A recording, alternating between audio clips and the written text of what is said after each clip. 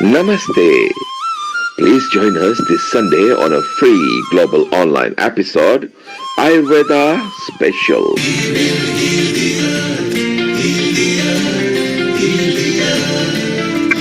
Stars, they can tell you stories which are brighter than yesterday. The streets have never been so quiet. The squirrels found a new hideaway. Tomorrow will never be the same. There is so much hope in our hearts. Brick by brick, we shall overcome and walk right into a new start. Welcome to the brand new world. Give the children of our Mother Earth. Reach out your hands. Let us lead our earth together. Welcome to the brand new world. Give the children of our Mother Earth. Reach out your hands. Let us lead our earth together. Namaste. Please join us this Sunday on a free global online episode, Ayurveda Special.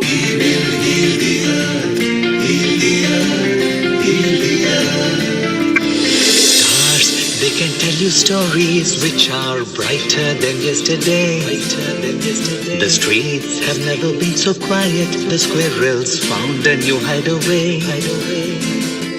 Tomorrow will never be the same. There is so much hope in our hearts. Brick by brick, we shall overcome and walk right into a new start. Welcome to the brand new world. Give the children of our Mother Earth. Reach out your hands. Let us lead our earth together. Welcome to the brand new world. Give the children of our Mother Earth. Reach out your hands. Let us lead our earth together. Namaste. Please join us this Sunday on a free global online episode, Ayurveda Special.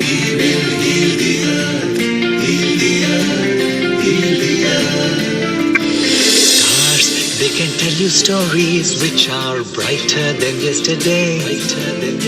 The streets have never been so quiet. The squirrels found a new hideaway.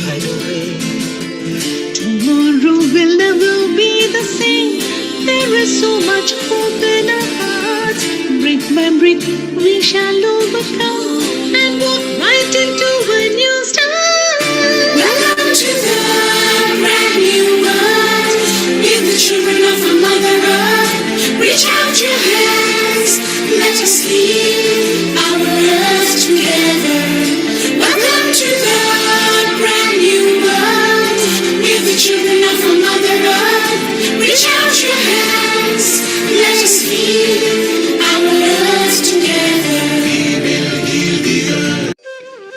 Namaste. Please join us this Sunday on a free global online episode, Ayurveda Special.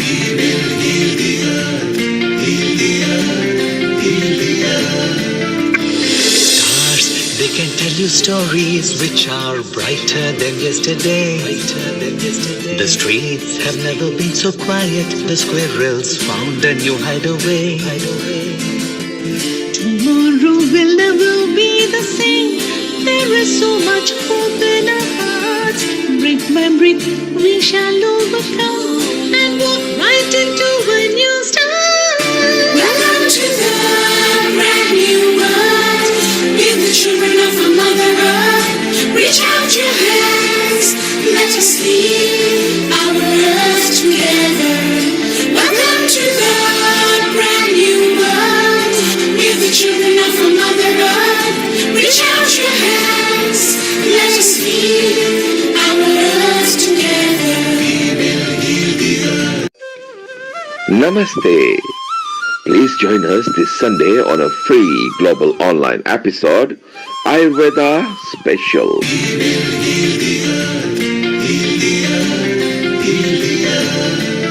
Stars, they can tell you stories which are brighter than yesterday. The streets have never been so quiet. The squirrels found a new hideaway. Tomorrow will never be the same. There is so much hope in our hearts. Brick by brick, we shall overcome and walk right into a new start. Welcome to the brand new world. With the children of a Mother Earth. Reach out your hands. Let us lead our earth together. Welcome to the brand new world. With the children of a Mother Earth. Reach out your hands. Let us lead our earth together. Namaste. Please join us this Sunday on a free global online episode, Ayurveda Special.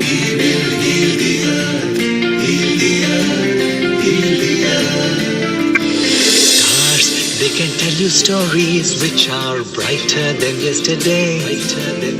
The streets have never been so quiet. The squirrels found a new hideaway. Tomorrow will never be the same.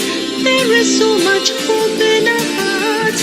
Brick by brick, we shall overcome and walk right into a new start. Welcome to the brand new world. With the children of a Mother Earth. Reach out your hands. Let us lead our earth together. Welcome to the brand new world. With the children of a Mother Earth. Reach out your hands. Let us lead our earth together. Namaste. Please join us this Sunday on a free global online episode, Ayurveda Special.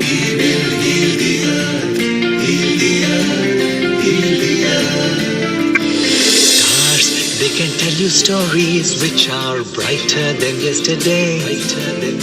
The streets have never been so quiet. The squirrels found a new hideaway. Tomorrow will never be the same. There is so much hope in our hearts. Brick by brick, we shall overcome and walk right into a new start. Welcome to the brand new world. With the children of a Mother Earth. Reach out your hands. Let us lead our earth together. Welcome to the brand new world. With the children of a Mother Earth. Reach out your hands. Let us lead our earth together. Namaste. Please join us this Sunday on a free global online episode, Ayurveda Special.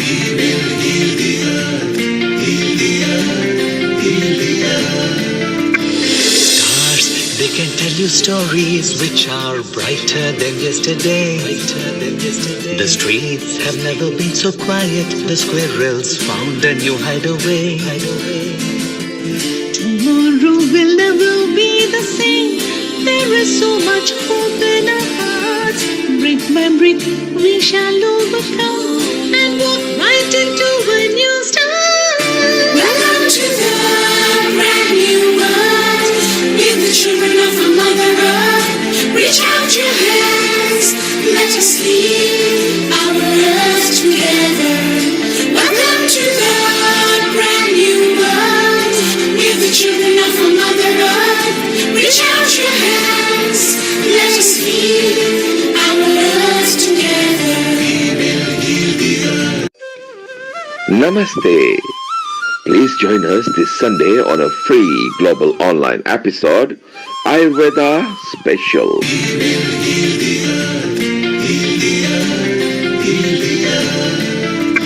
Stars, they can tell you stories which are brighter than yesterday. The streets have never been so quiet. The squirrels found a new hideaway. Tomorrow will never be the same. There is so much hope in our hearts. Brick by brick, we shall overcome and walk right into a new start.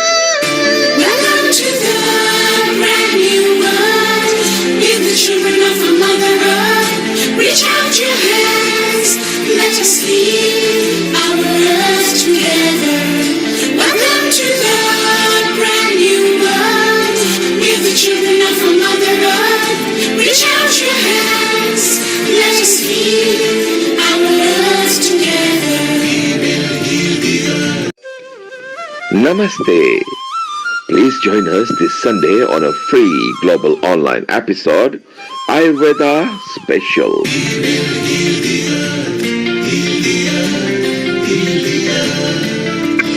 Stars, they can tell you stories which are brighter than yesterday. The streets have never been so quiet. The squirrels found a new hideaway. Tomorrow will never be the same. There is so much hope in our hearts. Brick by brick, we shall overcome and walk right into a new start. Welcome to the brand new world. We're the children of a Mother Earth. Reach out your hands, let us lead our earth together. Welcome to the brand new world. We're the children of a Mother Earth. Reach out your hands, let us lead our earth together. Namaste. Please join us this Sunday on a free global online episode, Ayurveda Special.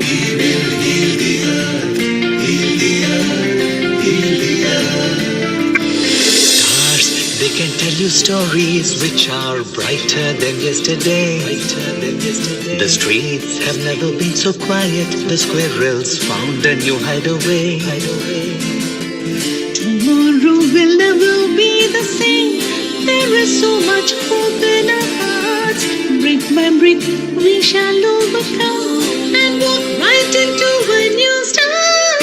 Welcome to the brand new world. We're the children of a Mother Earth. Reach out your hands, let us lead our earth together. Welcome to the brand new world. We're the children of a Mother Earth. Reach out your hands, let us lead our earth together. Namaste. Please join us this Sunday on a free global online episode, Ayurveda Special.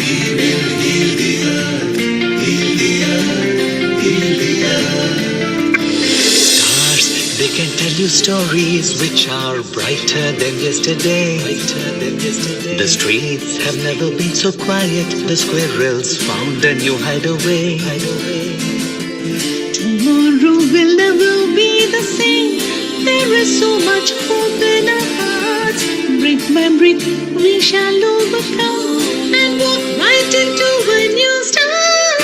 Welcome to the brand new world. We're the children of a Mother Earth. Reach out your hands, let us lead our earth together. Welcome to the brand new world. We're the children of a Mother Earth. Reach out your hands, let us lead our earth together. Namaste. Please join us this Sunday on a free global online episode, Ayurveda Special.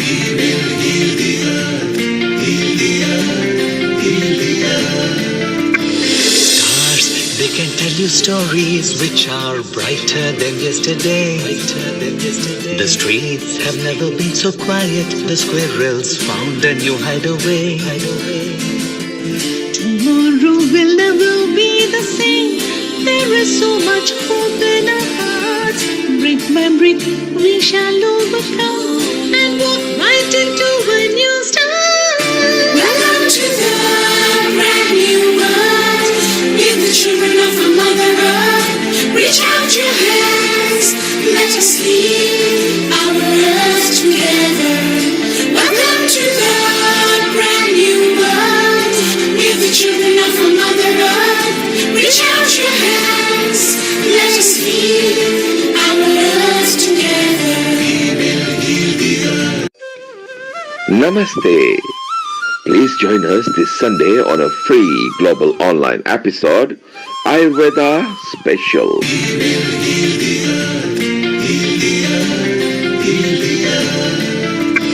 Stars, they can tell you stories which are brighter than yesterday. The streets have never been so quiet. The squirrels found a new hideaway. Tomorrow will never be the same. There is so much hope in our hearts. Brick by brick, we shall overcome and walk right into a new start. Welcome to the brand new world. With the children of our Mother Earth, reach out your hands. Let us lead our earth together. Welcome to the brand new world. With the children of our Mother Earth, reach out your hands. Let us lead our earth together. Namaste. Please join us this Sunday on a free global online episode, Ayurveda Special.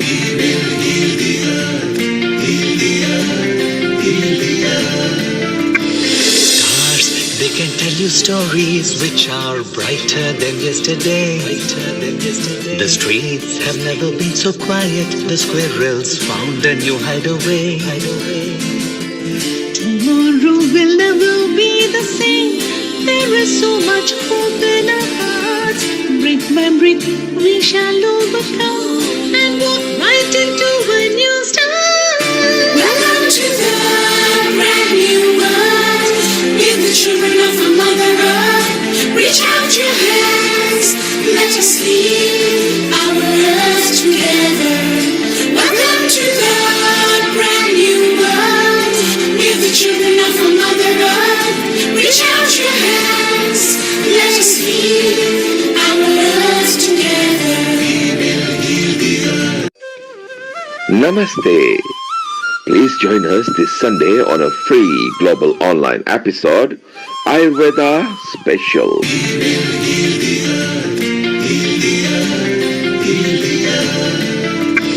Stars, they can tell you stories which are brighter than yesterday.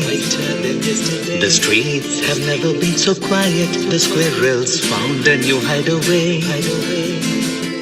Tomorrow will never be the same. There is so much hope in our hearts. Brick by brick, we shall overcome and walk right into a new start. Welcome to the brand new world. With the children of our Mother Earth, reach out your hands. Let us lead our earth together. Welcome to the brand new world. With the children of our Mother Earth, reach out your hands. Let us lead our earth together. Namaste. Please join us this Sunday on a free global online episode, Ayurveda Special.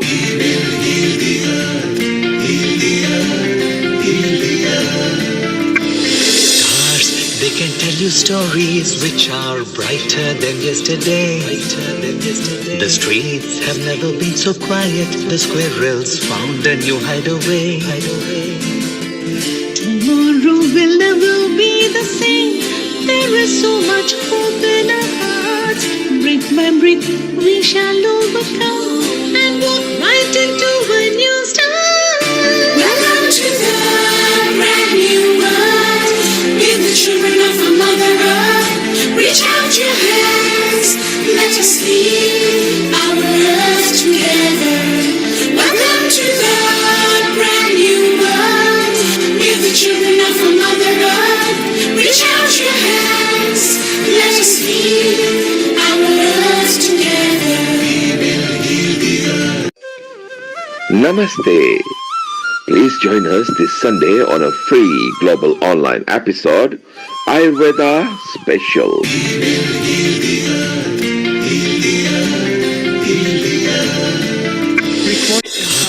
They can tell you stories which are brighter than yesterday. The streets have never been so quiet. The squirrels found a new hideaway. Tomorrow will never be the same. There is so much hope in our hearts. Brick by brick, we shall overcome and walk right into a new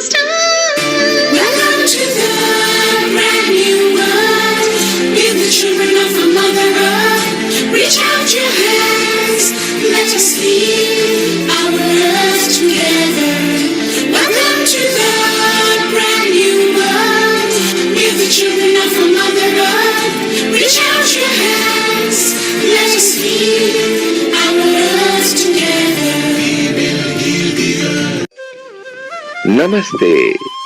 Please join us this Sunday on a free global online episode, Ayurveda Special.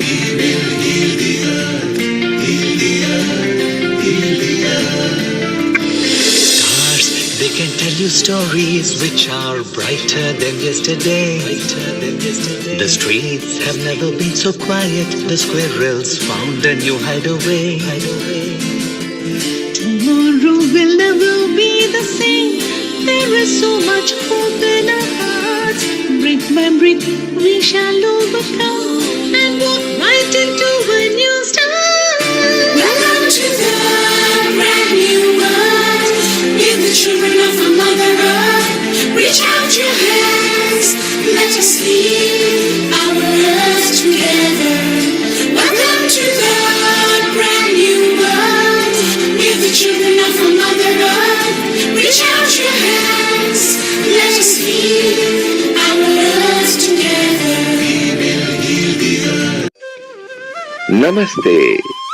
Please join us this Sunday on a free global online episode, Ayurveda Special.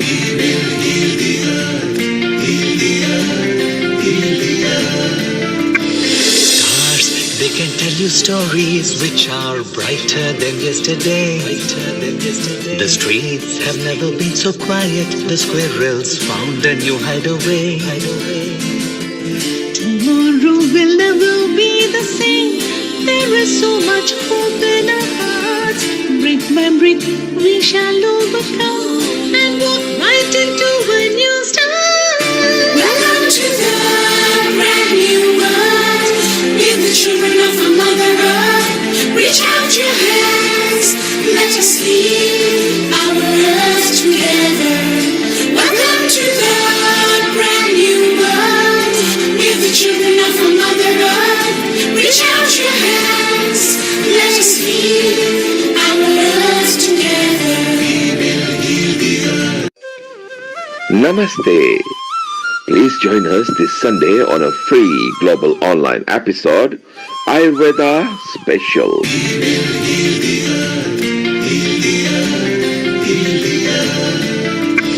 Stars, they can tell you stories which are brighter than yesterday. The streets have never been so quiet. The squirrels found a new hideaway. Tomorrow will never be the same. There is so much hope in our hearts. Brick by brick, we shall overcome and walk right into a new start. Welcome to the brand new world. Give the children of our Mother Earth. Reach out your hands. Let us lead our earth together. Welcome to the brand new world. Give the children of our Mother Earth. Reach out your hands. Let us lead our earth together. Namaste. Please join us this Sunday on a free global online episode, Ayurveda Special.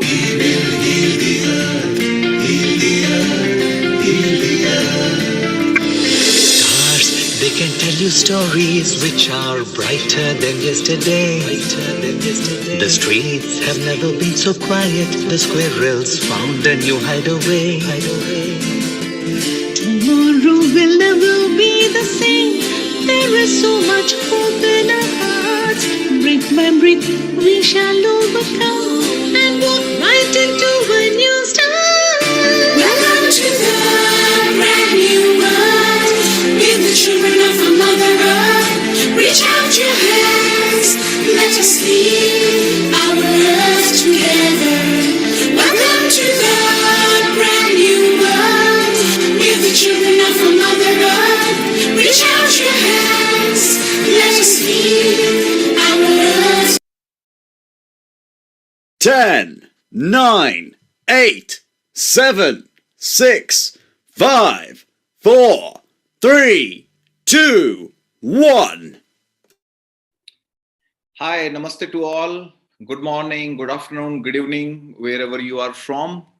And welcome to another wonderful session where we have got 6 speakers who are with us for the first time on this platform, Healing Our Earth.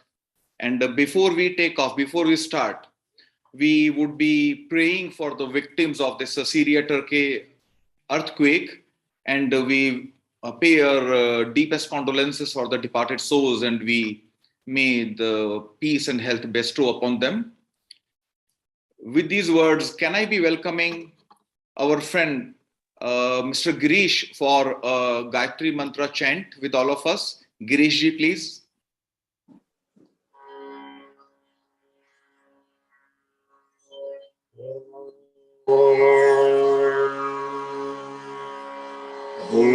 भूर्भुवत्स्वः तत्सवितुर्वरेण्यं भर्गो देवस्य धीमहि धियो यो न प्रचोदयात्। ॐ भूर्भुवत्स्वः तत्सवितुर्वरेण्यं भर्गो देवस्य धीमहि धियो यो न प्रचोदयात्। ॐ भूर्भुवत्स्वः तत्सवितुर्वरेण्यं भर्गो देवस्य धीमहि धियो यो न प्रचोदयात्। ॐ शान्ति शान्ति शान्तिः।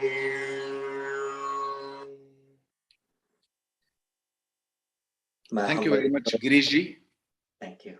My humble request to all our Healing Our Earth family, friends across the globe. We would like to invite you next week, Sunday, the 26th, for a special prayer. It's going to be held by Healing Our Earth family in loving memory of all the people in Turkey and Syria who have lost their lives.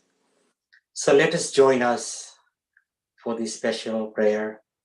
We kindly request you all to join us and pray for the divine soul who have departed, and bring the strength to the family, those who have lost their loved ones. My humble pranam from Healing Our Earth family. Om Shanti. Namaskar.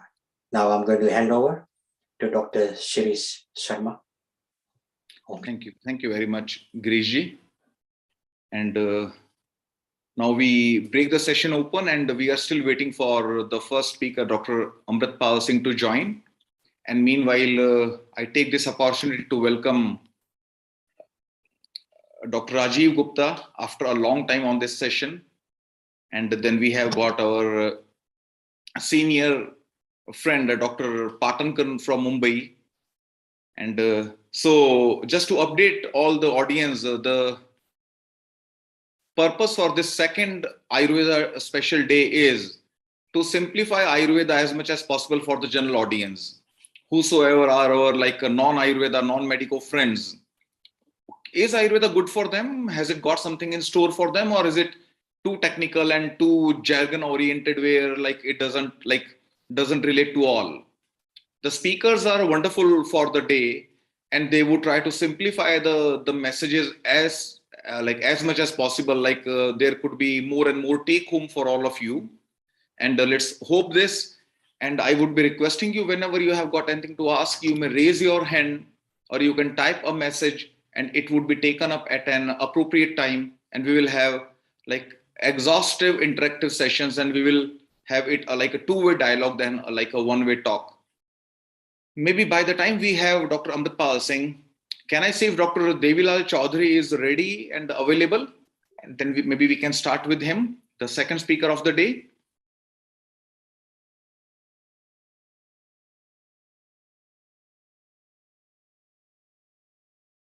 So Ish, he's there. He's not ready at the moment. Okay. But when he is, I'll bring in. The beautiful part is you've told us what Ayurveda is and everything. maybe you can chit chat with Yes, Rajesh at the moment, and Great. our resident health producer Rajiv Gupta is here as well, so we can have a dialogue between three of you. Over. Yes. Rajiv ji, wonderful to see. If I can take this opportunity to introduce Dr. Rajiv Gupta, because all our audience are new, all our speakers are new to this platform. They're here for the first time. So Dr. Rajiv Gupta is a specialist with NHS, with the National Health Services England, and has got a very huge, extensive experience in England. And he has got a very special endeavor taken up for last many years, where he is coming up with like think well, eat well, and think smart, eat smart program for the school kids, because he does identify the importance of catching them young and to correct the eating habits ab initio from their habit forming years. So maybe if I can request Dr. Rajiv Gupta to please add some value to this session and share your experience. Dr. Rajiv Gupta ji, please. Can you hear me? Yes, sir, we can hear you. Yeah, it's wonderful to see all people who are really keen to make changes in this planet, and healing our earth is a good platform to make that difference.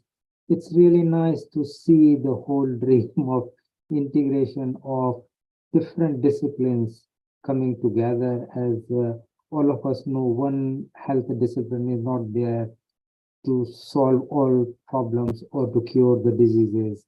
So I think it's a very good opportunity to see how we can bring the disciplines together. Say, for example, the conventional medicine, Ayurveda, homeopathy, and together with hypnotherapy and Tai Chi and yoga and aromatherapy, music therapy, dance therapy. There are plenty of things to do. So I think it will be really good. And today is a good opportunity, second in the series of Ayurveda. And I think it has been a very bright session last time. And I think we will hear from a lot more powerful speakers today. I suspect, from a patient point of view, he or she does not understand what. He or she is interested, can you help me? And can you heal me? And can you bring me to a comfortable life, even without medication or therapy? So I think these are three steps which, if I was a patient, I will think of. And as a toolkit, if we can provide, okay, one tool is not fit for every vehicle. So different vehicles need different tools. Let's have a toolkit. If it's a Mercedes, it might need different tools. If it's a Toyota, maybe different ones, maybe Jaguar different and Tesla different. So all I'm thinking is that let's try and make some effort, and that would only happen if we understand each other better. So I think no better platform than here. So let's put our plan together. I know that at times there is more focus on how to diagnose, which actually is good in view that we can't diagnose, we can't treat. But at times the techniques for diagnosis may be different.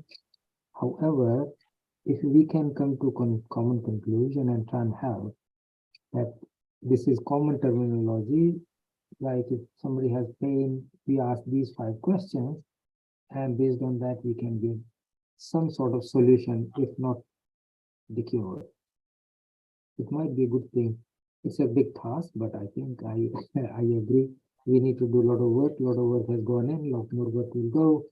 So I admire your effort, SG, and obviously Neil Kumar has done a wonderful job, and there are so many other people behind the team who are doing the job. So my efforts, my wishes, and my readiness is available all the time in order to make it happen. So I'll be there for you. Thank you so much. Thank you very much, Dr. Rajiv, and looking forward to associate more and more with you. And very happy to see 3 of my students again. They were there full session last week. Now I can see Miss Jacinta, Miss Anne from Holland, And then I can see Miss Anita Pilmaya from Paris. So let's see how long do you hang today, dear students. But I can assure you all the 6 speakers are for the first time on this platform, and they are professors in their respective specialties, and wonderful speakers have got immense information to share with you. And with these words, I can see Dr. Devilal Chaudhary. And maybe Dr. Devilal Chaudhary, can we start with a brief of your introduction? He has been a very dear friend. We were together when we were studying post-graduation at Jaipur, and have been together for almost all these years, and working at same places many times. And he is rightly heading one Ayurveda institute and has been instrumental in real innovations. I recall since our lectureship days, he came up with an idea Ayurveda Beyond Books, where he planned to record Ayurveda, where he selected one student, and we started some professional recording way back in 2003, where he wanted to launch Ayurveda audiobooks. And so that is how he has been very innovative. And let's listen to him, Dr. Devilal, and we can be interacting as and when you feel like having me in, Dr. Devilal. We can keep talking and making it simple and simplest possible for the audience. Over to you. Hello, Dr. Ish, and namaste to all. Myself, Dr. Devilal Chaudhary, principal, Doon Ayurvedic Medical College. Just to start with the topic, that is the kitchen in Ayurvedic way. Means this topic is simply for a common people, not for Ayurveda experts. Just I want to share the screen for my PPT slide, if you allow me. Yes. Sure. Yes, please, you can. Yeah. Can I show? Yes, yes. Just 1 minute. Only the host can share in the meeting. This is the message. Okay. Maybe maybe I will be requesting it. Dr. Lal, you can share. Just go to the green screen button at the bottom, please. Over. Yeah. And yes, Dr. Devilal, this is a very, very important topic. Like no topic can be more important, because we have got a hidden pharmacy in our homes, that is kitchen, and how to put it to right use is very, very important. So whatever you tell, everyone will be having, and they can put it to right use. Now, a rider before that, now you will be listening from all the experts. They could be coming up with some medications as well, for diabetes, take this, for blood pressure, take that. You should not be self-medicating, or you should not be replacing your regular medicines with whatever is told over here, because this is our awareness, and no way this can replace your regular treatment. So you can consult an Ayurveda specialist before you really take it up more seriously. Yes, Dr. Devilal. Sir, can you see my screen? Yes, we can see your kitchen. Yeah. Okay. So let us start with the topic, your kitchen in Ayurvedic way. Actually, as an Ayurvedic physician, I think the kitchen is the first pharmacy we can start. Just in a simple way, we can say that through our kitchen, we can keep ourselves healthy, as well as in many kind of pathological condition, we can treat ourselves with our kitchen only. So kitchen is a very important part. Think about the treatment through the Ayurvedic pathy. Just start with the topic. Just 1 minute. Okay, the impact of food is directly related with the food. So we can give some time or some slides to the food also. So impact of the food is normally physical as well as the mental vitals. In allopathy, we concentrate on the physical vitals only like what is the heartbeat and the pulse rate and the blood pressures. So these are the physical vitals. But in Ayurveda, we focus on the physical as well as on the mental vitals also. Correct. So the impact of the food is actually on the physical vital and on the mental vitals. So let us start with the topic. So what are the mental vitals? In Ayurveda, we can say that there are 3 basic vitals we can calculate, or we should always keep in mind when we are going to treat someone or some patients. So these are the sattvic. First of them is the sattvic. What is sattvic? The sattvic is actually the neutral force which we can gain from the food. It is the neutral force. We can say the zero. Zero is the sattvic force. It is neither the positive force nor the negative force. It is a neutral force. Neutral force, what does it mean? It means the balance. It means the actual balance in positive way or in negative way. It is neither in the positive way and nor in the negative way. So some food which enhance the sattvic property means we can get more neutral force in ourselves. Right. Okay. Let us move to the first next slide. So what are the foods and what are their properties which enhance the sattvic properties in our body? Very, very important thing, that the fresh food we are getting, the vegetables and the food which is easy to digest, and most important, the part you can get only in Ayurveda, the food which is made with love. You can get sattvic properties if your food is prepared by your mother or your sister and your loved ones. You can get more sattvic property of that food comparative to the food which suppose you are eating some kind of vegetable or some kind of curry, right? You are eating curry in the restaurant, and one while another you are eating the curry which is made at the home in your kitchen with the love of your mother. So the properties differ from in the same preparation. Like the food which is free of preservatives, like fresh vegetables, fruits, or fresh milks, these all can enhance the sattvic property in a person. What will we get from the sattvic property food? What are the symptoms? You can raise your consciousness. You can inspire positive actions, deeper meditations. So many sattvic properties you can get from the sattvic foods. So if you are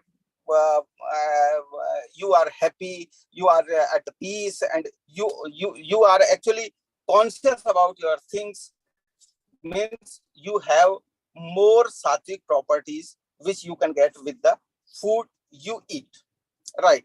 So move to the next slide. The next one is the rajas. So the rajas vital means the vital which enhance the positive properties in yourself, right? Positive property means, what does it mean? Positive property means the motion, the outgoing principles.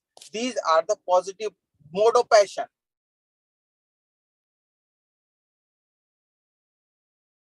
You are muted, Dr. Devilal, by chance. Maybe you can unmute.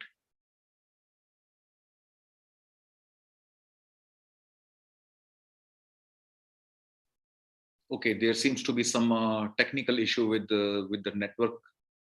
Professor Ish Sharma, I think he has got a bandwidth problem and he's frozen. I'm going to try to break his screen and maybe you can take over. Yes, okay. Maybe I continue the same topic till we have Dr. Devilal back with us. A very important topic, like sattvic, rajasic and tamasic food, as he is telling. Rajasic food will be enthusing, will be introducing some energetic principles which can activate us positively or negatively.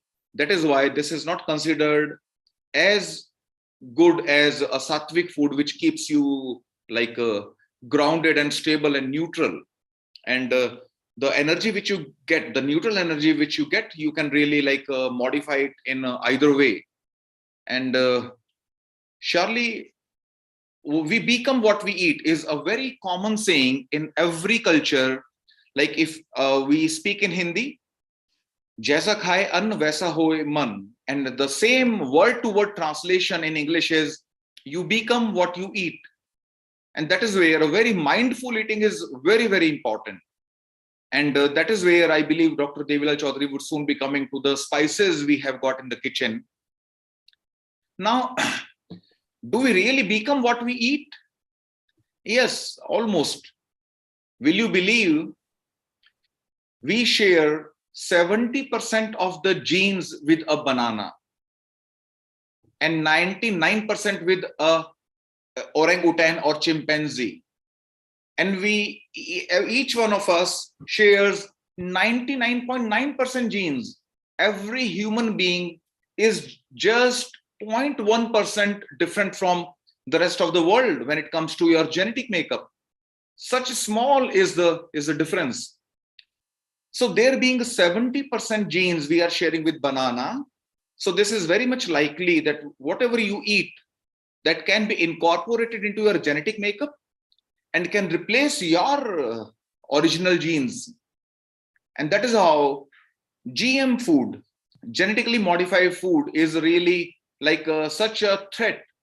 Because when we are trying a fruit or a vegetable to be immortal, it doesn't rot, it grows bigger, it stays on shelf forever, it has got more pulp, all these characters, for example, can lead to cancer. Refusing to die, cancer cells are called immortal because they refused the programmed cell death. They do not undergo apoptosis, which is a programmed cell death. So a genetically modified banana which you have prepared, which is bigger, which just stays out of refrigerator for maybe months and months, so surely your cells will be having those properties. Maybe, God forbid, might be picking up those properties from a GM banana, like where you can trigger so many diseases with GM food. And as I was discussing with Dr. Patankar before the start of this session, and we hope Dr. Devilal to, maybe I believe we have you back, Dr. Devilal. Professor Sharma, yes, he's back. Let us not authorize him to screen share because he has locked us out. So maybe he can just chit chat. He is having a bandwidth problem. He's on a very low bandwidth. I think he's maybe traveling or something. He's there. Yes, he's I think he's in a car, and he shouldn't be in a car. He should be at the static and place. I hope he's not driving. Yeah. Yes, he's driving. He's driving, but he's not the one. I don't think he's the driver. What we do, we can bring him for chit chat. Let's not give him rights to share screen because he's locking us out. Let me see if I bring him back on. Here he is. Right. Yes, Dr. Devilal, we can have a discussion, often discussion without your screen. We have Dr. Patankar from Mumbai with us, Dr. Rajan Patankar, who would be adding value to our talk. So we three can have some like offhand discussion. Ish, 1 second. I think Dr. Devilal might be traveling to a place where he might be static in a while. So let's bring him on bit later because he's still got 40 minutes before he gets there. And then he will be very static. It will be better. Why don't we have a round discussion with you, Rajan and Rajiv, which will be fun, I think. Dr. Lal, you get to a stage where you are at a static place. It'll be fun because your topic is very important. Yes, sure, sir. Sure. Thank you. Okay, Dr. Devilal. Okay, yeah, Dr. Patankar and Dr. Rajiv Gupta, we can take up the same topic what Dr. Devilal started. And maybe your valuable comments, Dr. Rajiv Gupta, because you have been an expert on this topic and have been like pursuing it with NHS for so many years. So maybe the crux of your efforts for the audience, please. Can you hear me? Yes, very well. Cool. So I think you are absolutely right. And although it does go to some extent against the grain, I do within the National Health System NHS, which is called in UK, which is traditional developed conventional medicine, believe that natural is better. And this connect back to the old ancient mythology that Ayurvedic diet in eating pattern is around thousands year old and makes the principle of many medicines.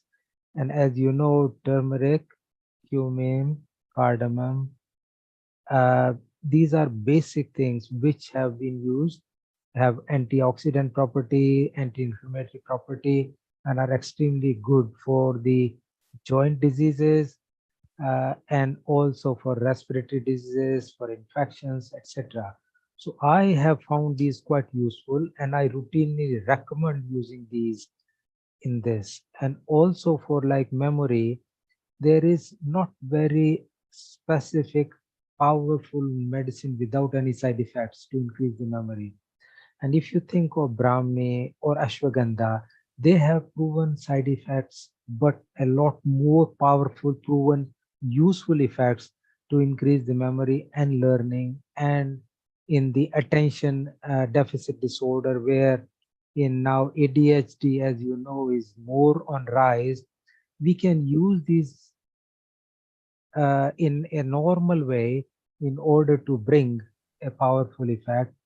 And I think that all these kitchen medicines, which are cooked with love and affection, as Dr. Devila was saying, is extremely good. My wife says that she has the same recipe and she gives to children and to other people. Same recipe they cook compared to my wife, and it give different flavors. So my son rang to ask. He says, "Oh, exactly same ingredients I use in the same quantity. It doesn't taste the same." And then she said, "Well, it has got mama's love or mom's love." So sattvic food, although is not defined in the conventional medicine, does exist. And as you say, jaisa hove an, vaisa hove man. So as you eat the food, and that is how your heart or mind becomes, and mind determine all our body. So it's all body, mind, and spirit, a game which come into action through the ingredients we feed into our body, and that connects to our mind. So I think that is quite powerful, and this is even more useful now when we have rising obesity, and that's what connects back to our the big project, the eat smart, think smart, and be smart, because when you eat smartly, then you look better. So it gives you good appearance, but also you think smart. And then when you think smart, your professional performance or school performance improves, and therefore your outcome improves. So I think I'm quite glad that it is already trying to tie together many of strands and threads. So probably bring it back to you, to your comments. Yeah, unmute yourself. Yeah, Dr. Patankar, please. Yeah. Yes. What Rajivji said is 100% true. Want to add one thing, because when we eat any food outside our house, we have to pay there. And because we pay there is no love in it while preparing. And when our mom, our wife, when she prepares in the house, that mind which she puts in is 100, not only 100, but 1000% more sattvic than any other food. So that's why it is very valuable to our mind and body also. But still add to one more thing. While taking any kind of medication in a school-going children or any person, we have to think about the constitution of the patient or the person. That is also important, because so many young children I had seen, because nowadays everything you can get across the counter, especially in India. So they used to take Brahmi or Shankapushpi syrup of so many companies, and they get little more drowsy. So that's why the constitution of body must be considered while taking or administering any kind of medication. And the things which were discussed by Dr. Chaudhary, very excellent. And Sattva Raja Tama, tamasic food, definitely. Nowadays, what is going on, all where war and this terrorism, in my opinion, they are all eating that tamasic food, and that consider of so many kind of animals, or raw animals, or cooked animals, and with their lot of spices and everything, uh, they become tamasic. So yeah, it will, I think so, come up in discussion with Chaudhary ji. But thank you. Thank you very much, Dr. Rajan ji. And as Dr. Rajiv Gupta ji very importantly brought up one topic of ADHD, Yes, attention deficit hyperactivity disorder, I have got one information to share.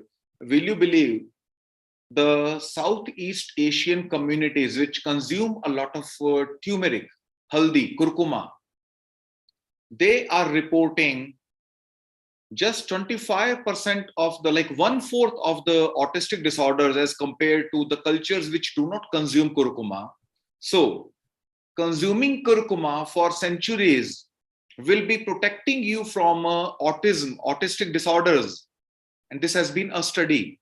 And an extension to this study was, once a couple has got one autistic child, they stand 25x high risk for the next kid to be an autistic.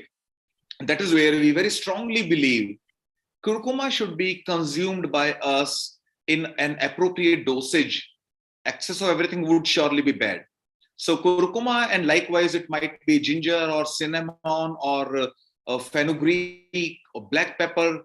All these spices they make your food delicious. They should be taken in moderation, but taken regularly, and very, very important to protect you against many diseases. And a very wonderful subject which is coming up these days is the gut-brain axis, or the importance of your gastrointestinal tract, where we have got one wonderful speaker coming up, Dr. Meenakshi Gupta from Texas, who would be talking upon this topic. I will not be elaborating much as of now.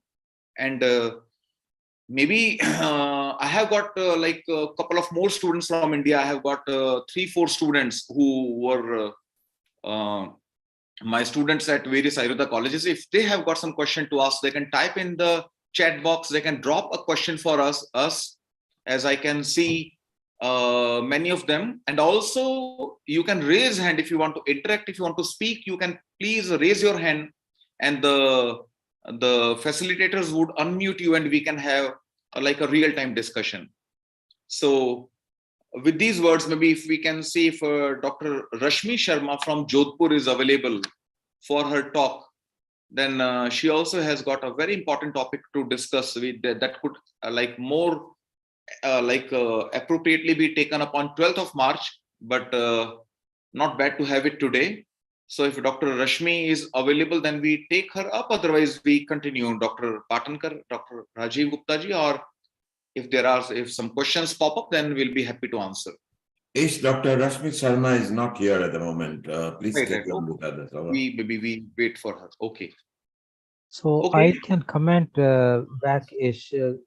This ADHD is very close to my heart, and turmeric has got antioxidant effect, and there are some indirect connections which are your attention is related to your oxidant toxic effect. So antioxidant indirectly prevent that toxic effect, which prevent the brain transmission, as a result of which the impulsivity and the attention deficit, which is one of the main manifestation, and hyperactivity is the other manifestation. So both of these are exaggerated in these people. Now, important is that the amount of turmeric actually needed to show the effects is a lot more than what we normally put for taste of haldi in our food. And therefore, you probably know it, that we need the increased absorption effect or bigger doses. And people have found that it's fantastic. It has got not only that effect, but also has got other effects which are health beneficial. So we should really maximize the old system of using more curcuma or turmeric in our diet. And that would not only do this, but will also protect the toxic effect of the stress, anxiety, which eventually many times lead to depression. So it has got a good protective effect there. And obviously most people know about the immune boosting effect and the immunogenic effect of turmeric or curcuma. So I think let's just give that message to all the listeners that please maximize your consumption of haldi or turmeric, and that will be quite useful. So do that. The other useful is cardamom, which also has quite a useful effect. And particularly, it increases the uptake of oxygen in the lungs and protects again not only the respiratory disease, but when I was reading the paper, it says it protects against the H. pylori and therefore reduces the ulcers in the stomach, which was quite good because I do gastroenterology as my specialty. And it's fantastic to see that many times you give the eradication treatment and there is recurrence. So either it is because some other family member has it and the whole family is not eradicated, so it's coming back. But also at times there is not enough immunity for recurrence. So it could be just a little dietary modification that gave quite useful effect. And the similar one was from the cumin, cymium, which is like one of the simple thing used, and it increases the digestive enzymes, reduce the bloating, because if you think in medical science, there is no treatment for bloating itself. So if it is irritable bowel syndrome or it's an inflammatory bowel disease, so we have this. So I think these are few things where there's gray area we should really try and crack. It will be very, very useful. Very rightly put, Dr. Rajiv. And I recall black pepper to be a wonderful bioavailability enhancer. So that is where black pepper is recommended with all the cuisines. Whatever you cook, black pepper is recommended because it simply would be stimulating your GIT. It would be ensuring release of more gastroenteric juices, and more contents can be picked up from your GIT. Now, Ayurveda believes, if I put one question through Ayurveda perspective, which is the most important organ in the body? Which is the most fundamental organ in the body? Then this is not brain, heart, kidney, lung, or liver, or whatever. This is gastrointestinal tract. This is much more important. And now there have been studies under the topic gut-brain axis, which indicates that might be brain not controlling your GIT, rather your GIT, gut microbiome, is controlling your brain in many ways. So there is a two-way connection, like a gut microbiome, lung microbiome, then your all the gut-brain axis. So now this GIT, very interesting to know for you. Small intestine has got a tissue called MALT, mucosa associated lymphatic tissue, lymphoid tissue. This MALT, will you believe, has got more immunity boosting cells than all of the body put together. Your immunity defense mechanism in all of the body versus your small intestine immunity boosting cells, then small intestine has got more immunity boosting cells. The neurons, we have got a spinal cord which controls all of the body. Small intestine has got more neurons than your spinal cord. So sensitive it is, it has got sensors for everything. Whatever you eat, if your body is deficient upon that particular entity, that calcium or iron or vitamin or whatever, it would pick up more. The bioavailability will change. If you are sufficient, you don't require any multivitamin because you are well nourished and you're eating fancy vitamins, those would pass out with stool, unabsorbed, most of them. Iron absorption can vary up to like 50 times. If you're iron deficient, very poor food you eat, very economical food you eat, all the iron from your food would be picked up by your gastrointestinal tract. Your jejunum has got the sensors. But if you are iron rich, you are not deficient in iron, then it would reduce to maybe 10% of absorption. So we have got a very wise mechanism in the form of GIT, and keeping gastrointestinal tract intact, as Dr. Rajiv ji told, having a wonderful digestion is the most important phenomenon when it comes to health through Ayurveda. When we have a patient coming in, because we see multiple patients every day, if the patient says, I don't have good appetite or good digestion, then we need not listen to the second symptom. Why did he come to us for? Has he got a common cold or has he got a cancer? Because digestion being not correct, this is without exception the first step we have to undertake to cure or treat or try to recover some of the health for the person. Rajiv ji, then we have Patankar ji to comment. So I think you are absolutely right. And I remember in 2018, Krayan, she's one of the scientists, she has written microbiota gut-brain axis. So because there are, I think, 14 trillion microbiota, as you mentioned, which is much more than the body cells, and they have got a huge influence on the biological axis as well as physiological axis, and ultimately the neurodevelopmental axis of the body. And they have indicated and hypothesized, although it will take many years to complete a study, that this has influence on the age-related and the neurodegenerative disorders. They have also developed rat models to have a link identified with this gut microbiota with many conditions, including the autism, anxiety, obesity, schizophrenia, Parkinson's disease, and Alzheimer's disease, etc. And they have related it to the neurogenesis and the myelination. And it's so fascinating that this was published in 2019, and now is 2023, which is less than 4 years. It actually brings that there has been a massive growth, and there are now just increased expansion, and we have found that there is so much growth in the market.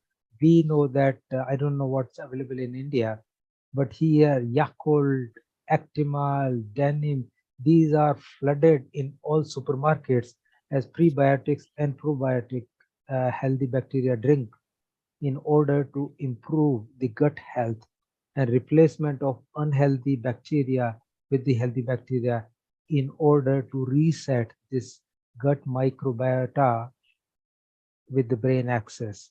And I think this is really fascinating work, and I'm very keen that if we can take this work further forward, we should have separate conversation, because this gut-brain axis is just amazing, and the connection to the microbiota, particularly with the newer expansion of fecal transplantation, where you take micro quantity of the fecal bacteria and clean it up and retransplant, along with the prebiotic probiotic supplementation, to give a massive improvement in the gut diseases which cannot be cured by the normal mechanisms. So I think that's fascinating. So I will stop it here and have. Thank you very much, Rajiv ji. Very insightful, thought-provoking, and maybe we can have expert comments from Vaidya Rajan Patankar if he is still around, or we continue our talk. If there is a question from George from Manchester. Yes. and his dietitian says that eat until satisfied and not full. But what is satisfaction and what does Ayurveda say to both you, Rajiv and Ish? Over. Okay. Maybe if Dr. Rajiv permits, then maybe I can answer the question, Rajiv ji. Yeah, please go ahead. Okay. Now, this is the most important question, because every time we are debating or we are questioning what can we eat, what we cannot eat, a question preceding that should be, should we eat or not, or how much should we eat? Now, appetite is very specific. It is like a very individual. What is your real appetite? What is the right volume for you? Now you have to be sensitive enough. You have to introspect and you have to observe yourself. What is the food volume? What is the food time you should be eating?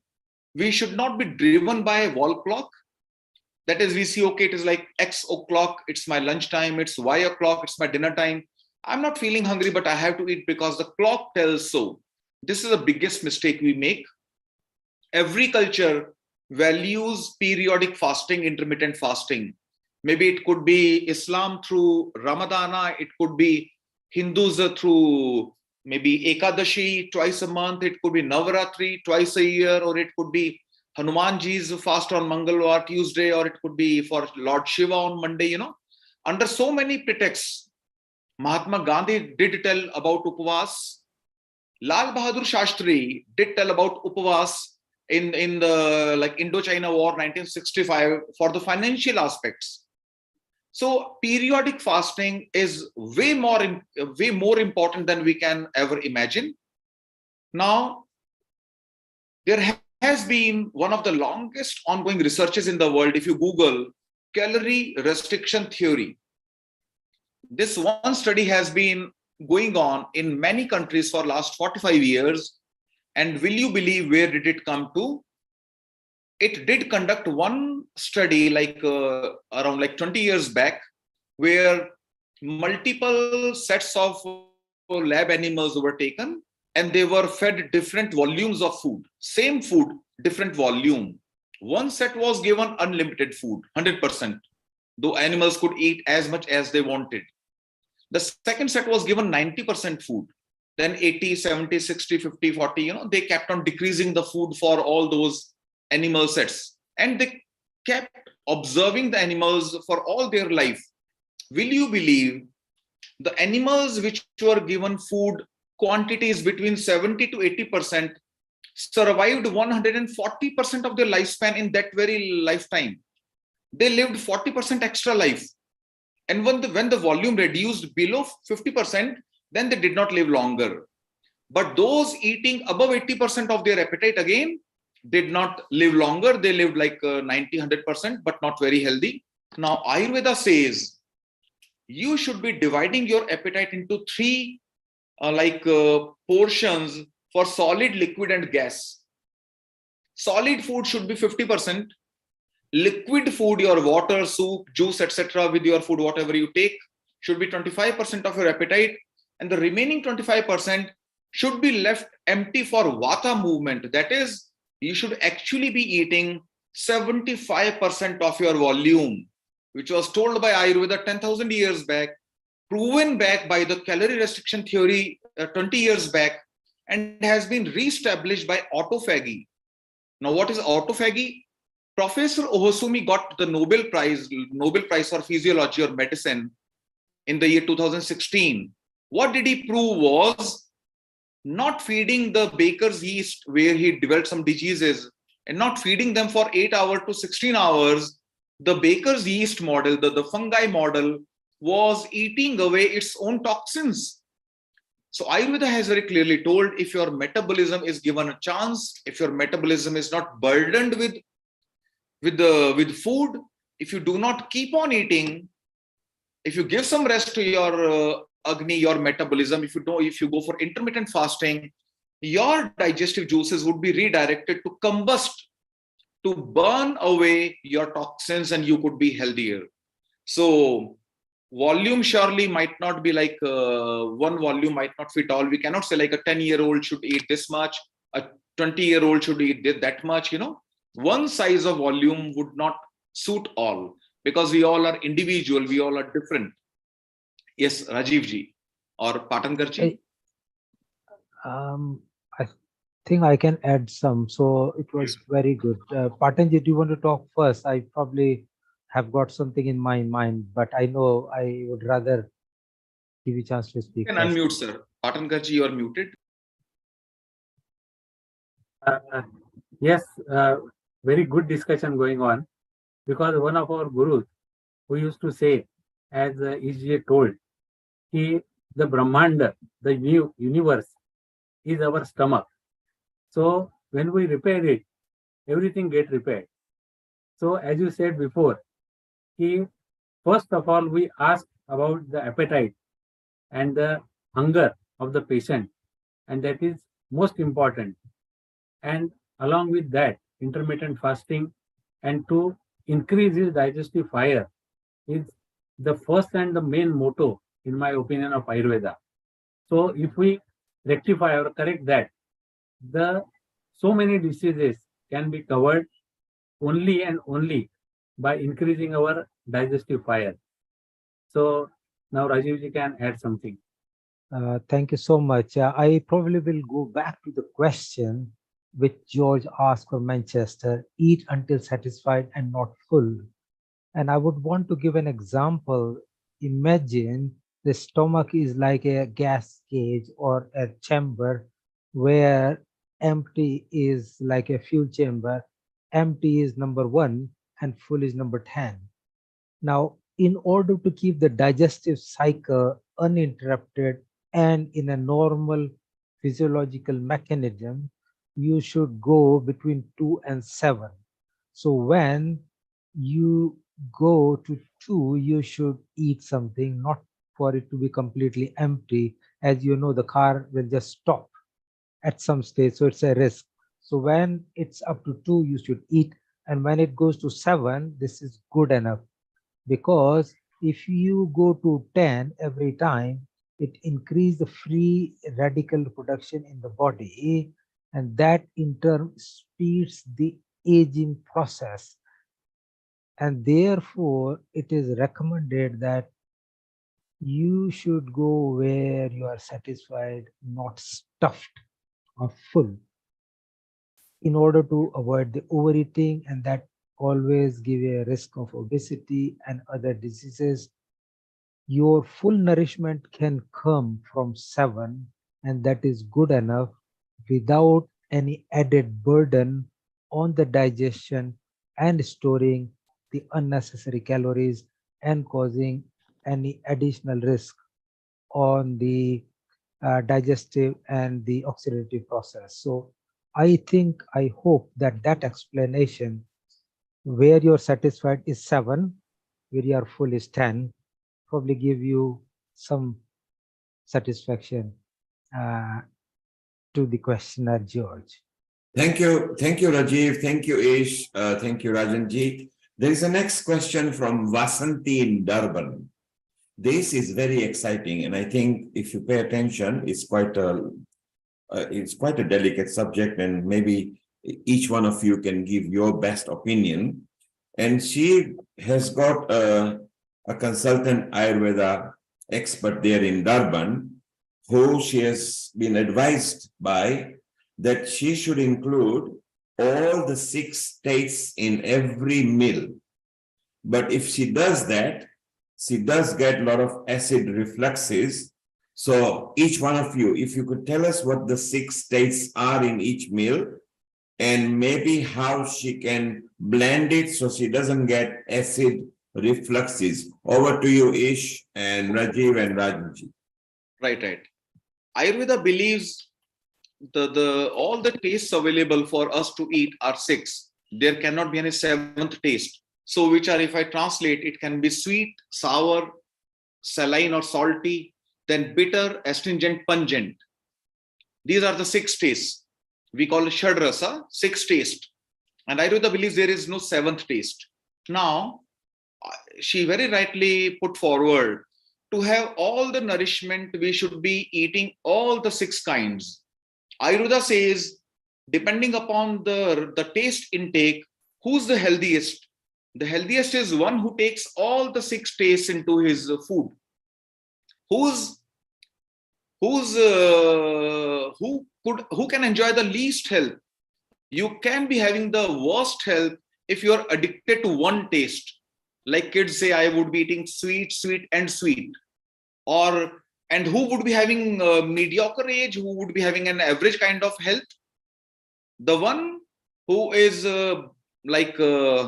cutting down upon 1 or 2 tastes, who doesn't take all. Now, what do we mean by taking all the taste and ensuring good health is, if you take all the variety, if you take all the taste, then you are ensuring efficient delivery from nature of all the proteins, minerals, vitamins, carbs, fats, and everything. You get all the 6 nutrients into your body. Whatever we eat can be having, like it can be categorized as one of the 6 things. Like there can be 3 macronutrients: carbs, protein, fats, and there can be minerals, vitamins, and water. There is no 7th thing we eat. So we eat like all the kind of taste, and we are getting all the bitter elements, where we get all the antioxidants. All the antioxidants are bitter elements. If we're getting sour, then we are having a gastrointestinal stimulation for better digestion.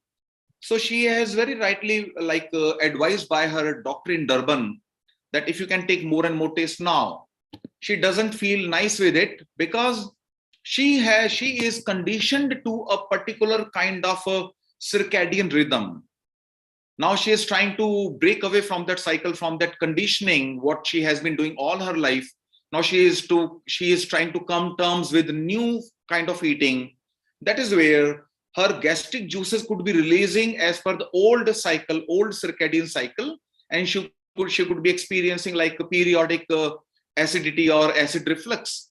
But I believe this would go away with time. She has to stay connected to her doctor and go on with the change. There will be teething problems. A switch over surely does tax sometimes a little, but this is worth it. Dr. Rajiv ji.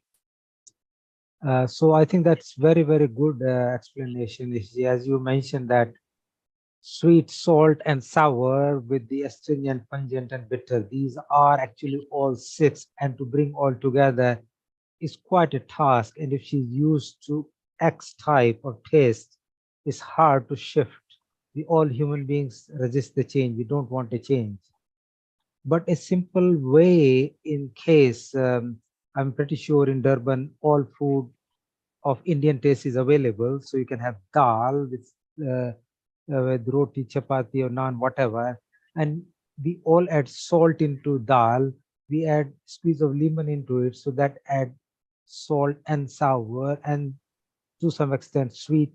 If you are Gujarati, you can add that, but you don't physically have to have sugar. Carbohydrate itself is a sweet thing, so you can do that.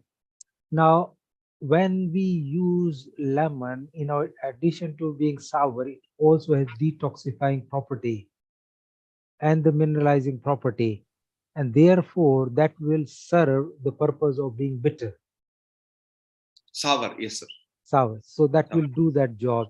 Yes. And obviously you warm it, and that adds the pungent effect, and then you cool it again, and that has the astringent effect. So I think if we think aesthetically, you can bring all 6 of them together, particularly put a slice of pepper into it just to add the taste. It will be a full energetic food with all 6 tastes into it. Because you don't have to have all physical, you can have physical and aesthetic mixture of all 6. And that's what typically Ayurveda says, from what I heard. But you and Patanji can add something more to the knowledge. All the greens are astringent, like green leafy vegetables, fruits, whatever vegetable we are eating, they are rich, astringent, one thing. And all the kitchen spices, like black pepper, or all the spices have got pungent qualities. That is where they are bioavailability enhancers. So that is how kitchen, as Dr. Devilal rightly started the tempo, kitchen is a full pharmacy. And then going for all the kinds of foods available, we are ensuring the 6 tastes being delivered, and those give us the best health. But a rightful volume is very, very important. If we can have Dr. Patankar around to comment, then I can see Dr. Rashmi also joining now. And also the right proportion, isn't it? Because you can have all of these, but if they are in misproportion, you have to have salt and this. If you add that much salt, it'll just make it Of course. hot and Very taste. true. Comment. You are muted, sir. Yes. As per the body constitution of the person who has asked the question, that is also most important, because what our both stalwarts have told, it's very true.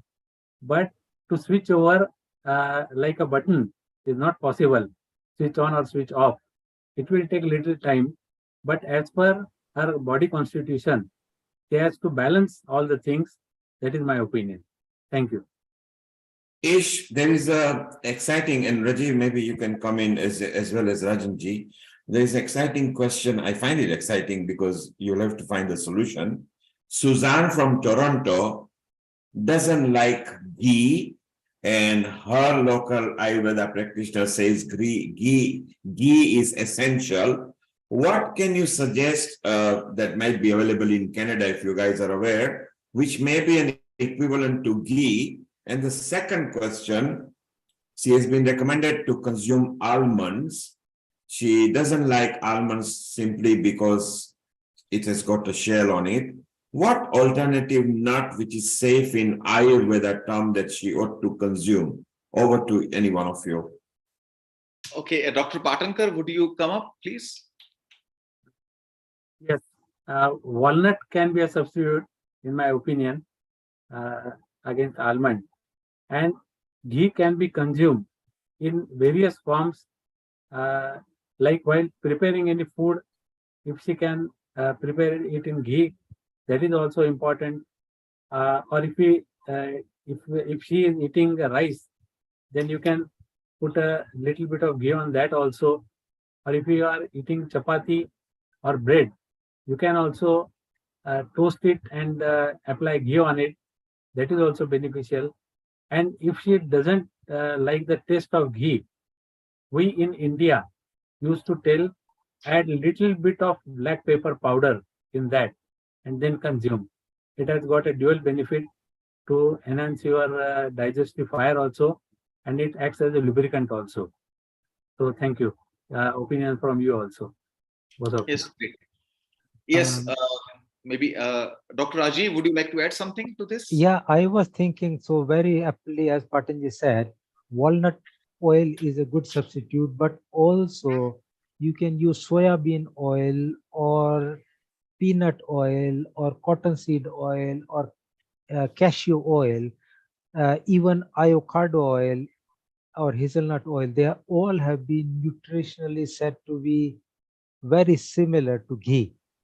And therefore, if you don't like the taste, I would suggest that is the other option if that is there.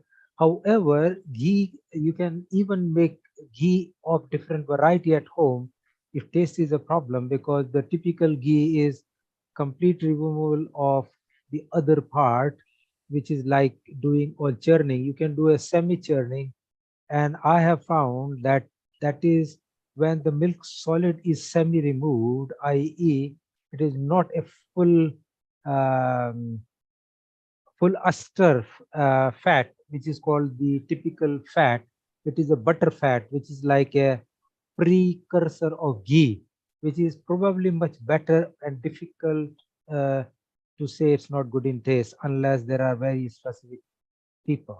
So I would suggest that that is the other thing to try. So there are quite a few other alternatives available to try. I would suggest. What was the second question? Second question was about the almond. The almond is, I think if she doesn't like the cover of the almond, you can soak the almond in the night time, remove it and eat, which is what my wife does all the time. She soaks 6 almonds for me and 6 for her every night. Next morning, she removed the cover. And because there is some bitterness in the cover, the the almond is swollen, it's easy to peel, and it's quite good in taste, and is nutritionally even more effective than the almond without being soaked in water. So Rajiv, I suggest that you are talking about blanching the almonds. Yeah. She's not there now, so we can't ask her. I think she just didn't want to eat almonds, but maybe she can try blanched almonds. But let's move on something now in a conclusion from the Ayurveda and food. And I'm going to go around each one of you. Can you name top 5 or top 10, if you can remember? What are your top 5 or top 10 Ayurveda food that you should include in your diets? Let's start with Ish first. Okay. As Dr. Rajan Patnankar already highlighted the importance of Prakriti, everyone is different, but still there are some food groups which are generally good for all. Ayurveda says rice, then wheat, and moong dal, then warm water, ghee, milk, and fruits and green vegetables. These are, in general, these are suitable to most of us, until and unless you are really allergic, particularly allergic to one ingredient or the other. So we can be taking more and more of this. And you have to be very careful of not to overeat, not to have calorie burden, not to have excess calorie, because that would be leading to excessive free radical production, as Dr. Rajiv Gupta rightly pointed out. So I believe these are the general food categories which can be taken like as your daily dietary intake. And Ish, you didn't mention, so this is where I come in as well. You didn't mention one of my favorites is, lassi. Is lassi good? Lassi is the best. Will you believe Ayurveda says lassi? Ayurveda calls it takra, and Indra has got one synonym as a shakra. So Ayurveda says this takra, that is salted lassi, is even not available to Lord Indra. So important is the takra. So this is exceptionally wonderful. If you can have a lot of buttermilk, lot of salted lassi with your food, before food and after food, the only drink which can be taken after food. Otherwise, bhojanante vishamvari, every drink is a poison after your food. But takra is the only liquid which can be taken with your meal and after your meal. So takra surpasses all other drinks. What are the other example of takra? Takra means buttermilk. So how do we prepare it? We take like 1 part of yogurt, and we add like 3 to 4 times water, and we add some black pepper, some Himalayan salt, some fresh coriander, and we blend it. We beat it in a mixer grinder, and within 30 seconds we have got a wonderful drink ready. So now, you have included 3 of my favorites, which is the lemons, the moong, particularly sprouted moongs with the longer tails, because I believe it's got more water in it, and lassi. So let's go to Rajiv.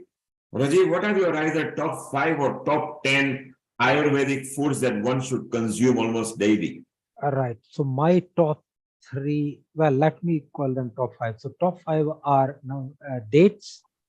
Second is almonds and sprouted moong. This is what my wife gives every day, and I've been taking for several months. So they are extremely good in not only nutritional value, but also body repair mechanisms. And particularly almond is very good for your memory, learning, and brain. The additional 2 to make 5 is figs and ginger, because figs are quite good for your bowel. They regulate the bowel, reduce the constipation, but also reduce the fermentation. So that is quite good.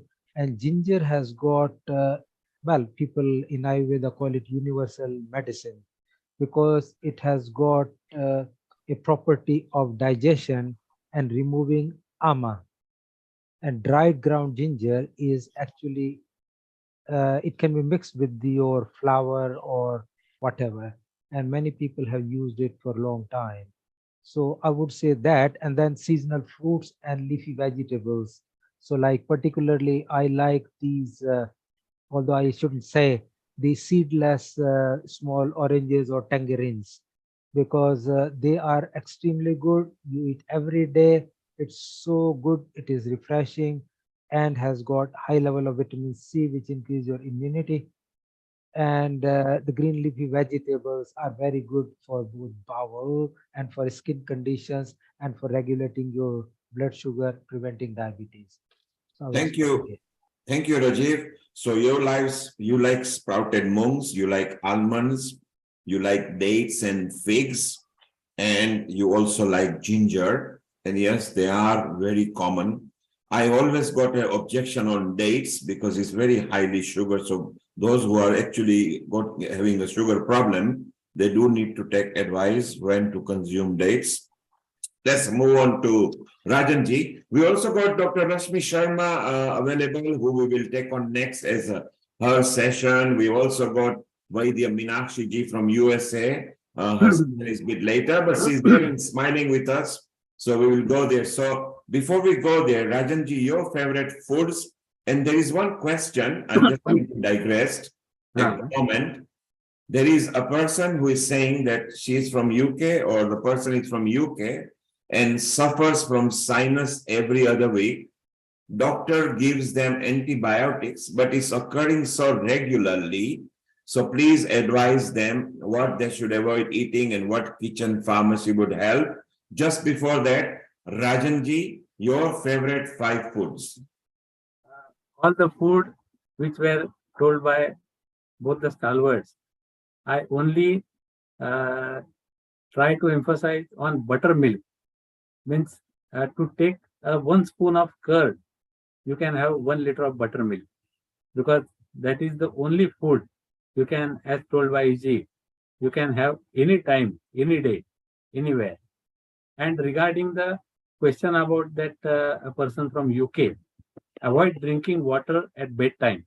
Means as soon as you finish your dinner, no water intake till morning. So that will definitely give her benefits to that sinus problem, in my opinion. Thank you. Thank you for being specific. Well, Rajiv, we can now maybe move to Dr. Rashmi Sharma. I'll ask her to start her video. There she is, and let's welcome her. Just bear with me one moment. And here we've got from India, Dr. Rashmi. Yeah, Dr. Rashmi is, as all of our speakers like Dr. Devilal, Dr. Meenakshi, Dr. Rashmi, Dr. Narendra Garg, and Dr. Praveen Guleria. These all friends are with us on this platform for the first time. Fortunate to have them. And I will be requesting you, Dr. Rashmi, and then Dr. Meenakshi, Dr. Narendra Garg also, for a small, like a bio sketch of yours, like where do you come from, what did you study, what your expertise is, and what is your message for the society, with like a 30-second self-introduction. Then you can proceed to your talk, Dr. Rashmi. Thank you, Ish. Dr. Rashmi, before you start, you are in a portrait mode. Can you see if you can flip your instrument into landscape, please? Dr. Rashmi, if you read me, can you turn your instrument into landscape, please? Yes. Perfect. Thank you. And unmute yourself and welcome. Good evening, everyone. Myself, Dr. Rashmi Sharma. I did my UG from Government College, Akola, Maharashtra, and my PG from the well-known University of India, that is Gujarat Ayurveda University, in the Department of Ayurvedic Obstetrics and Gynecology. So now I am having total more than 15 years of clinical experience. I'm guiding more than 15 research scholars having different topics in obstetrics and gynecology. And I am expertise in dealing with difficult cases of infertility. Totally, we are treating these patients through Ayurveda by doing Shodhan Chikitsa, Shaman Chikitsa, and a kind of local treatment. Great. Yeah, you can continue, Dr. Rashmi, with your talk maybe. I have to share my slide. Okay. From where?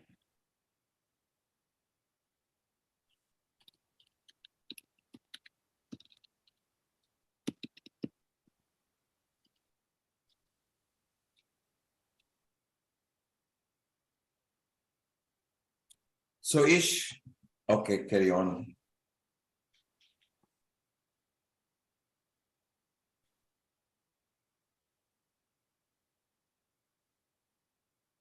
Dr. Rashmi, maybe if you stop sharing, please, you are showing your personal conversations. If we could just. Yeah, there she is. 1 minute, sir.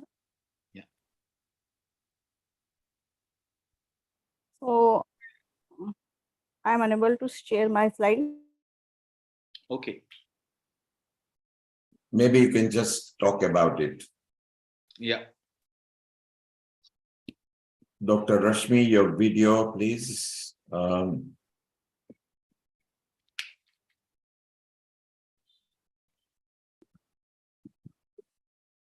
So Ish, what was the topic for Dr. Rashmi? Yeah, her topic was this Cervical problems. Yeah.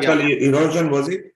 Cervical erosions leading to infertility, and her success stories. You know how did she treat many patients with the pure Ayurveda treatments with no Western treatments, and that is what she wanted to share.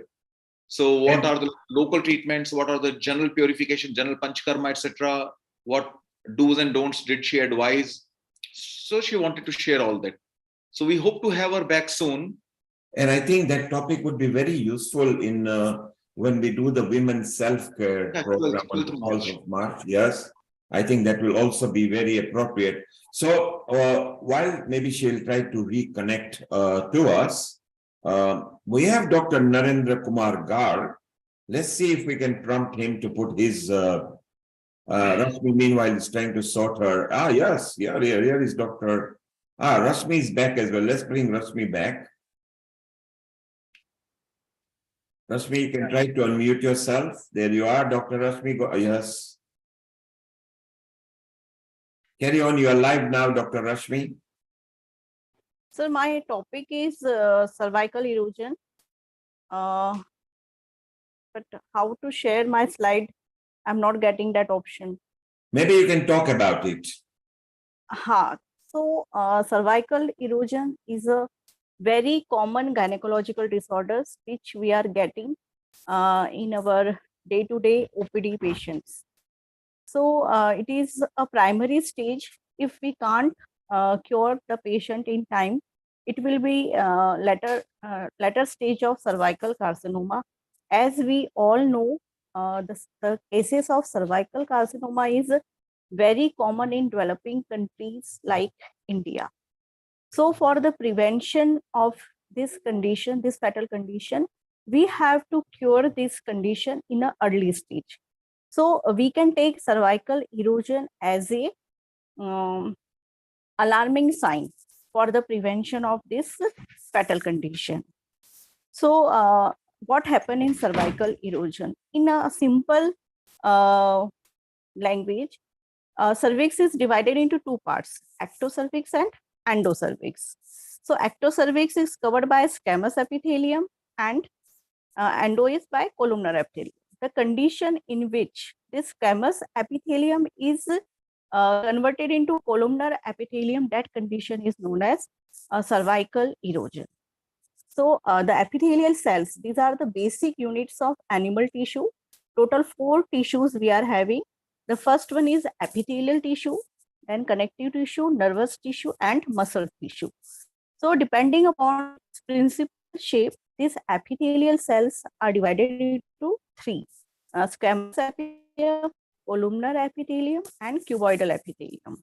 So in which types of epithelial cells are present around ectocervix and endocervix. So in a simple language, we can say the outermost part of cervix and innermost part of the cervix. So nearby cervix, in Latin, the cervix, meaning of the word cervix means neck. So cervix is the neck of uterus is having parts. The first one is body, second one is isthmus, And the third one is cervix. The cervix is considered as the neck of the uterus, and it is the connecting part which is communicate the vagina with the uterus. So any infection which is coming from vagina through cervix enters to the uterus. So to prevent infection, ascending infection towards uterus, we have to take care. So in vaginal infection, we have to treat. If you are not treating, it will infect the cervix and then later on to the uterus. So the cervical mainly affects the cervix. Its prevalence is more common between 17 to 35 years. Again, its incidence is increases as the parity increases. Means the woman who is having more number of children. Again, this is more common in our developing countries like India, because here means the state. Now, presently, I am working in Rajasthan. So here the parity 6 para, 7 para, the number of children will be more here. The concept is not that we should have a minimum offspring. So as the parity increases, more and more trauma to the cervix and more chances of infection and cervical erosion. And again, it is depends upon the infectious condition. If the woman is not keeping her hygiene, especially the reproductive hygiene, then the chances of infection will be there. Any conditions which alter her normal vaginal pH.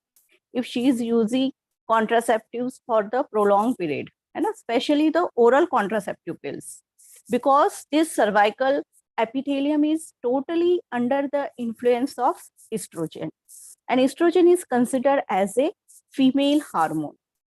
So what are the conditions which influence or which will cause hyperestrogenic conditions?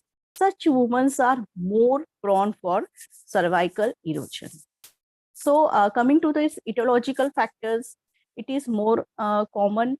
The first etiological factor which is common is hormonal changes.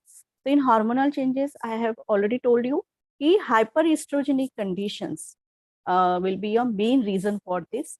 So the women who are using oral contraceptive pills for prolonged period during pregnancy, her normal hormonal balance will be changed.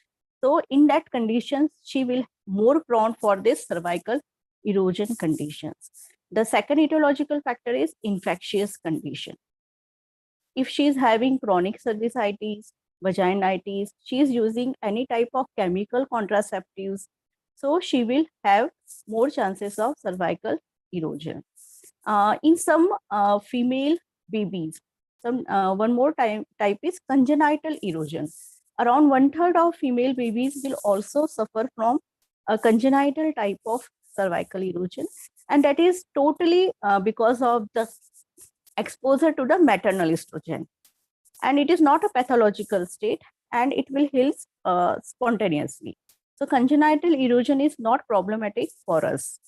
So now coming to the types, there are total 3 types of cervical erosion, that is simple, papillary, and follicular types. Now coming to the main clinical features, what complaints she will have? The first and the most important clinical features she will have, that is vaginal discharge. She come to the OPD with the complaints of excessively mucoid vaginal discharge. At some times, she also complains of offensive or irritant type of discharge. If she have this type of discharge, offensive or irritant, that indicates the erosion is associated with infection. Some of the infection is also present. The third thing she will notice or she will complain that discharge is associated with blood stain. That is because of premenstrual congestion or because of pregnancy. If she is having pregnancy condition, the vaginal discharge will be along with blood stain. The second complaint she will have contact bleeding.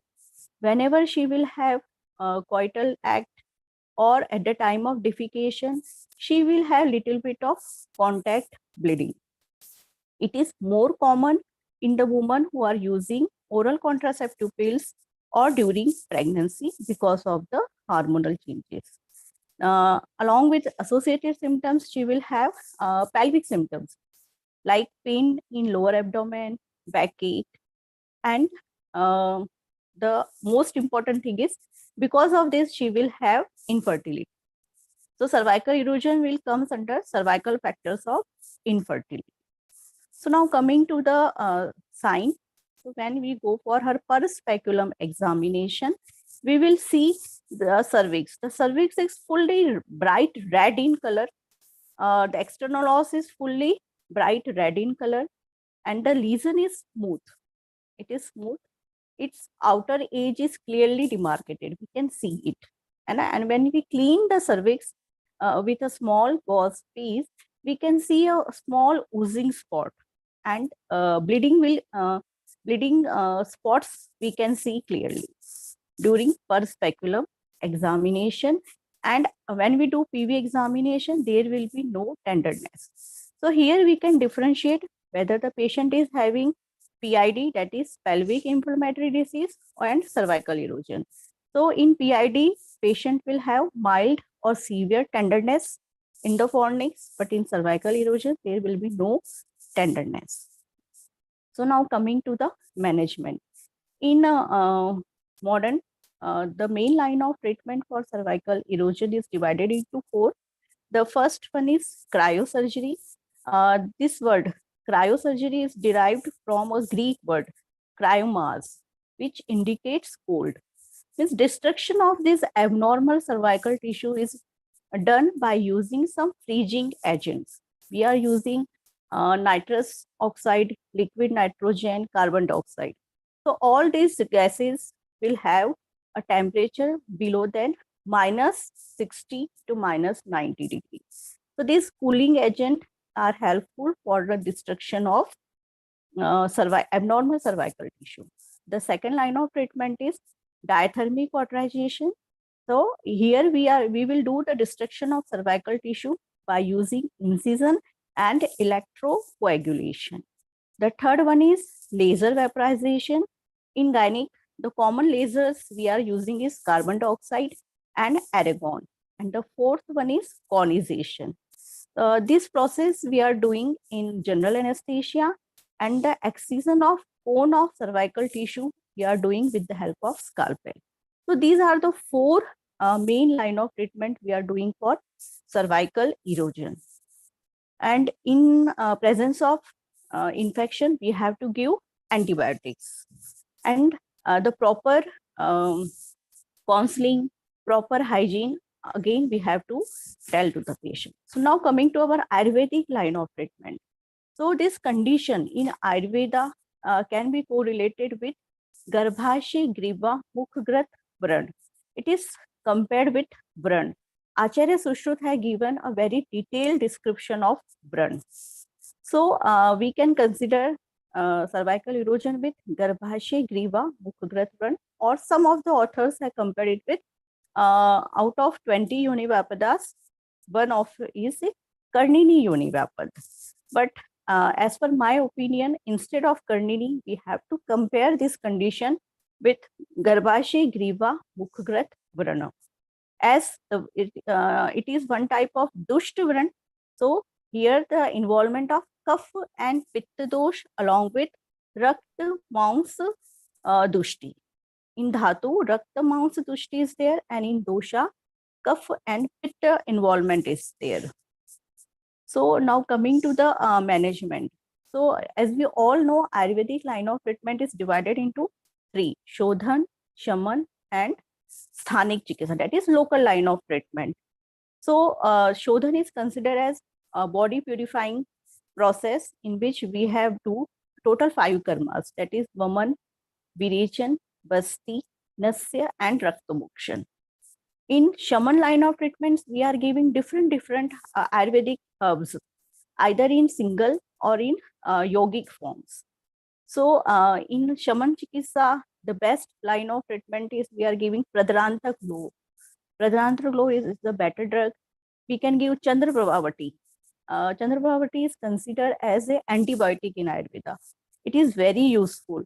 Then we can give Trifla Goglu. And for discharge, as I told you, there will be an excessive mucoid discharge. For that, we can add lodhra soap. Lodhra will absorb the excessive mucoid vaginal discharge. Then Dr. Rashmi, this is very exciting, very nice, and very academic. We've got audience in our social media who are connected to us from different countries. And since we are not seeing the presentation, let's make it interesting. Jyotika from Mombasa has been advised to try Agni Karma. Can you now specifically talk about Agni Karma and guide her and even the general consumer in different parts of the world? What is Agni Karma and how can it help this erosion? Over to you. You can unmute yourself. Thank you. yes, sir. Sir, Agni Karma, now I am coming to the local treatment. In local treatment, Agni Karma we are doing in our IPD patients. First, we will admit the patient. And for Agni Karma, the same thing that is mentioned in modern, that is diathermic cauterization. We have to use some hot agent for the restriction of cervical tissue. The same concept is here for Agni Karma. So for Agni Karma, either we are using Agni Karma Shalaka. My slides are not showing. Otherwise, I will show. We are having Agni Panch Dhatu Shalaka. It is made up of 5 dhatu. That is Swarna, Rajat, Tamra, Loha, and Vang. So you can get this Agni Karma Shalaka online also. So we have to make it hot, and then we will apply that Tapt Loha Shalaka over the eroded part. And Binduvat means like dot. We have to do the Agni Karma. Along with this, we are also using some Shalaka. Index finger like Shalaka we are prepared in our pharmacy. The contents of Agni Karma Shalaka is Lodhra, Haridra, means turmeric, Nimb we are having, and Guglu we are having, Vidang we are having. All these are considered as antibiotic, antifungal, and disinfectant. So from these drugs, we have prepared Agni Karma Shalaka. Again, we will make it hot, and then Binduvat Agni Karma we are doing. So Dr. Rashmi, will you suggest that Jyotika from Mombasa tries Agni Karma? Yes, definitely, sir. We are doing, and we are having excellent result of Agni Karma. Thank you, Jyotika. If you are listening, Agni Karma is what for you to try and have a go at it. Ish, we've got Dr. Narendra Garg here, and maybe you can conclude with Dr. Rashmi Sharma and we move to Dr. Narendra Kumar Garg. Great. Thank you very much, Dr. Rashmi. This was very academic, very useful for the general public as well as for the Ayurveda students who are overhearing to you. And this surely will give a real insight to the patients, who are actually suffering from it. And as you really have one taker already from Mombasa, and this being a very specific treatment, this has to be taken under a strict supervision of under an expert like Dr. Baljot Kaur or Dr. Rashmi Sharma, who we have both of them online right now with us in this session. So surely we'll be telling you again not to self-medicate you after listening to these talks, because you might not be doing correct. You have to get back to us. We are there with you, not for this session. We are there with you for forever. You can drop your questions anytime. Off session also, you can drop a message to our platform and we'll be responding you in time. And maybe I'll request you, Dr. Rashmi, to put on for a bit longer till we have some questions coming up for you. Meanwhile, we can start with Dr. Narendra Kumar Garg, and or maybe we'll be requesting Dr. Baljot Kaur and Dr. Indrapal Kaur for their comments in the due course of time. Dr. Narendra, we are very happy to welcome you. And thank you, sir. I will be having a personal interaction with Dr. Narendra because he did tell me that he might be talking like most of his discussion in Hindi language, which we all might not be understanding. That is where we'll be interacting. I'll be kind of translating and having a in-depth discussion with him, simplifying for you, because knowledge is more important at this platform than the language. So we are very happy to welcome you, Dr. Narendra. You can be very comfortable. with a small introduction of yourself and then to your topic, please. Anish, before Dr. Kumar starts, Dr. Kumar, can you, if it's okay and easy for you, can you go on the landscape, please, rather than the portrait? You are standing up at the moment. If you can go flat, just like how Ish is, can you try without disturbing? Yes. Yes, perfect. Well done. Namaste and welcome. Namaste, namaste, sir. Namaste, all of my respected seniors, my dear friends and lucky participants. Myself, Dr. Narendra Kumar Garg.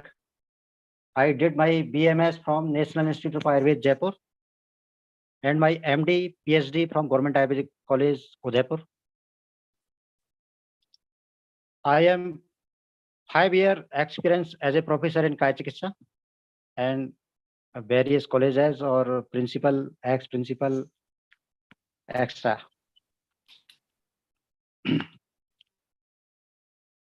So I am continuing my discussion in Hindi. Yes, please. Yeah. जी सबसे पहले मैं राग द्वेष औत्सुक्य मोह अरति आदि रोगों को नष्ट करने वाले अनादि वैद्य परम ब्रह्म परमात्मा को नमन करता हूं और स्वर्ग लोक से और पृथ्वी की ओर आने के लिए आयुर्वेद को लाने वाले जितने ऋषि महर्षि मुनि हैं उन सबको नमन करते हुए और आज अपने विचार प्रस्तुत करता हूं।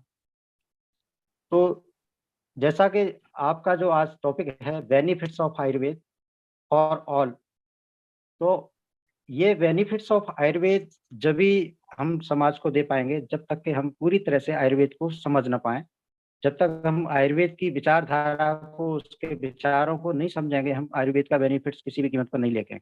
और जैसा आपकी जो वेबसाइट पे मैंने Dr. Garg, I will be stopping you after like one sentence of yours just to translate it. Is that fine? Okay. Ji. So Dr. Narendra Garg paid his respect to the divinities of Ayurveda from the celestial world, from heavens, who brought Ayurveda to this world. And then he says, to execute Ayurveda, we have to first understand Ayurveda very well. So that is where he would try to simplify it for all of us. Yes, Dr. Narendra. Yeah, your website name is very attractive and very suitable for the topic healingourearth.com. So it is not possible without Ayurveda. We are healing the disease on the earth. So इसके लिए क्या करना है? सबसे पहले जरूरी है कि इस संसार में आयुर्वेद के उपदेश के प्रति हम जब तक अपने श्रद्धावान न होंगे, उसके प्रति आदरवान ना होंगे, जब तक हमें इसके कोई भी अच्छे से परिणाम प्राप्त नहीं होंगे। क्योंकि कहा गया है कि पुरुषार्थ चतुष्टय की प्राप्ति कराने वाला अगर कोई साइंस इस धरती पर है, सुपर साइंस, साइंस नहीं सुपर साइंस, क्योंकि ऊपर से आया है, अगर कोई साइंस सुपर साइंस है तो वो है आयुर्वेद। धर्म अर्थ काम मोक्ष चारों पुरुषार्थों की प्राप्ति कराने वाला ये साइंस है। इसलिए इसके प्रति किए जाने वाले उपदेशों के प्रति श्रद्धावान होना बहुत जरूरी है। Yes. So Dr. Narendra Garg, maybe those who of you might not be like comprehending him well, he says we have to believe in Ayurveda because this is the science, rather super science, which can ensure like regarding healing the earth. So we have to, and being there and done all, Dr. Narendra Garg is more than sure, having studied so many healthcare forms, he believes Ayurveda can be the panacea, can deliver like real good for all. So we have to believe in this, believe in Ayurveda, and we have to follow the principles to ensure health for all. Yes, Dr. Narendra. Ayurveda यानी आयु का science, science of life, है ना। तो आयु जो शब्द है वो बना है 4 वर्ड्स के साथ, शरीर, इंद्रिय, मन और आत्मा। जितने भी चिकित्सा की विधियां हैं वो ज्यादातर शरीर के ऊपर काम करती हैं और मन, आत्मा और इंद्रियों के व्याधियों पर होने वाला जो व्याधियां हैं उनके ऊपर कोई साइंस काम करने वाला नहीं है। सिर्फ आयुर्वेद ऐसा साइंस है जो सभी प्रकार के रोगों पर शरीर को आयु को पूरी तरह प्रदान करने वाला साइंस है। तो जब तक हम इंद्रिय, आत्मा और मन के स्तर पर विचार नहीं करेंगे तब तक पूर्ण स्वास्थ्य को प्राप्त नहीं कर सकते। Great. Dr. Garg wants to emphasize it upon the definition of Ayurveda that this does not focus upon the body only, This focuses upon the body, then your sense organs, your mind, and your soul.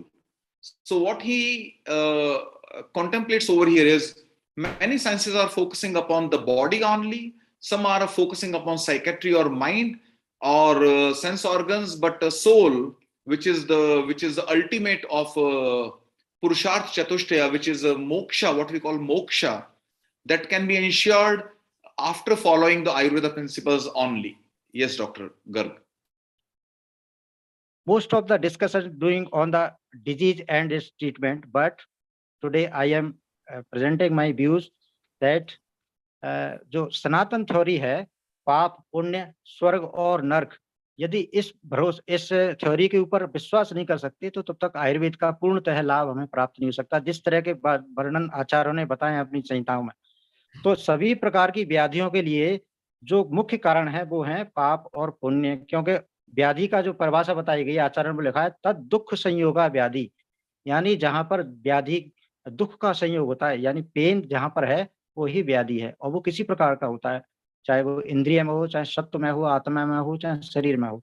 तो इस तरह से जब हम विचार करते हैं, in theory पर विचार करते हैं, तभी आयुर्वेद के ऊपर हम श्रद्धावान हो पाएंगे और आयुर्वेद को पूर्णतः लाभ प्राप्त कर पाएंगे। Great. So Dr. Garg emphasizes that where did the diseases come from? He says in Vedas this has been mentioned that adharma is the first cause of disease in Satyuga, that is like wrongdoings. We might believe, okay, we are wrongdoing, no one is watching us, we are stealing, we are hurting, we are abusing, we are having negative thoughts, no one is watching us, we can harm anyone, we can backbite, we can gossip, having negative thoughts. Dr. Narendra has very rightly put forward, diseases set in when we are doing something which is not right, which is not really, not only unlawful, but maybe a kind of sin, or which might not be very ethical. So we have to be very pure, very ethical to stay disease free. Yes, Dr. Garg. I was start my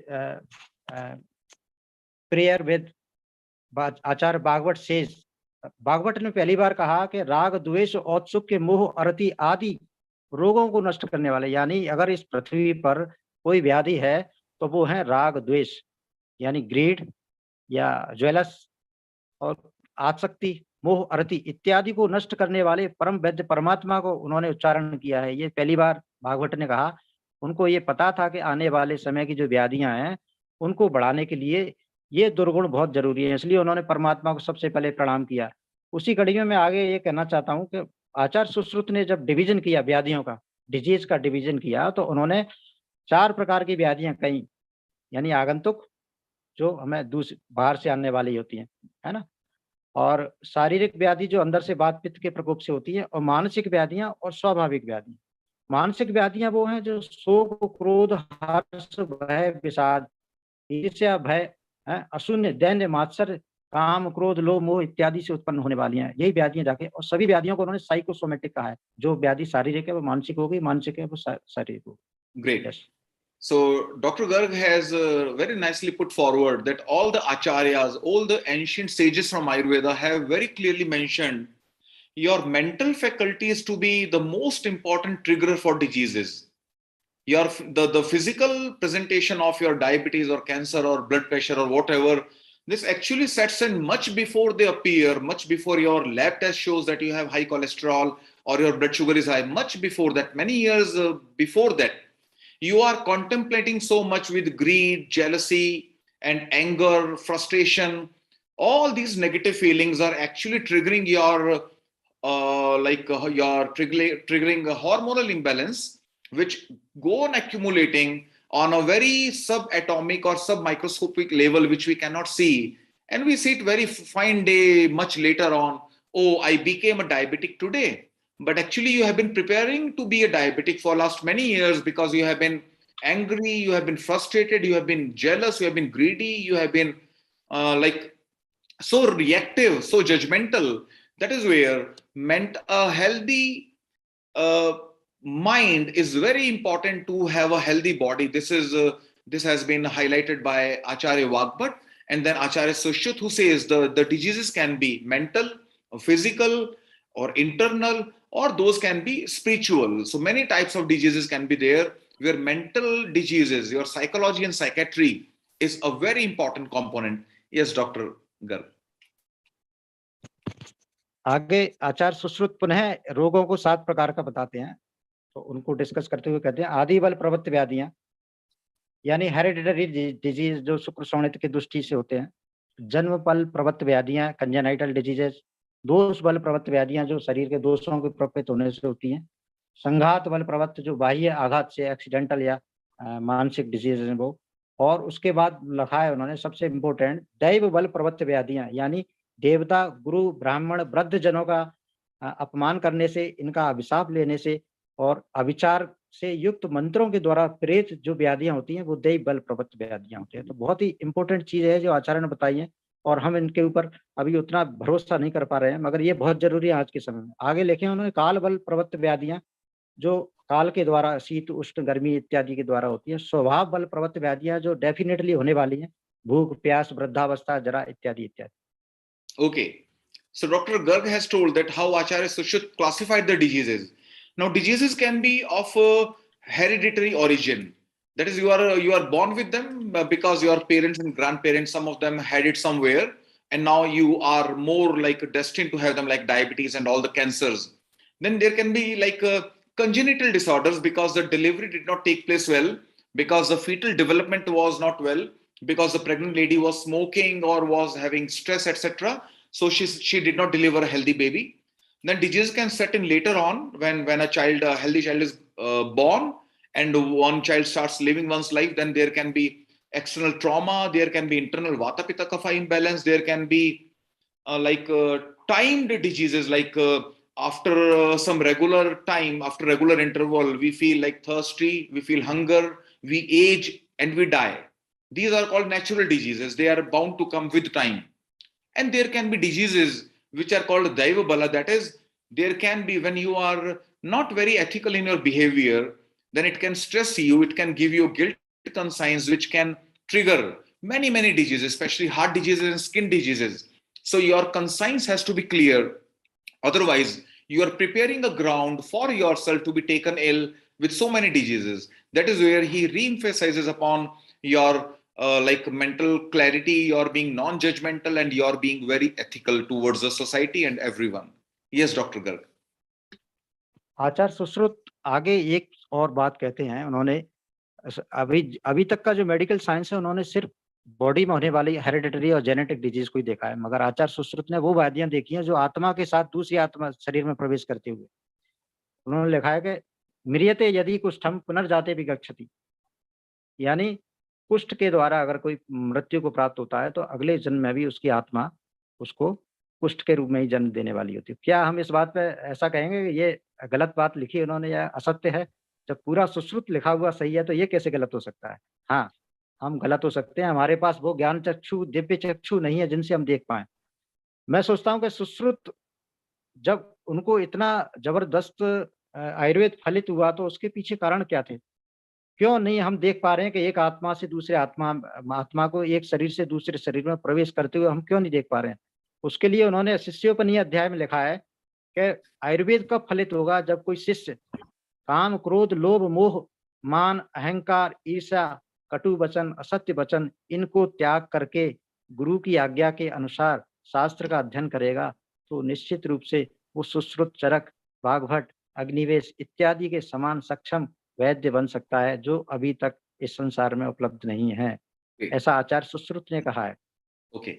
So Dr. Garg emphasizes that Acharya Sushruta has very clearly told something way beyond the microscope or way beyond what meets the eyes, there can be diseases which are still yet to be proven. That diseases could be traveling in the afterlife as well, which surely is yet to be proven. Of course, this is science might not see that far. What he says, we could be having limited science, we could be having limited resources, we could be having limited wisdom to come to terms, to all those statements. But he says, when Acharya Sushruta has predicted or has given such a extensive and exhaustive information, then he cannot be wrong at this statement that there can be some connection in afterlife as well, in birth and rebirth. That is what can be really on a theory, on it can be a concept as of today. And he says to be a real healer, if you want to be a real Ayurveda healer, you have to be like very, very ethical. You have to be free of all those mental vices you might not be having. You cannot be like angry or greedy or judgmental or reactive or over attached. You might not be like having all these mental negativities. If you don't have all of them, you can get yourself clean of all these, then only you can come up as a true Vaidya or a real Ayurveda healer. Yes, Dr. Garg. आचार्य सुश्रुत आगे कहते हैं कि यदि कोई मनुष्य व्रणों से पीड़ित हो, यानी कोई अल्सर्स वगैरह हो, काफी घातक हो, या कोई बड़ी सर्जरी की गई हो, ऐसा रोगी भी यदि गुरु ब्राह्मण देवता वृद्धजनों का सम्मान करते हुए, उनका पूजन करते हुए, उनकी आज्ञा का पालन करते हुए यदि पथ्य पालन करता है, तो उसको हील होने में बहुत कम समय लगता है, जल्दी से वो ठीक होता है. Great. So there he emphasizes the value of compliance. If you are if you are respectful to your seniors, to your teachers, and to everyone in society in general, and then you abide by what your healer, what your doctor, your surgeon or Ayurveda doctor or a Western, whatever is your healer, if you abide by it, if you comply by the instructions in totality, and you do not self-medicate, or if you do not suspect, do not doubt your healer, then you are bound to heal much quicker than a normal person, and your healing would be much faster, because your hormones would stay balanced, and you will have a better healing atmosphere within. Yes, Dr. Garg. Acharya Charak also emphasized on this issue. चरक सूत्र स्थान में उन्होंने लिखा है कि 8 प्रकार की व्याधियां, निदान स्थान में जो 8 व्याधियां गई हैं, ज्वर, रक्तपित्त, राजयक्ष्मा, प्रमेह, कुष्ठ, अपस्मार, उन्माद, उन व्याधियों के लिए जो मूल कारण उन्होंने बताया, वो उनके पीछे 3 मुख्य कारण, अभिद्रोह, क्रोध और लोभ, इन 3 कारणों से ये अष्ट व्याधियां होने की संभावना उन्होंने बताई है. Great. Then he says the commonest NCDs, the commonest lifestyle disorders, they come from a compromised state of mental faculties. When you're reactive, when you're judgmental, you are short-tempered, you're greedy, you're frustrated, then you are actually preparing unknowingly, you are working hard in preparing an ecosystem which would eventually lead you to diabetes or bleeding disorders or psychiatric disorders. That is where a balanced mental faculty, a rational thinking is very, very important, not only for your mind, but also for your body. Yes, Dr. Garg. आचार्य भागवत कहते हैं 10 प्रकार के जो पाप हैं, उनसे बचने वाला पुरुष सभी प्रकार के भव रोगों से बचता है. भव रोग यानी संसार में जितने भी प्रकार के रोग हैं, चाहे शारीरिक हो, मानसिक हो, आर्थिक हो, सामाजिक हो, पारिवारिक हो, कैसे भी रोग हैं, उन 10 प्रकार के पापों को करने से बचता है. हिंसा, दूसरे के धन की चोरी न करना, अन्यथा काम, है ना, चुगली करना, परोक्ष वचन बोलना, असत्य भाषण करना, इररिलेवेंट टॉक करना, दूसरे को हानि पहुंचाना, किसी से ईर्ष्या करना, और आप्त वचनों में अश्रद्धा का भाव रखना, इन 10 पापों को करने से भी रोगों से बचा जा सकता है. Yes. So Dr. Garg re-emphasizes upon an Ayurveda saying that again, if you pure yourself of all these mental vices like being violent and being greedy, etc., if you keep yourself pure of if your mind is not having these vices, then you are bound to enjoy the best health, and you will not be having any disease at all, rather any problem at all, including your family health, your relationships, and your finances as well. So it is much way beyond a healthcare system where everything would be taken care, and you will lead a real happy life if you're free of these mental negativities. Yes, Dr. Garg. तो in the last मैं ये कहना चाहूंगा कि as a physician, as a teacher, as a human being, यदि हमें इस संसार में, हम मनुष्य का जन्म एक ही लिए हुआ है, इस काम के लिए हुआ है कि पुरुषार्थ चतुष्टय की प्राप्ति करें. धर्म, अर्थ, काम, मोक्ष प्राप्त करना जीवन का उद्देश्य है, और इसके लिए चाहिए आयु, और आयु कैसी? स्वस्थ आयु और हितायु. और ऐसी स्वस्थ आयु और हितायु प्राप्त करने के लिए आयुर्वेद के प्रति श्रद्धावान, उसके प्रति ज्ञानवान होना, उसको अध्ययन करना, उसको जानना, ये सब करने से हमें इस धरती के सभी सुखों को दिलाने वाला ये आयुर्वेद शास्त्र है। इसलिए इसके प्रति श्रद्धावान रहते हुए और हमें अपना काम करना चाहिए। जय Great. हिंद, Thank you जय very Ayurveda. much. And the last message from Dr. Garg is to enjoy this life to the fullest and to ensure a better afterlife, life after life, birth after birth, your birth, rebirth, and like not only like this life in this particular phase forever, and to get your soul free of this cycle of birth and rebirth, as told in Mahabharata as well.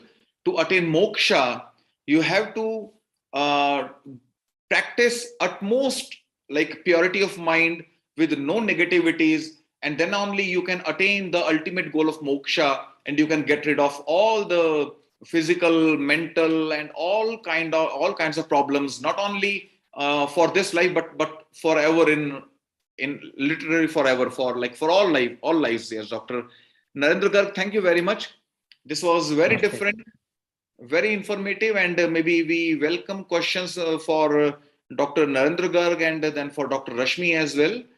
And then we have Dr. Meenakshi with us right now, and Dr. Patankar, Dr. Rajiv Gupta. If you want to comment upon the two speakers, then we can take them up.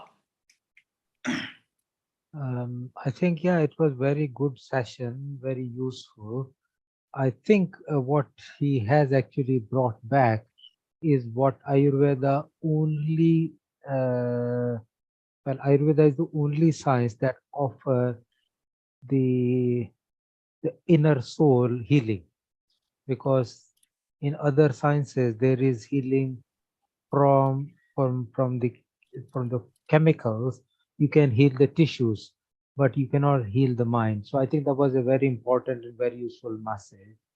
The other useful message which I got was that there are so many varieties which come into action from inside out. It's really difficult to tease out, and therefore you need to put everything together in form of the ability to heal, ability to bring like manas or man and body. What I wanted to ask is that in sorry, I think, yeah, can you hear me? So in this science, where do you feel that the path is lost? Like, we have got such a wealth, and we have got all that richness.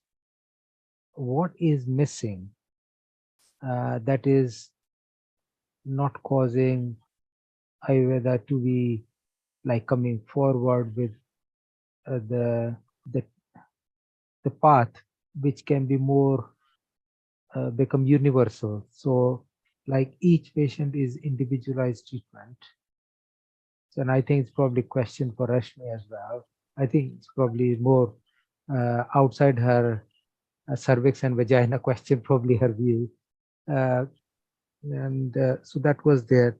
But a specific question for Rashmi was that Agni Karma is, I mean, it's okay, but it looks quite concerning and worrying, because you're putting fire into cervix or vagina, and that can be quite threatening, concerning. So how does she tackle and make it congenial for people to consent? And I'm thinking more of the Western world, which is where I live in. How would we even think of it? You can unmute, Dr. Rashmi. So it is not that much threatening, sir, because before doing this procedure, we will take the concern, and before the procedure, we will explain the patient everything, and her full confidence is needed for this procedure.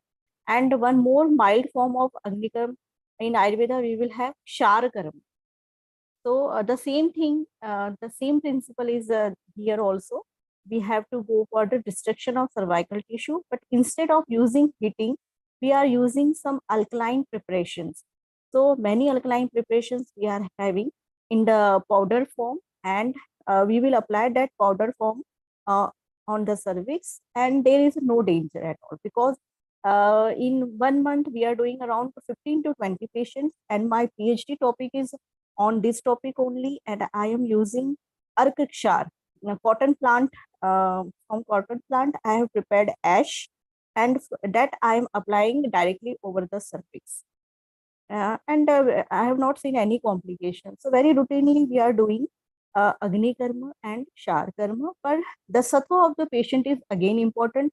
As we all know, we are treating women, and Sri is considered as little bit Bhiru, so Kumar. So her concern, her cooperation is very much needed. So till date, we have not got any complications as compared to pottery. So we can do it carefully under, as Dr. Ish told, we have to go it under supervision of a physician or your obstetrician. You can't do by your own.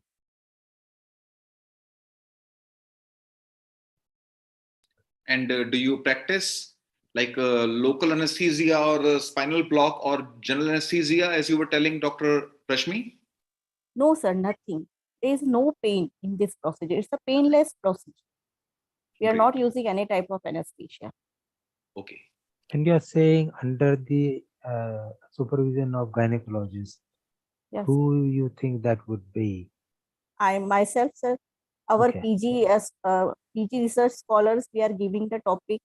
So whenever they are doing, I will stand nearby them. When I will see they are doing perfectly, then I will give them free hand. So our PG scholars also doing it, this procedure very carefully and neatly. Thank you. Ish, we have got Suraya here who has got a question, so over to her. Thank you. Hi, Suraya. Namaste, Dr. Ish. I also want to show my respect to Dr. Narendra Kumar Garg, because Namaste, Dr. Narendra Kumar, because I'm so happy he spoke, actually, because I was listening, and we have, I mean, from the moment I joined the sessions, we are only talking about food intake and about the sharir, right, the body. But it is very important, you know, to go back also about the mind and obviously the atma. So I was wondering also, like, in future, can we have more sessions, you know, about the mind and the atma? Apart from that, is it also not, I mean, with every human being or with patients, when they come to the doctor and they have questions, that actually the decisions making, when doesn't matter, is it already, do they already have any sickness or not? Before food intake, it starts in the mind, right? Like, you make the decisions in the mind. Like, so when the patients comes to the doctor, is it also not like that you give also any, I mean, the doctors give maybe advice about where the sickness starts, okay, and what medicines, but also any small exercises about the mind, because we are not perfect. We cannot control the mind yet as a saint, or we can also not control our senses.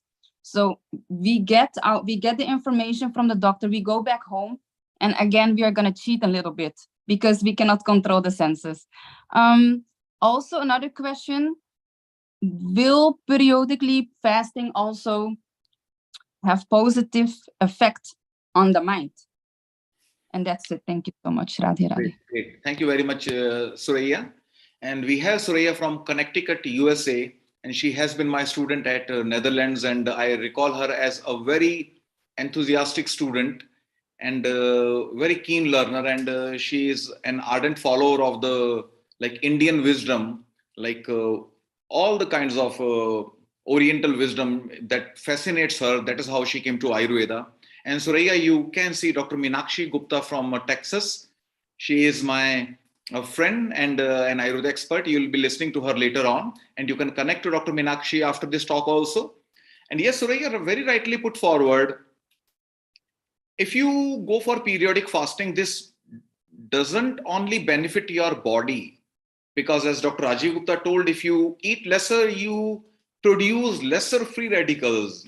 Why do we age?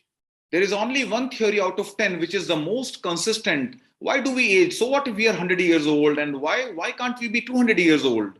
Why do we age? Why do we die? There is one universal theory, that is free radical damage. We are attacked by free radicals, and eventually this repeated wear and tear and repair and wear and tear, and then injury, then repair, injury, then repair. Eventually we give up, the systems give up, and our organs are failing, then we age, and then we die. Now, food and stress, these are the two most important sources for free radical generation. We have got mechanisms like SOD, etc., which tackle our free radical volume in the body. But when we are stressing too much, when we are eating too much, then we produce more free radicals than we can process. If you go for intermittent fasting, then actually you are practicing your willpower. That is, if you can avoid food, you can stop yourself. Food is there, but you are not eating. Then this is such a wonderful exercise for your willpower. That is how you emerge a stronger person, not only at your body, but from your mind as well. You can really control your mind. So intermittent fasting makes you physically strong and mentally strong as well. Surya. Yeah, you want to ask more, Surya, or you want to interact more?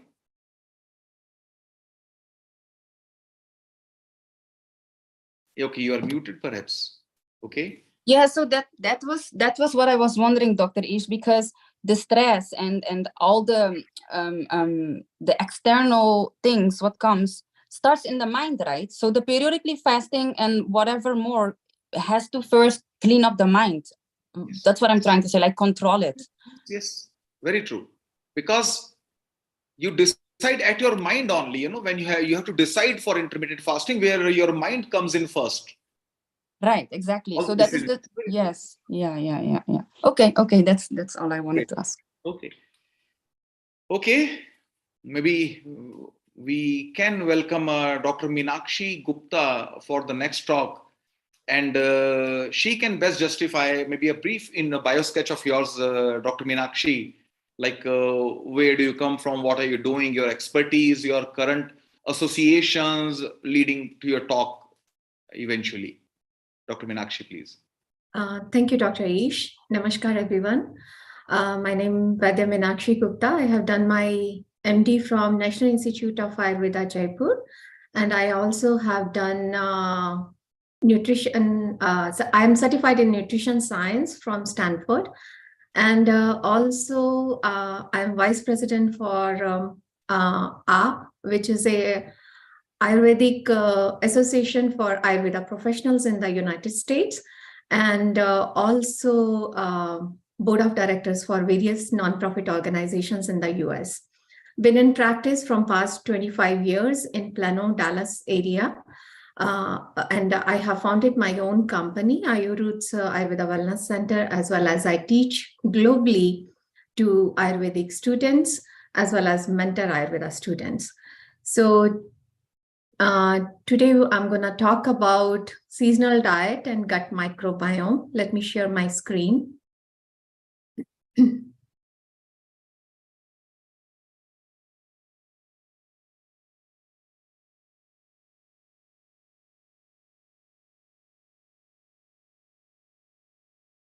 Okay. So today we are going to talk about Ayurvedic seasonal diet and gut microbiome. We all know that when diet is wrong, medicine is of no use, and when diet is correct, medicine is of no need.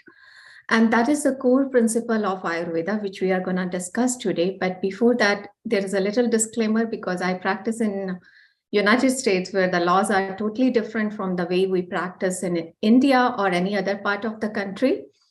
The information, including but not limited to text, graphics, images, and other material contained in this presentation, is for educational and information purpose only. And this presentation is not intended to make any claim regarding any treatment or any other medical condition. and it is not intended to substitute for professional medical advice, diagnosis, or treatment. And always seek the advice of your physician or other qualified healthcare provider with any question you may have regarding any medical condition or treatment before undertaking a new healthcare regimen, including the Ayurveda diet and lifestyle. So let's talk about the gut health. All diseases begin in the gut. Many of you might heard about this proverb. Health is determined by the microbiota in our gut. That is the power of the microbiome. If your gut is healthy, you are healthy. And if gut is bad, your health is bad. And when we were having discussion about how mind impact the gut and how we should do the intermittent fasting, I'm going to explain that also a little bit, because your gut contains the neurons, more neurons than your mind, your brain. So they communicate with each other. So it is a vicious cycle. If the gut is bad, mental health will be bad. If the mental health is bad, it's going to affect the gut health as well. So if we see the gut health, which is gut flora, is very, very crucial to the healthy care. And if we see, there are almost 100 trillion microorganisms in the gut. So human gut actually contains 10 times more bacteria than all the human cells in the entire body. So you can say that we are more built up of those bacteria rather than the cells.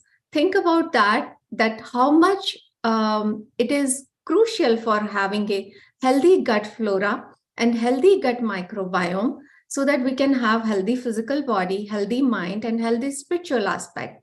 And that is the core principle of the Ayurveda. So what is the role of gut? If we see on the parameters, the gut plays an important role in immune function. It helps in building your immune system by detoxifying and also by processing and providing us the nutrient which we need on day-to-day basis. Psychological function, as I said, your gut contains more neurons as compared to the brain, and those neurons communicate with your mental, nervous system. So that also plays an important role in the psychological function. And gut also plays an important role in providing a barrier between what is inside the body with what is outside. So having said that means what we need to absorb and what we need to eliminate, that all depends upon the gut health. And gut also is responsible for digestion, which is the core aspect of our health, and nutrient absorption. So the gut plays as an ecosystem. It plays an ecosystem because it creates the balance between your physical body and mental body, and other aspect of your healthy mind as well as body. So gut flora, when in balance, facilitate digestion, train our immune system, detoxification, production of some certain vitamins, and produce healing metabolites and regulates the hormones. So in that way, it creates the healthy environment for the ecosystem. And there are certain factors which can affect the gut microbiome. If you see that the diet plays an important role, infection plays an important role. If somebody is getting sick and they take the drugs or the antibiotics, for that, genetics plays an important role. Age also plays an important role. There are various factors where various scientific studies where it has proved that with the aging, the gut microbiome, the number of colonies change. And the host immunity also plays an important role. Environmental factor and geographical location also plays an important role. So there are various factors which plays an important role when it comes to the gut microbiome. And I have put some links for the clinical studies where it has linked for the various disorders. If the gut is not functioning properly, all the autoimmune condition, most of the time, type 1 diabetes, psoriasis, celiac disease, IBS, Crohn's, ulcerative colitis, lupus, all these diseases are linked to bad gut dysfunction.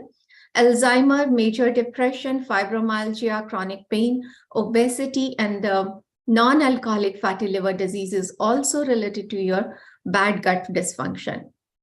Now, diet shapes the microbiome because whatever we consume, that plays an important role in the number of the bacteria, good or bad, and their colonies. So diet actually helps the shape of composition of those intestinal microbiota. And there is a difference in the distribution of bacteria which are associated with dietary pattern. If you are consuming certain type of diet on regular basis, then you will find that your diet, your microbiota is totally different than the person who is continuously rotating their diet. So in that way, if you see that in Ayurveda, coming slide, I will talk about how the seasonal diet has been recommended in Ayurveda, which plays an important role regarding shaping those microbiomes. This is the study which I have pulled out. This study investigates and compares human intestinal microbiota from children characterized by modern Western diet and a rural diet in Africa and in the Europe, indicating the importance of preserving this treasure of microbial diversity from ancient rural communities worldwide. And you can search up this study and you can read this complete study. It is very interesting studies regarding how the diet plays an important role in gut microbiota between the children from Europe and rural Africa. So gut microbiota co-evolved with the polysaccharide-rich diet, which is a short-chain fatty acid of rural African kids, allowing them to maximize energy intake from fiber. That those type of microbiota were responsible for protecting them from inflammation and non-infectious colonic diseases. There are seasonal variation in human gut microbiome composition also. The mix of bacteria that live in our gut changes throughout the year as per the season to match the food we eat in every specific region. For example, bacteria that process fresh fruits and vegetables are more abundant in the summer, and those that process fats are more abundant in the winter times. So there is one another clinical study which I have done by the University of Chicago in the Hutterites. They did the study where the diet was relatively stable throughout the season, except that in the summer, the people over there, they used to eat more fresh fruit and vegetables. And in winter, they eat less fresh fruits and vegetables and more turned into the frozen and canned food. And when they compared the bacteria during the summertime and the winter time, so they noticed that the bacteriosidats, which are more abundant, which helps in absorbing the complex carbohydrates and also in processing the fresh fruits and vegetables. On the other hand, actinobacteria, which increases in the winter because of the type of diet, high fat diet, these microbes were associated with processing fat and with the decreased content of fiber in the food. So that explains very well that the seasonal variation in the human gut is also responsible for our immune system or our inflammation. So this was the study which I have quoted earlier, seasonal variation in human gut microbiome composition, which happened to be done by the Chicago group of scientists. So seasonal changes in the immune function also. So there is another study, a study on the animals. This was not on the humans, with seasonal changes revealed that the effect of photoperiod on immune function and hormone synthesis, which influence the development of opportunistic diseases. So in a nutshell, you can say that the seasonal diet plays an important role on the gut microbiome, and gut microbiome plays an important role either in the preserving the health or bringing the diseases. So in Ayurveda, we say that there is a one concept of Yat Pinde Tat Brahmande, means whatever there is in the environment is also there is in the human body. So for that, our acharyas, our sages has mentioned the seasonal regimen. I'm not going to go into the details of the seasonal regimen, but I have pulled small chunks from the various samhitas to explain how the diet was recommended during those seasons. So if we see that there is a variation of strength in the season, in winters, there is a highest digestive capacity. Summer and rainy season, there is a lowest digestive capacity, and the physical strength also slows down. Spring and autumn is the medium strength of capacity. So this is universal for in any part of the globe, wherever you are living in any continent. based upon when you are getting the winter, when you are getting the summer season, and when there is a spring and autumn season. So Ayurveda winter dietary regimen, if we say that, we call it as a Hemant Ritucharya. The people have the strong digestive fire. The fire becomes so strong if we don't provide the healthy food, which should be composed of healthy fats, meats, and nuts. Then if we don't provide that kind of food, then it is going to start affecting the bodily tissue. So it's that way one should consume food predominant with sweet, sour, and salt taste also. And also, since the digestion is very high, heavy to digest foods such as meat soups mixed with the fats, meat of well-nourished animals, wines prepared with the jaggery, and food prepared with the wheat flour, because wheat also takes some time to digest, black gram, products of sugarcane and of milk, food prepared with freshly harvested corn, mussels, fat, and edible oil should be taken during this time period, because the digestion gets very stronger and your gut microbiome can be able to handle those kind of hard to digest food during this season. Now, during the spring, what happens? The kapha, which has undergone increase in the cold season, becomes liquefied by the heat of the sun during spring season. So once it liquefies, it diminishes the agni, which is the digestive fire, and can give rise to various disorders. We all know that in Western world, a lot of people, they start getting cold and cough and allergies during this season. So the food should be also chosen to mitigate. One is to pacify the kapha, and also which is easy to digest and dry. It should not be having more fat or more oils, because that is going to contribute towards increasing the kapha, and which is going to dampen the digestive fire more. So, for example, 1-year-old barley, wheat and honey, meat of animals of desert like land, or meat roasted in the fire as a food can be served. So avoid the food during this time period, which is hard to digest, which is cold, which is fatty, sour, and sweet, because fatty, sour, sweet is gonna increase the kapha further. So similarly, the summer, during the summer, the further the sun rays becomes very powerful, and that the kapha started decreasing and vata started increasing subsequently. So avoid the use of the salt, pungent, and sour food during this season. Food which are sweet, light, fatty, cold, and liquid should be taken, because in that way we can balance the doshas also, and that can give rise to good gut health also. So indication for limited use of wine during summer. Wine should not be taken because that is very dry in nature, first of all, and it is also pitta provoking. So that will cause more inflammatory conditions if somebody is already going through the inflammatory conditions. And that will weaken the immune system and can also increase the burning sensation by increasing the pitta more. The summer diet during the summer, very light, very easy to digest, digestible diet has been suggested by our acharyas. During the summer, boiled rice should be taken, meat soups which are very clear, which is not very thick, that can be taken. The curds churned and mixed with pepper powder and sugar, which is called as a rasala in Ayurveda, that also can be taken. Syrup prepared with raisins, dates, and summer fruits also can be consumed during that time period, because that will help in balancing the pitta and increasing the power of your gut health. Also, during the ancient time, we always, I grew up having the mud pot in my home, drinking the water from there, because there was no concept of refrigerator when I was growing up initially, maybe 5 or 6 years of age. So I still remember that. And that helps in also pacifying the pitta and directly works on your digestive system. So Ayurveda next season is the rainy season. During the rainy season, again, the digestion capacity becomes more weak. The poor strength of your digestive activity, the dosha started vitiating.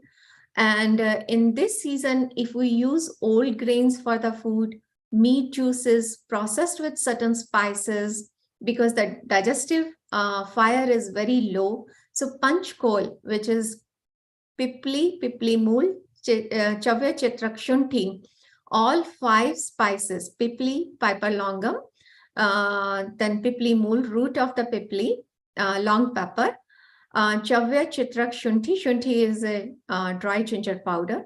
So that can be added as well as along with the rock salt. That helps with improving the digestive capacity. And also wines prepared from grapes and fermented decoction. So nowadays, if somebody is trying to incorporate the kombucha and all other fermented drinks, they can do during this rainy season. During the fall, because there is a cold also, rain also, so the pitta, which has undergone increase in the rainy season, becomes aggravated during the fall. But having said that, in United States, if we see that fall always brings, rather than the pitta, it always brings the combination of pitta and vata, where the vata gets aggravated more. So it also depends upon your geographical region where you are staying. But during that fall season, foods which are bitter, sweet, astringent taste, and easy to digest, such as rice, green gram, which is mung dal, sugar, amla, Indian gooseberry, pointed gourd, and honey should be included in the diet on regular basis. So with that, we all know that now the diet plays an important role in gut health. Seasonal diet affects the composition and function of gut microbiome. And if there is a disruption of brain-gut axis, where I said that the gut microbiome, the gut neurons communicate with the brain neurons, that is called as brain-gut axis, and the intimate involvement of GI microbiota may initiate a feedback loop that potentiates a neuroinflammatory cascade and leads to neurological conditions such as depression, anxiety, Alzheimer's, and various other conditions. Seasonal diet, other factors related to diet are important factors in disruption of gut flora, which leads to either healthy lifestyle or a healthy body or health-related issues. So more studies needs to be done, maybe on the level of Ayurveda, where we can prove that why we recommend the seasonal diet and how it helps in influencing the epigenetic changes associated with the diseases and can be helpful in modifying the gene expression pattern through epigenetic mechanism. Thank you so much for the wonderful opportunity. Any question? I can take the question. Thank you very much, Dr. Meenakshi. We will be having a lot of questions for you, a lot of interaction. We have Dr. Rajiv Gupta to add value to this talk.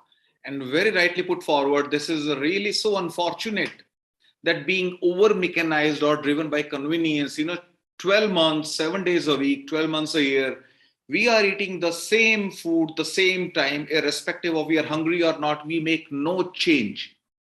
We try to be so powerful that seasons don't matter to us. I have got an air conditioner, I have got a heater. I'm more powerful than nature.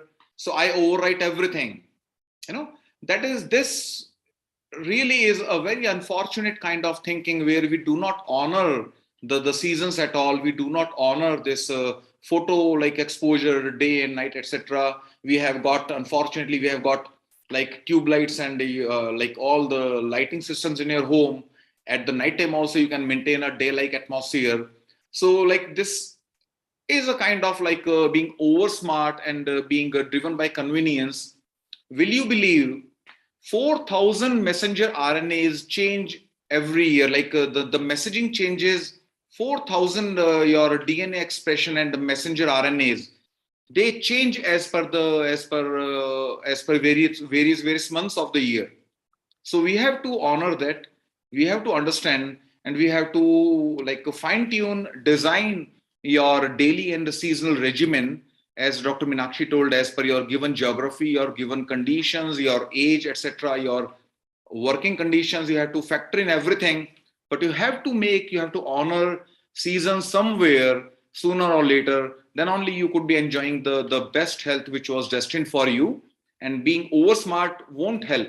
This is a very bad trade-off, a short-term gain where we at the end we are destined to lose a lot of health. Dr. Gupta will be very, very crucial at this time. And Dr. Meenakshi, before you came in, we did start with your topic before you joined in regarding this gut microbiome.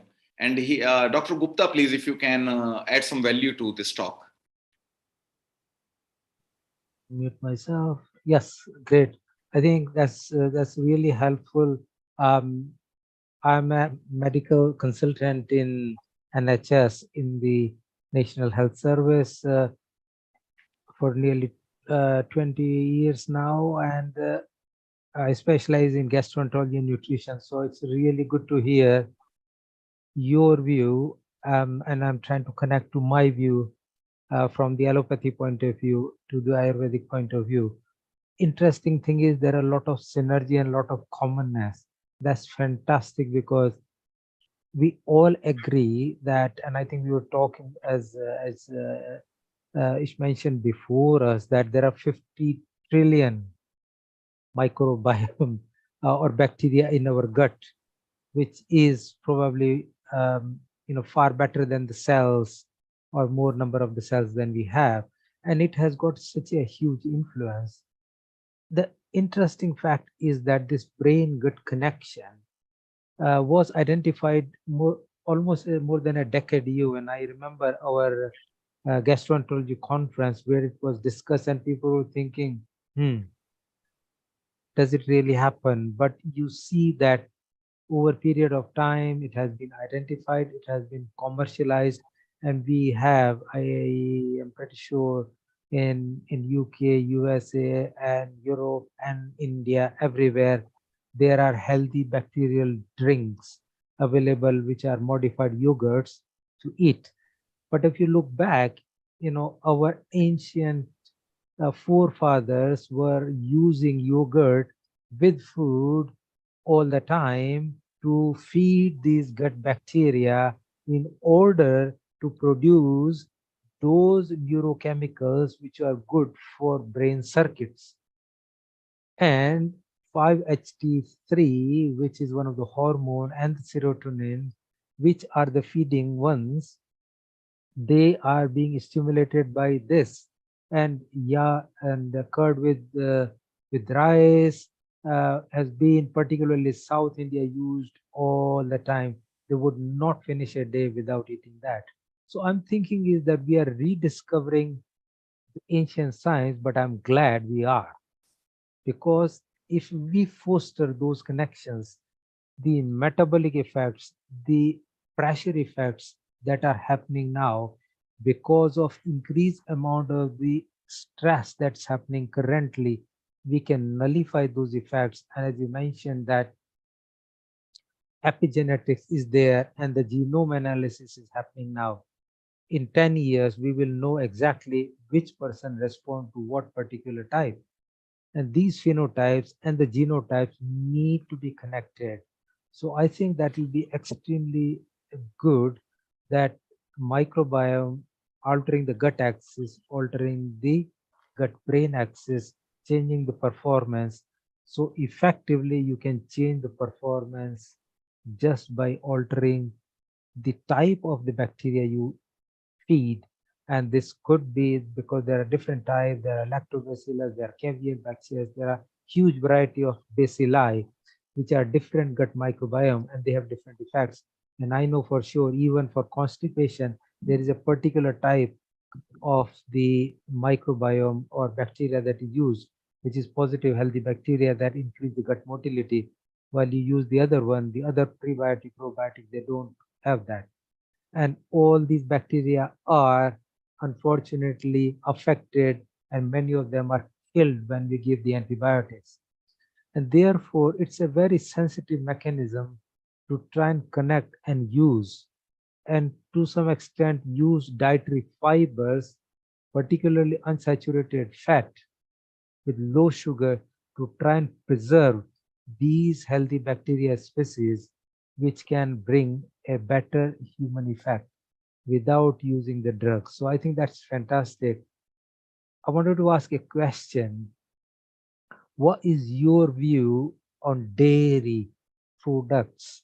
Because there is increasing proportion of population becoming vegan now, and it's a fashion, but it has its own effect. So what do you think of that? And there is also effect of bread, effect of grains, effect of potato and beans and nuts and seeds and all that. So each one is quite complicated, and the effect of Mediterranean diet is very different than Asian diet, and that's Western diet. So there is a lot more. Probably we need to spend one whole day doing this.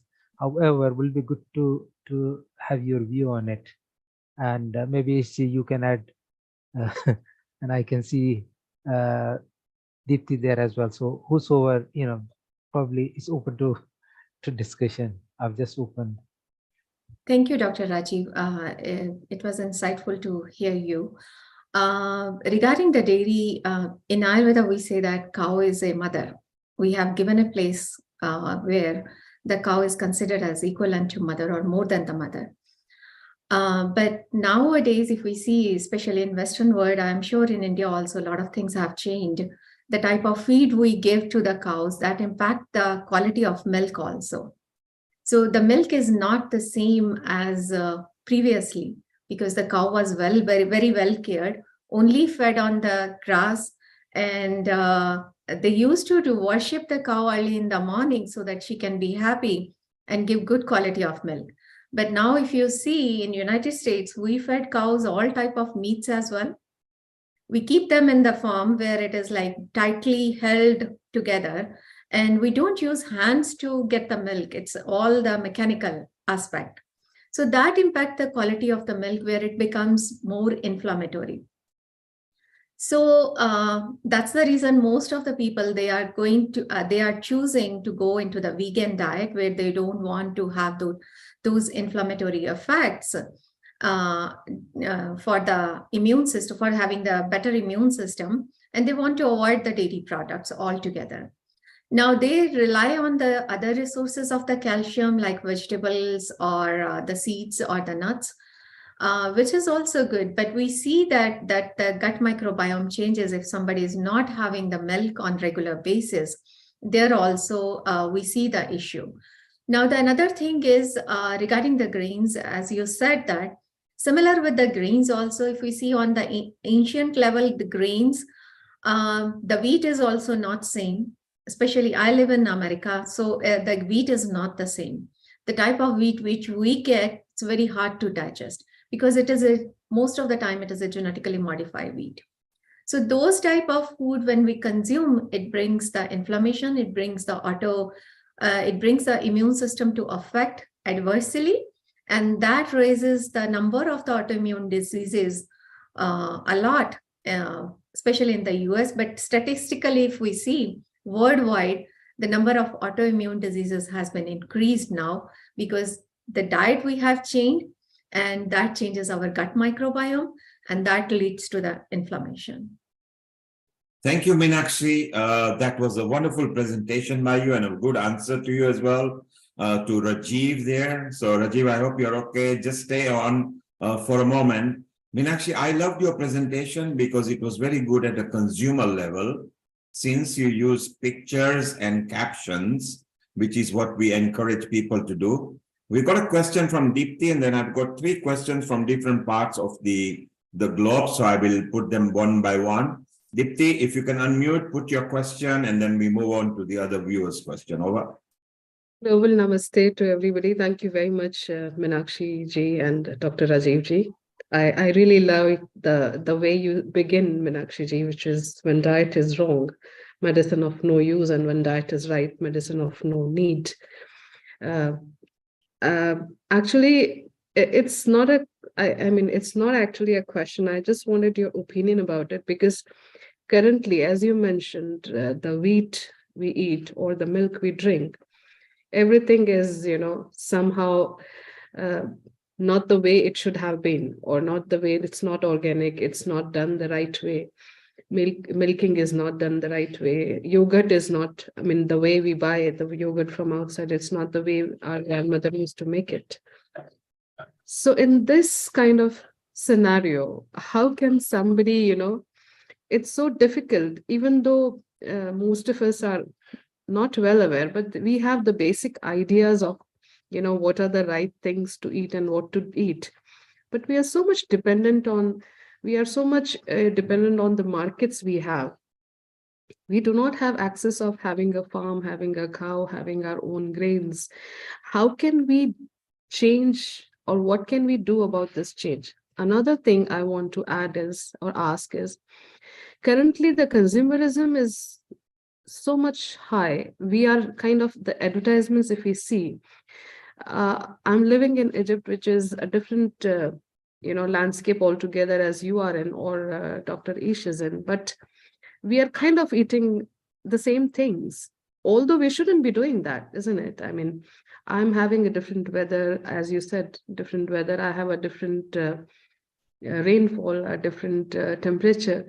But because of the markets, because of the modernization, whatever you want to call it, we are all kind of eating the same thing, imitating the stuff. We shouldn't be imitating it.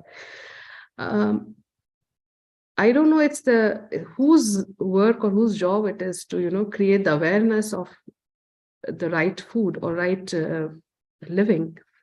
But as you talked and as I've heard, the right way to live is how your grandmother used to eat and live. This is how people say always.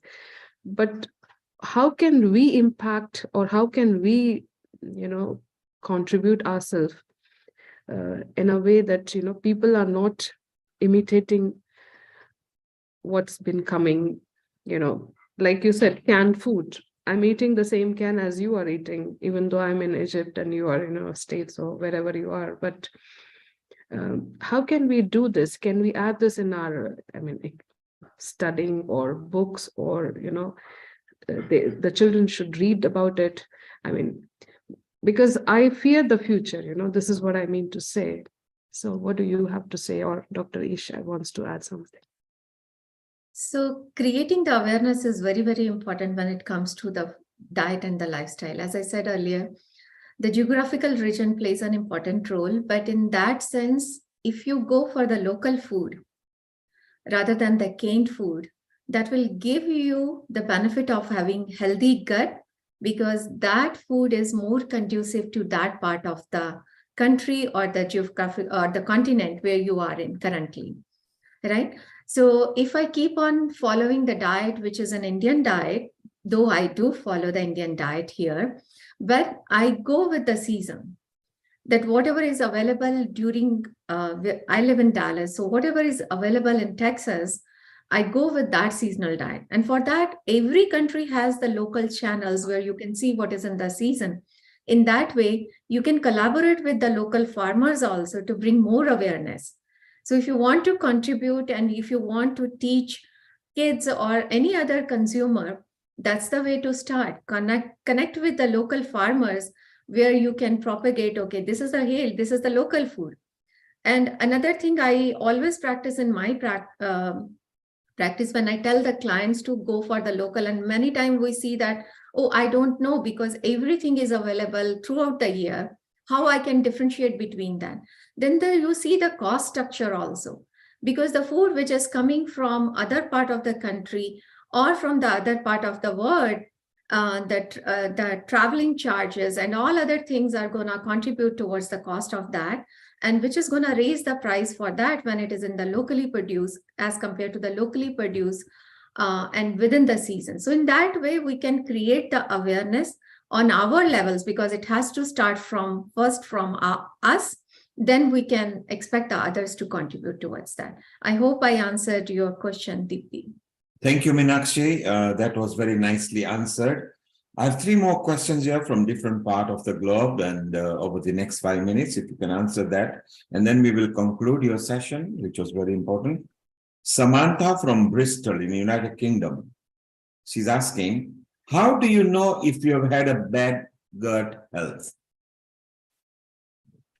Okay, Samantha, very good question. So one of the ways is to see your tongue. If it is coated, that means your digestion is not working correctly, and that has to be early in the morning.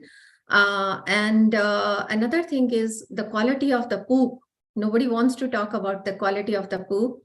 That also plays an important role. That also can determine if your gut is working efficiently and the number of eliminations. Ideally, one person should go 1 or 2 times, first thing in the morning and towards the evening. But if that is not happening somewhere, unless until you are on the restricted diet, that means it is compromising your gut health. And now the next question is from Otieno from Kenya, that they live in a tropical country. What are the specific foods that might help them for the gut health? So the tropical food, whatever you are getting the locally produced, as I said, the local food always contribute towards your gut health. So the locally produced tropical fruits, if you are getting coconuts, bananas, pineapples, which are very in abundant during that in those regions, that you can always include in your diet. So are you suggesting whoever in whichever country they live, they should actually eat seasonal fruits and vegetables? Correct. Wherever you are in the geographical region, the food has to be according to that region and according to the season which you are in right now. Thank you. And now a question from Surbi from Thailand. Is it true that the gut health affects the immune system? Yes, Surbi, gut health definitely plays an important role in the immune system, because if your gut is bad, the most of the nutrients are either gonna go out of the body without the absorption, or the things which needs to go out, that is gonna get absorbed in the blood and give rise to inflammatory condition. That type of gut, we say that the leaky gut. So that also plays an important role in the immune system. So if you want to read further into that, I can help you with the clinical research papers. But yes, gut is directly related to your immune system. And finally, the question from Healing Our Herbs, as we always do. What will be your top 10 Ayurvedic fruits or vegetables or foods that you can suggest, which might be readily available in most of the countries? Your choice. Thank you, Dr. Neil Kumar, sir. My top 10, if I see in the season wise for the summer, the melons, which include watermelon, cantaloupe, honeydew melons, all the melons. Mangoes are in the season during that time period. That is also, I love. Peaches, plums, apricots, those are the food which has different vitamins, micronutrients, which helps in the gut health. Thank you. And now Ish and Rajiv, we can conclude with Vaidya Meenakshi before we move on to Dr. Parveen in India. So it's wonderful, and over to you, Ish and Rajiv. Thank you very much, Dr. Meenakshi. This was very helpful. And I do recall, as before you logged in, I was discussing with Dr. Rajiv that the MALT tissue in the small intestine, mucosa associated like lymphoid tissue, has got more immune cells than all the rest of the body put together. So immunity primarily comes from the small intestine. This is very imperative. And there have been multiple studies which suggest the kids like the kids who are very often taking antibiotics and they are badly like damaging their gut microbiome, they are more prone to develop obesity, like neurological disorders and cancers, along with autoimmune disorders and whatnot. That is where like unjustified repetitions of antibiotics and then destroying your gut microbiome like very badly is really not a good idea. So you have to refrain from taking a lot of antibiotics. And Dr. Meenakshi very rightly pointed out that the most economical fruits and vegetables in your market is a good indicator that these are growing locally and these are not traveling all the distances in like a cold chain, and that is how they come at a higher price. So this is a good indicator, but at the end of the day, we have to know what are the summer crops and summer fruits and what are the winter ones. So that is where, and you have to keep varying, as she rightly pointed out, you have to keep rotating your diet pattern. You cannot be sticking to one pattern like 12 months and then all your life, that is how you are like laying a foundation to many lifestyle diseases to come in. and Dr. Rajiv Gupta. Then we move on to Dr. Praveen. I think wonderful session, very thought-provoking and stimulating. And I think it'll be good, Meenakshi, to work with you to have more simplistic approach and how we can influence the market, because currently, as fashion goes, market is going in a different direction than the natural foods and natural living and the natural activities. I agree with your point that yes, cows are not being milked in the same way, but cows are cows. And I think we should really respect that. And no matter what happens, the natural microbiome that we get from the yogurt and from the natural handling of substances, which I don't know, probably you are a slightly younger generation. When we were kids, there was dirt and dust and hands we were playing and then just wash the hands. At times there were no soap in the old villages.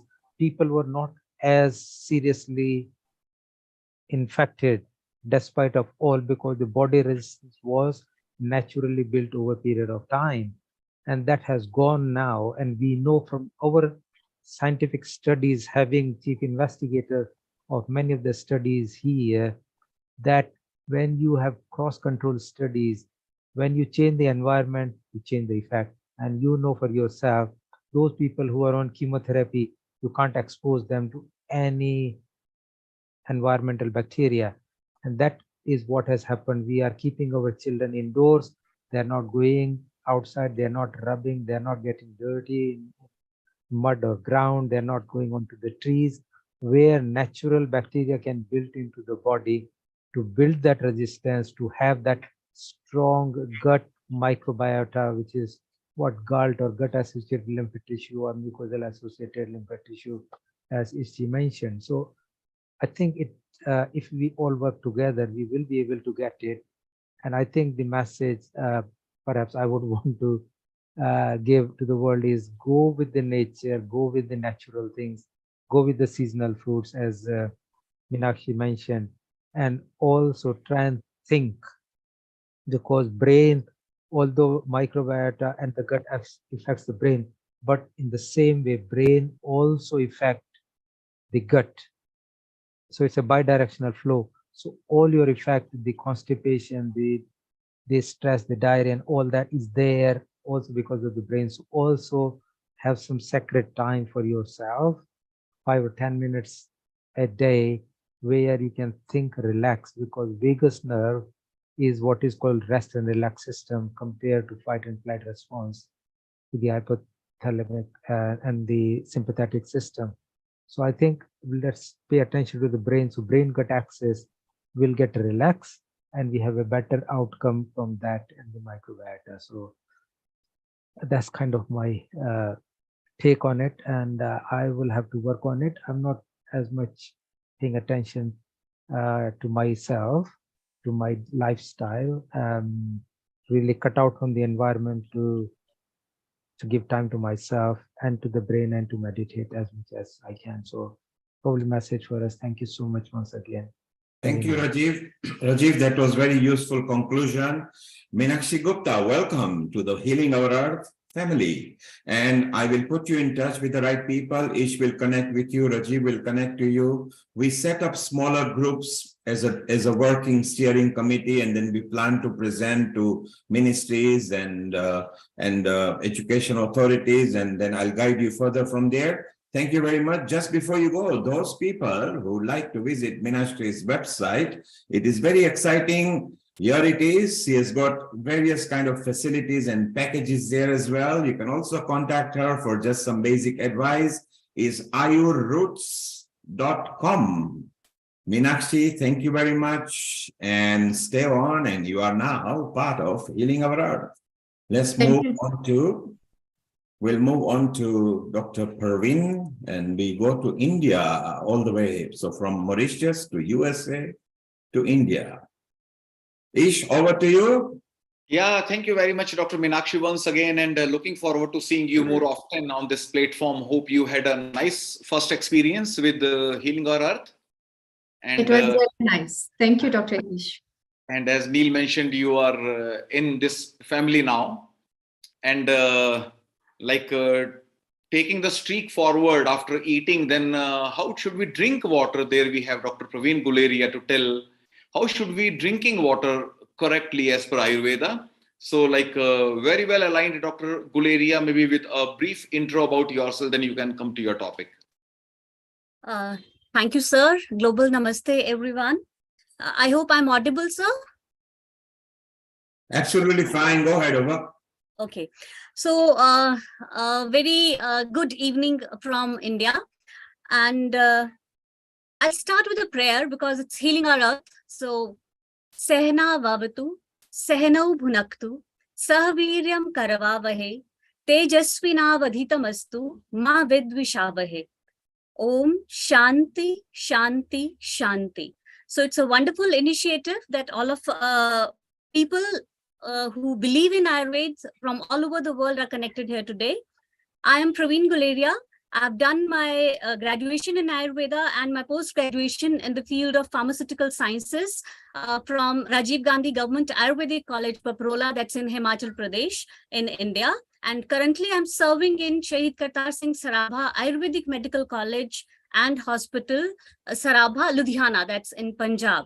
So today, my topic is also related with Ab. So Punjab comes from the 5 rivers. It carries its name from 5 rivers. And today my topic is on how should we be drinking water, which is an important commodity. And I'll just share my screen so that it's visible.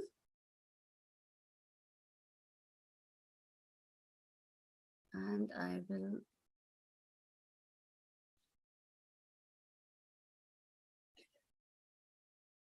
Your screen is visible if you just maximize it. Thank you. Yes. Perfect. So how to drink water? I'll give a brief Ayurvedic perspective on water, what Ayurveda says about it, and what we believe and what we are doing.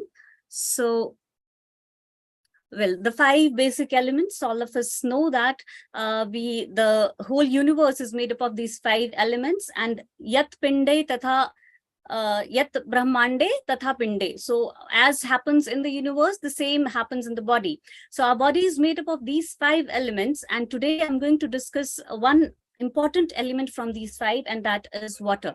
Akash, Vayu, Agni, Jal, and Prithvi. They are spoken in this sequence because of their formation.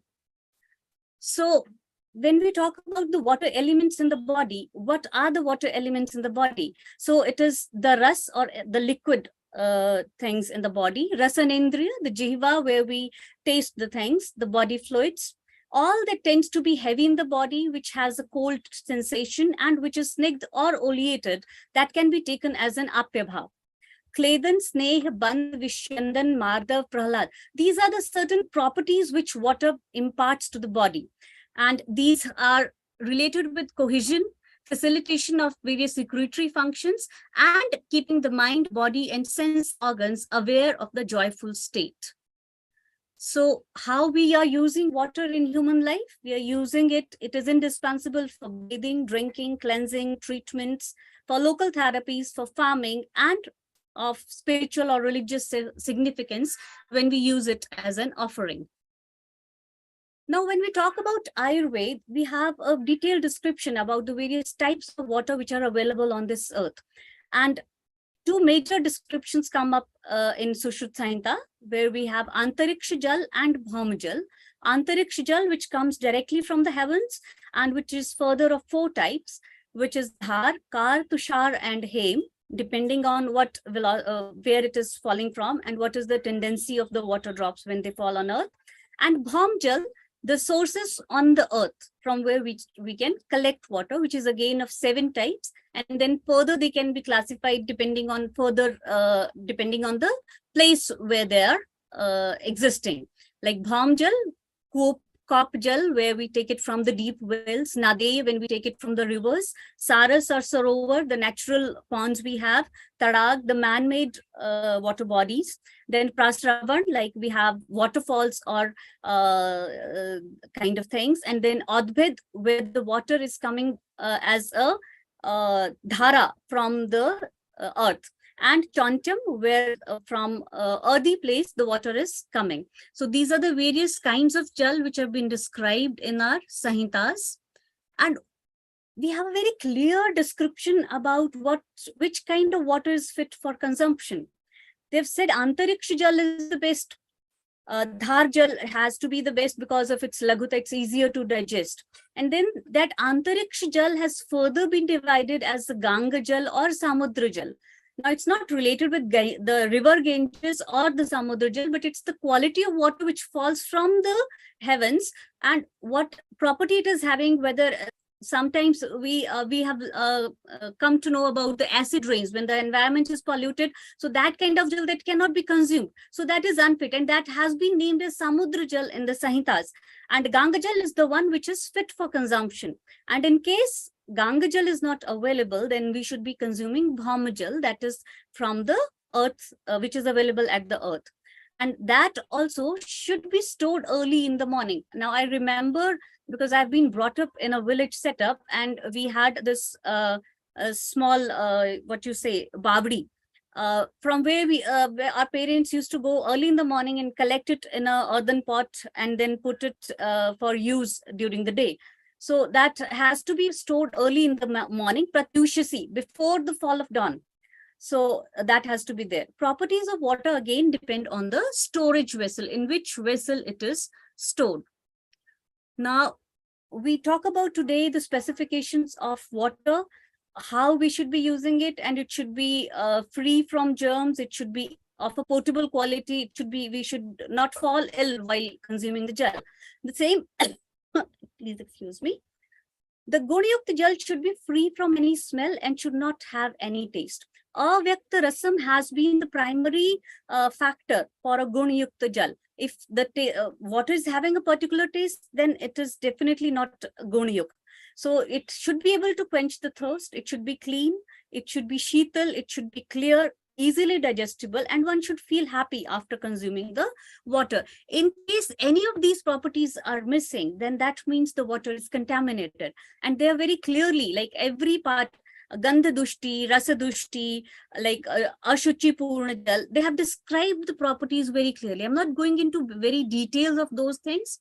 So when they talk about Gunyukta Jal, the next thing they talk about is, if the water is not Gunyukt, how to purify it. And we have very beautiful description in the Sahitas. Agni Kvathanam, which is these days, not exactly these days, because we have the UV filters these days, but initially we used to boil water. And in Ayurveda, even today also, we recommend the boiled water as to be the best in disease. Agni Kvathanam and Suryatapo Pratapanam, exposing the water to the sun. Nirvapanam, red heating a ball of iron, or maybe a sand or clay, or maybe any metal ball that can be red hot, and then it is quenched into that water. That was considered to bring down the microbial content in the water. Adhivasanam, adding certain flowers to water like Nakesar, Champa, Kamal, Ketaki. And there are 7 prasadak dravyas which have been mentioned in Sushruta Samhita and in Bhavaprakash and in many other texts, which include Katak, Gomed, Bisgranthi, Shaival Mool, and then Vastra Sravan has been one of the techniques for purifying water. Then Mukta and Mani. While putting these things into the water purification can be done. Now, when we come up with the ancient text, we need to have certain scientific evidence. So this is this link to the study where Strychnus potatorum, Katak beach, Nirmali beach, which was used for drinking water treatment and was found to be effective against the pathogenic organisms. I'll share this presentation, and the link here is clickable also. And then role of Shaival Mool was another constituent in Prasadak Dravyas, where microalgae have been used in water waste management in certain parts of the world. This is a link to an interesting article on the use of microalgae for purification of water.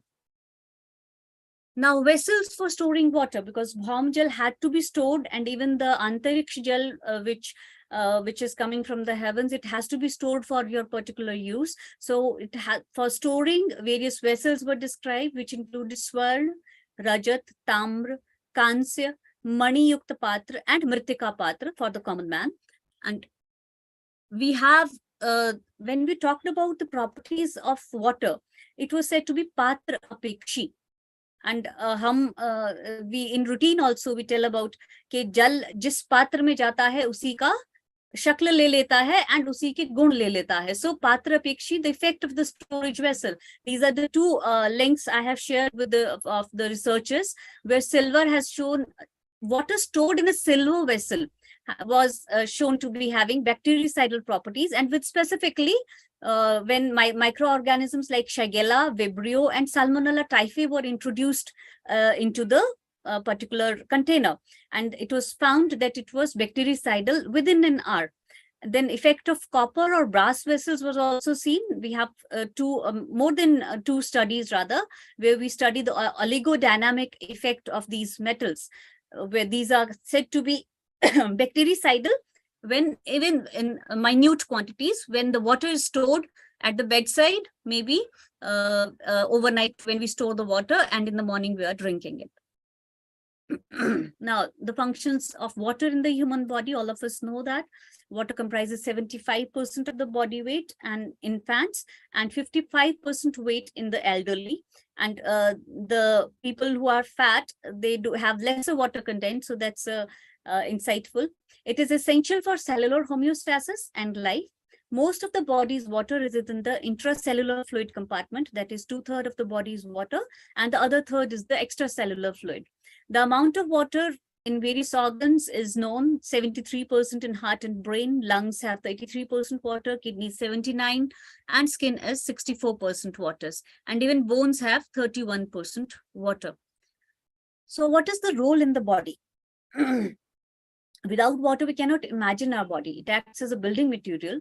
It acts as a solvent, it is a reaction medium and a reactant, as a carrier of various nutrients and waste products. It is a thermoregulation agent. It acts as a lubricant and a shock absorber. The regulation of water balance is very precise, as a loss of 1% of body water is usually compensated within 24 hours. Both water intake and water losses are controlled to reach water balance. And for water balance, we have the particularly thirst centers, which are regulated by the hypothalamus, and various other mechanisms which work in the thirst mechanisms.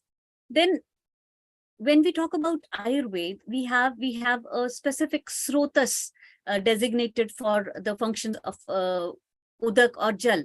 This channel maintains the level of the body fluids, which Moolasthana is considered to be Talu and Klom.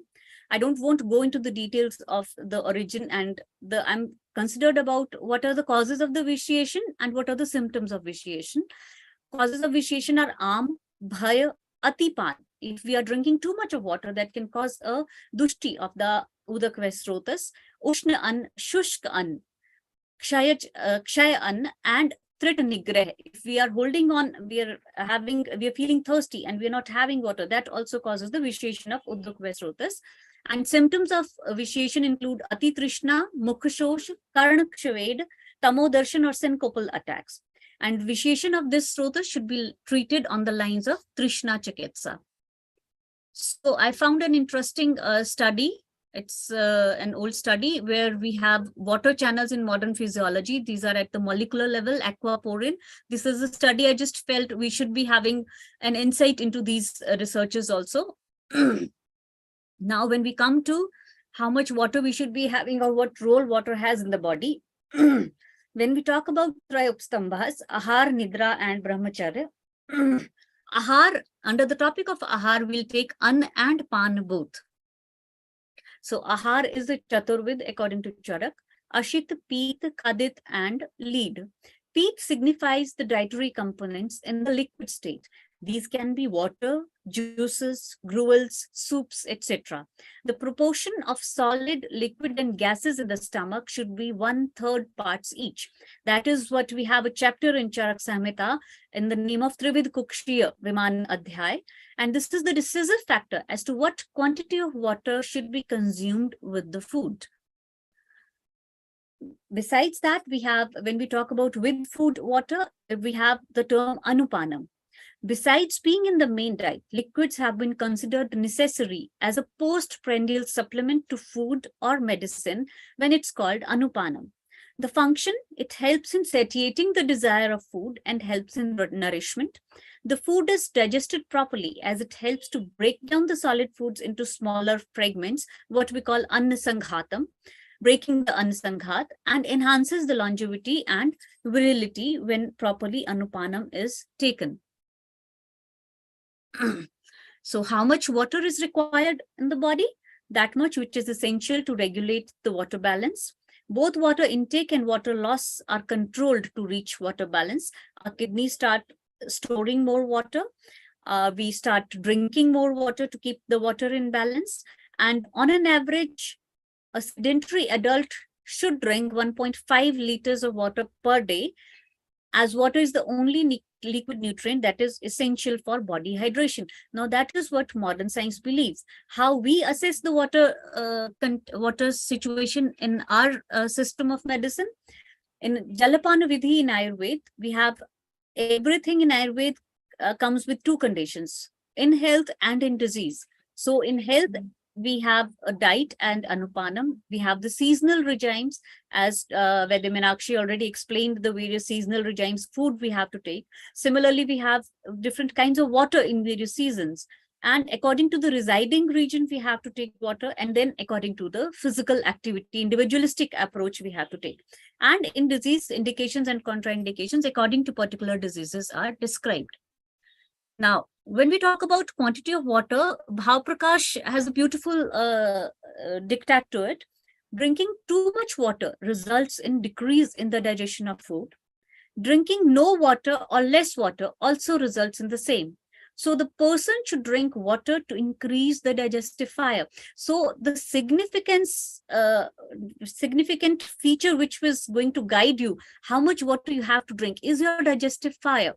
The water should be sufficient enough to ignite the fire and not more so as it can extinguish the fire. So preferably it should be taken in small sips or muhurmuhu. That is what Bhav Prakash talks about, the quantity of water we should be taking. Then we have we have water as a daily regimen. In Vayasthapan Varg in Sushruta Chikitsa 27, he takes 4 dravyas, which you can call them liquids only, and Shitodakam, milk, honey, and grit. All these 4 drugs individually, like each one alone, or in combination, depending on the prakriti you have or the condition you have. These can be taken for the purpose of Vayasthapan early in the morning. So this is what Sushruta Samhita tells us about a Vayasthapan property alone by using these 4 drugs. Now, Anshudak or Hansodak. Anshudak is when the water is treated in sun rays during the day and treated with moonlight at night. This kind of water is devoid of dryness and clay. Now, we've already discussed Atap when we treat water with sun rays, that is disinfecting. And when we treat the water with moon rays, that brings in the Shitalta to the water. So when we have both of these, we have water treated with both, that is considered equivalent to Gaganambu or Antariksha. It is Tridoshahar, Balvardhak, Rasayan, Medhavardhak, and takes the properties of the vessel it is stored in. Again, a very important aspect about the storage of water. Another important concept, and which all of us should be aware of, and which maybe many of the people are following these days, is the concept of Ushapanam, or it is taken as whenever we are waking up in the morning, we'll have 6 glasses of water. No, that is not Ushapanam. During the last phase of night, before the break of dawn, the person consuming water in the quantity of 8 prasrit lives a disease-free, healthy life for 100 years. Now, the timing is very important. The time is before the break of dawn, not when you wake up first thing in the morning, whether you wake up at 6, you wake up at 8, or you wake up at 12. No, the Usha Panam, it has to be at Usha Kal, and Usha Kal is just before sunrise. Before that, according to Ayurvedic Dincharya proceedings, you should have been free from your routine activities for Usha Panam. So Usha Panam is when before dawn you are consuming water stored in a particular vessel at night time, and it does not necessarily has to be 8 prasrit. It has to be according to your condition of your body. If you are feeling hungry, if you are feeling thirsty, you should be having that much amount of water. And in case you are following it as a Usha Panam Rasayan, then it has to be under proper guidance of a Vaidya, where he should be able to guide you what quantity of water you should be consuming and for how much duration you should be following this Usha Panam Rasayan Chikitsa. So that is important. Now, indications and contraindications for water consumption. Indications in Usha Panam specifically, it is indicated in piles, in Grahini, in Mutraghat, Amlapit, and certain diseases of ear, nose, head, and eyes. It can be done in Vat, Pitta, Kaphaj, and Kshataj diseases. Contraindications, whenever you're going for Panchkarma procedures, if you are wounded, or you're having Adman, you're having hiccup, or Udar Rog, or Kapha Vataj Vyadhis, you should not be doing Usha Panam.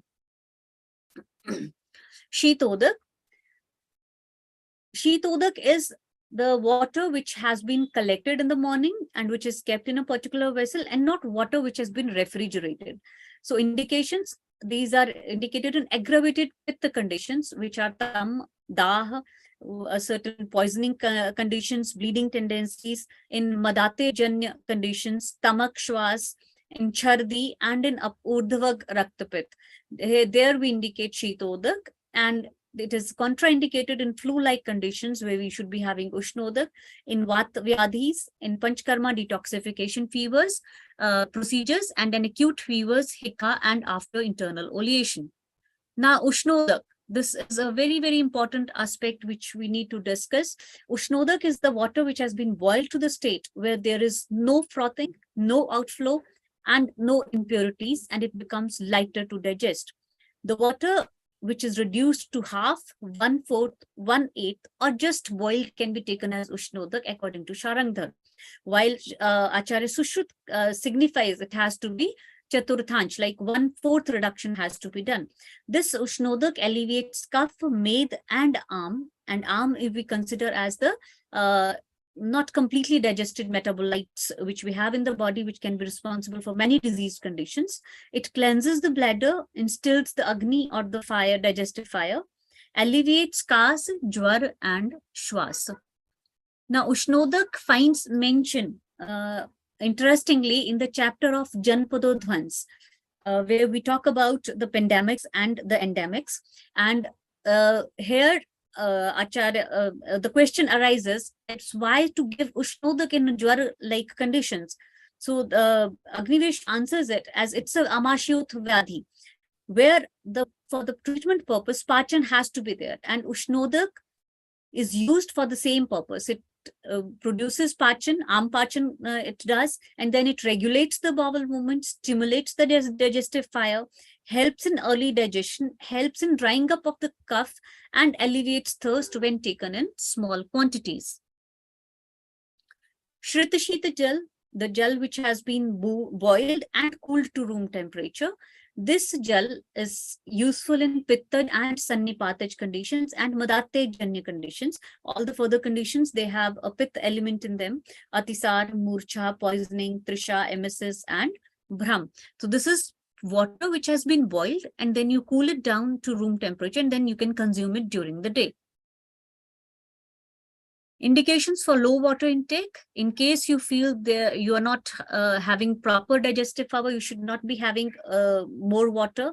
In case of pratishyaya, in case of edema-like conditions, for certain skin conditions, in case of fevers, in case of debilitating conditions in wounded individuals, and in madhumeh, these are the conditions where low water intake has been advised. Water in seasonal regimes. In various ritu charyas, we have water specified, which kind of water you should be having in which ritu.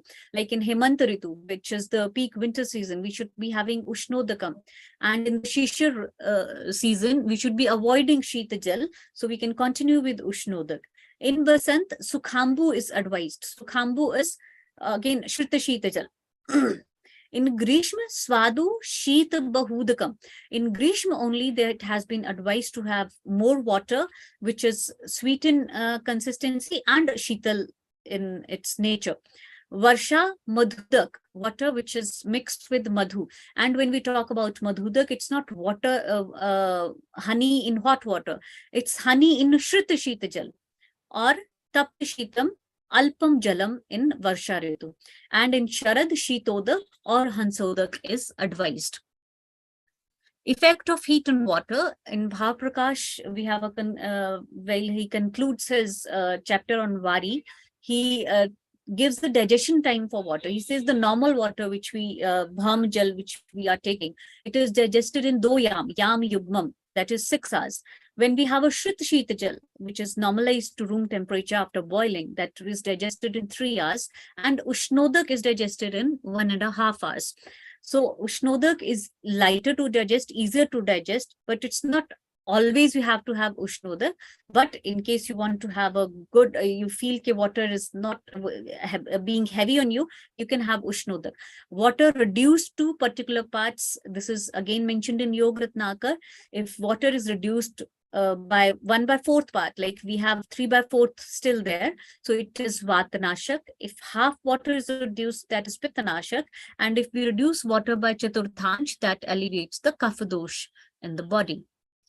Now we have Aushadha Siddha Jal, while even water, even boiling can help in changing the properties of water. If we fortify it with certain herbs, then that water is called Aushadha Siddha Paniya, and that is specifically mentioned in a Jwara Chikitsa in Charak, where we have Shadanga Paniya, where the drugs are taken in 1 part and we add 64 parts water, and then that is reduced to half without placing the lid on the vessel, and that is used as a base for preparing various medicated gruels and for use in Trishnat patient of fever, like we've studied beforehand also, like in fevers, water is contraindicated, plain water is contraindicated. We can give Aushadha Siddha Jal in small sips, we can use this water. So this is Chadang Pani. And then we have further list of medicated waters. I haven't been able to compile the whole list. Just a few of them I've been able to compile. Like dry ginger and coriander water has been advised in hemorrhoids. Coriander water is advised in Vataj Gulm. Mustak water has been advised for Raktapit. Sarodak in Madhume. So these waters, these can be prepared with the same method. You boil them with excess 64 or maybe 32 parts of water. You boil them, reduce them to half, and then you can bottle them and keep for use during the day. So these are the various references which have been helpful for me, a few links which I have shared with you. And with these, I would like to thank all of you for your patient listening. And that is in brief what I have been able to compile about water. Thank you. Thank you very much, Dr. Praveen Guleria. That was very insightful, very new for all of us. And that was very comprehensive. You covered everything. And maybe we can welcome questions from the audience, keen audience who are hanging like ab initio. And then we have got Dr. Patankar to comment. He is a senior Ayurveda Vaidya from Mumbai. And he is the apt person to comment upon like various talks concluded. Dr. Patankar, please. Very nice presentation by Meenakshi ji also. And Parveen ji. Thank you. Thanks a lot. Because I had heard Meenakshi so many times. So it is very excellent as usual. But listening to Praveen ji first time, but very well explained. In my opinion, nowadays our Google is most risky factor in our life. So what advice Google? So many patients came to us because Google says drink 6 liters, 5 liters of water every day. That is more harmful to our kidney, in my opinion, because I've seen so many patients of kidney stones who are consuming more and more water, which was advised by the allopathic persons. And I am having data at least of 500 patients who are having formation of kidney stones in a year or in 2 years. And as I advise them, drink water as per requirement of the body, or as soon as you get thirsty, and avoid drinking water in empty stomach. So that's my advice. And they had not seen those doctors for last 5 to 6 years. So water is the most important factor. As you told, it is very heavy to digest. People think that if we take water empty stomach, our gut will be cleaned properly. But that is not so, because that is their mindset from last so many days or so many years. But that is not so, because water is, as you said, very heavy to digest. At least take 1.5 hours to digest. So that's why these are my some comments, but very well explained and explained in complete form. So thank you very much. Thank you very much, Dr. Patankar. And then we have a question or an input from Suraya. Maybe if you can unmute and come up. Yeah, thank you so much, Praveenji, for your beautiful presentation about water, because it's one of the elements of the Panchamahabhuta. Can you just shed some light how to consume the water? Like, because there is some big statement, right? Every time, chew your water and drink your food. But if you can maybe shed some light on how to consume. Thank you so much. Like you rightly said, Suraya, we should be chewing our water. And Bhav also clearly indicated you should be having water muhurmu. So that gives a sensation to the stomach also, how much water you should be having, because you'll get a sense of fullness. Even if you're having it with food also, because many people say you should not be having no water with food. We don't take water with food. No, some water, sips of water are required to break down the solid food we are taking in. And most of the times, in the times when we are having fast food, it's Maggi or it's noodles, which go directly into your stomach. And that sanghat is even more difficult to break when you don't have the salivary enzymes working on it. So when we are taking small sips of water in between the food, only small sips, that should be sufficient enough besides your liquid diet to fill your stomach by 1/3 only. So you should be having minimal water. Even when you are thirsty, you should not be drinking directly from the bottle, because then the receptors in the mouth, they are not able to judge exactly. The mucous membrane of the mouth remains dry only, and the water directly goes to the stomach. So we should be having small sips of water. So chewing your water would be the right term, I would say. And the rest, all learned persons can add to it, please. Great, wonderful. Maybe if Dr. Patankar permits me, I can add like a couple of sentences to this. Ayurveda does say drinking water before your food is amrit. Drinking water with your food is medicine, and drinking water immediately after your food is a poison. So you should be starting your food with some water to drink first, so that technically you fill some of your stomach and you end up eating less. Then with, as Dr. Guleria very rightly pointed out, you should be sipping some water with your food for two benefits. The most important will be after every bite or after a couple of bites, if you sip some water, your tongue would be clean and your tongue would appreciate the next bite in a better manner, would produce more juices. If you're eating bite after bite after bite and no water in between, then your tongue is getting no new sensation, It doesn't react more. Your salivary glands don't produce a lot of juices, and that is your Agni. That is how you end up having bad digestion. Drinking some water would cleanse your mouth, cleanse your tongue, would give new sensation with each bite. And that is how your water works as a medicine with your food. But if you can rinse your mouth with a little sip after your food so that no one can tell what did you eat a couple of hours back, So you can rinse your mouth, but you cannot gulp like a liter full, or because you have 1 liter bottle, why to throw it, why to carry it, let me finish it. If you're drinking unrequired water after your food, it works like a poison. This is clearly mentioned in Ayurveda. And then adding like one more insight to Dr. Guleria's talk, the 3 liquids, water, milk, and takra or buttermilk should be taken. Water should be taken as first thing in the morning, Ushapan, as Dr. Guleria told. Milk should be taken at the end of the day when you go to bed, and takra should be taken at the end of meal. That is end of night water, end of day milk, and end of meal takra or buttermilk. These 3 liquids should be taken at the end of day, night, and meal. This is suggested by Ayurveda. Dr. Patankar, please, sir, you can correct me, please. No. Yes, it's very important. But nowadays, what happened, as told by Praveen ji, Ushappan, as she told, so many patients I came across, they used to get up not early in the morning, but at 7 o'clock or 8 o'clock, and they used to drink 2 or 3 glasses of water. That is not at all beneficial, because Ushappan, as she told, must be taken before dawn.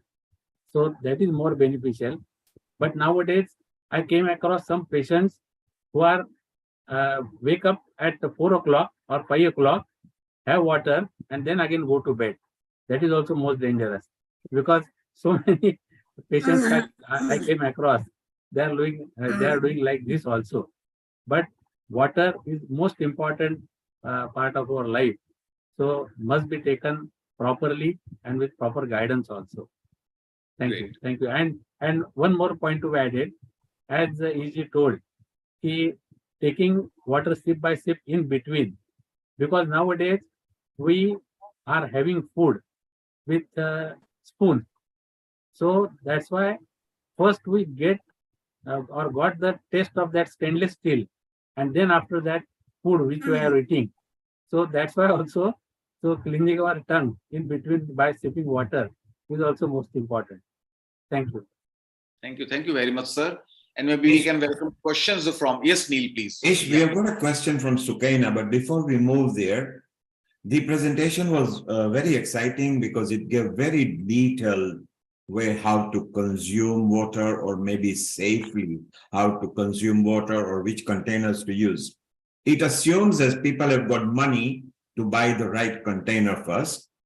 Half the population don't have money. Then we've got a lot of population on the earth who never mind water, they just don't have any water. So they are going into the river, or they are going into a bore well or something. So Praveen, maybe what you can do at a later stage, and Ish, maybe we can commission Praveen just for water only, how to access water first. Once you access the water, how to store safely with whatever is available. Secondly, to those countries, like a lot of African countries, they don't have water. Now we are from United Kingdom, so we drink tap water. Our tap water maybe is the most safer than any bottled water. So we are happy. But if you are in India, you can't drink a tap water. You need to either boil it or use water filters.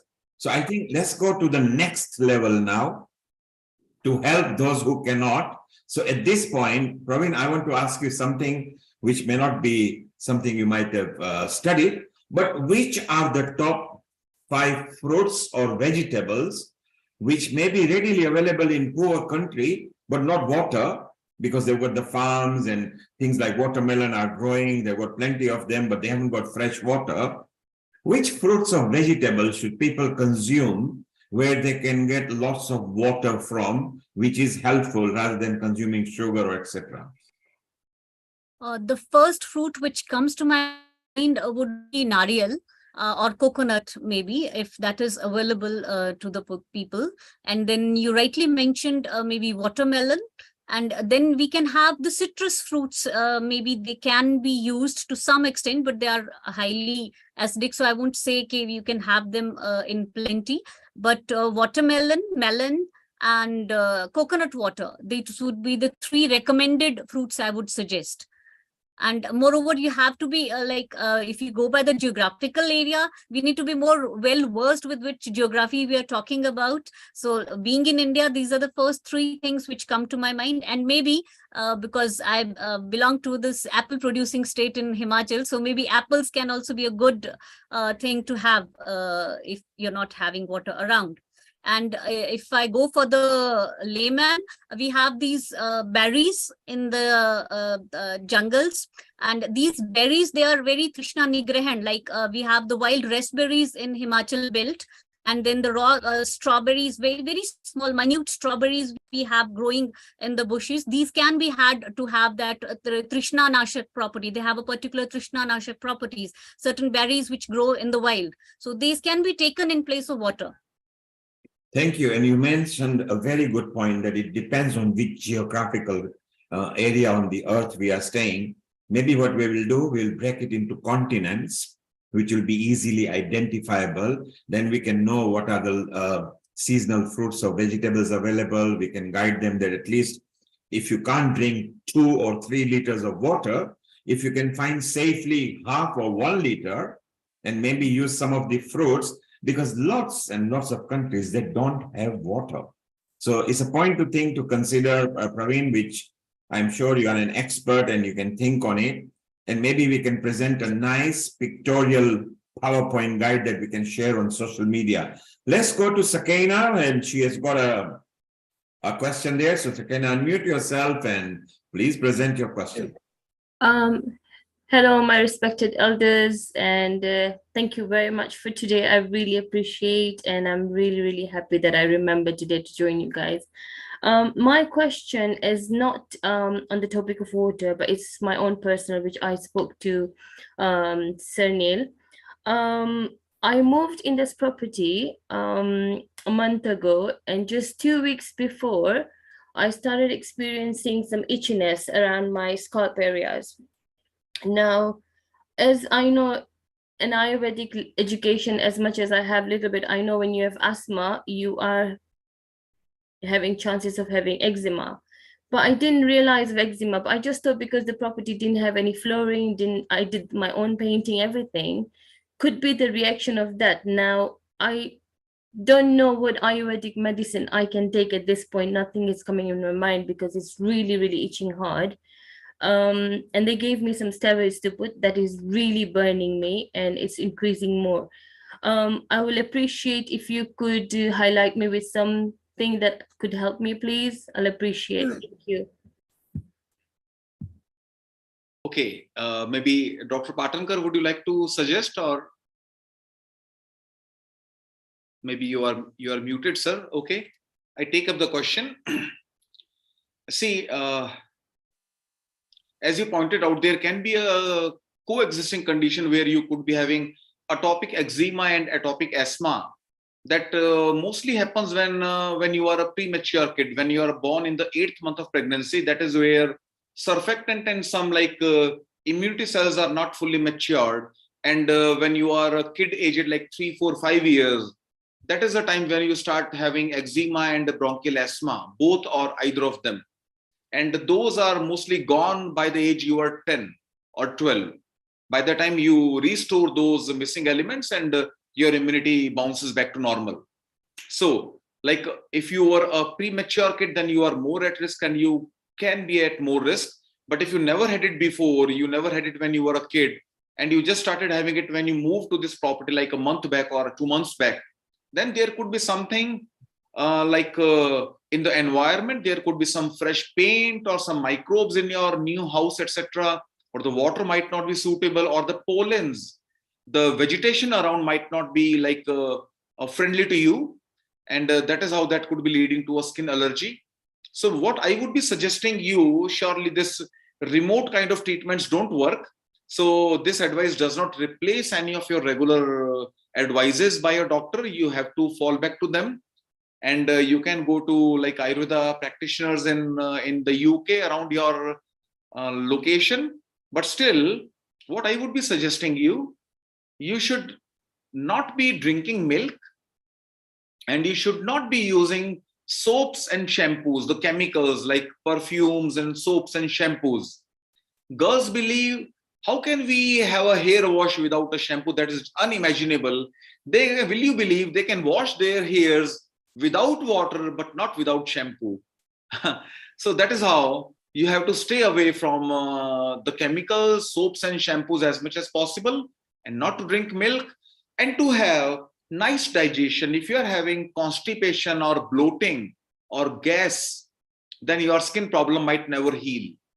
To remove, because skin problems come from pitta and kapha, when you have kind of mild laxation, that is you are passing stool 2 to 3 times a day, then you are throwing some extra pitta kapha out, and that would detox you, and you might have normal, like your itching might go away with normal, like having some laxative medicine like Trifla, or you end up having like couple of stools every day, morning and evening.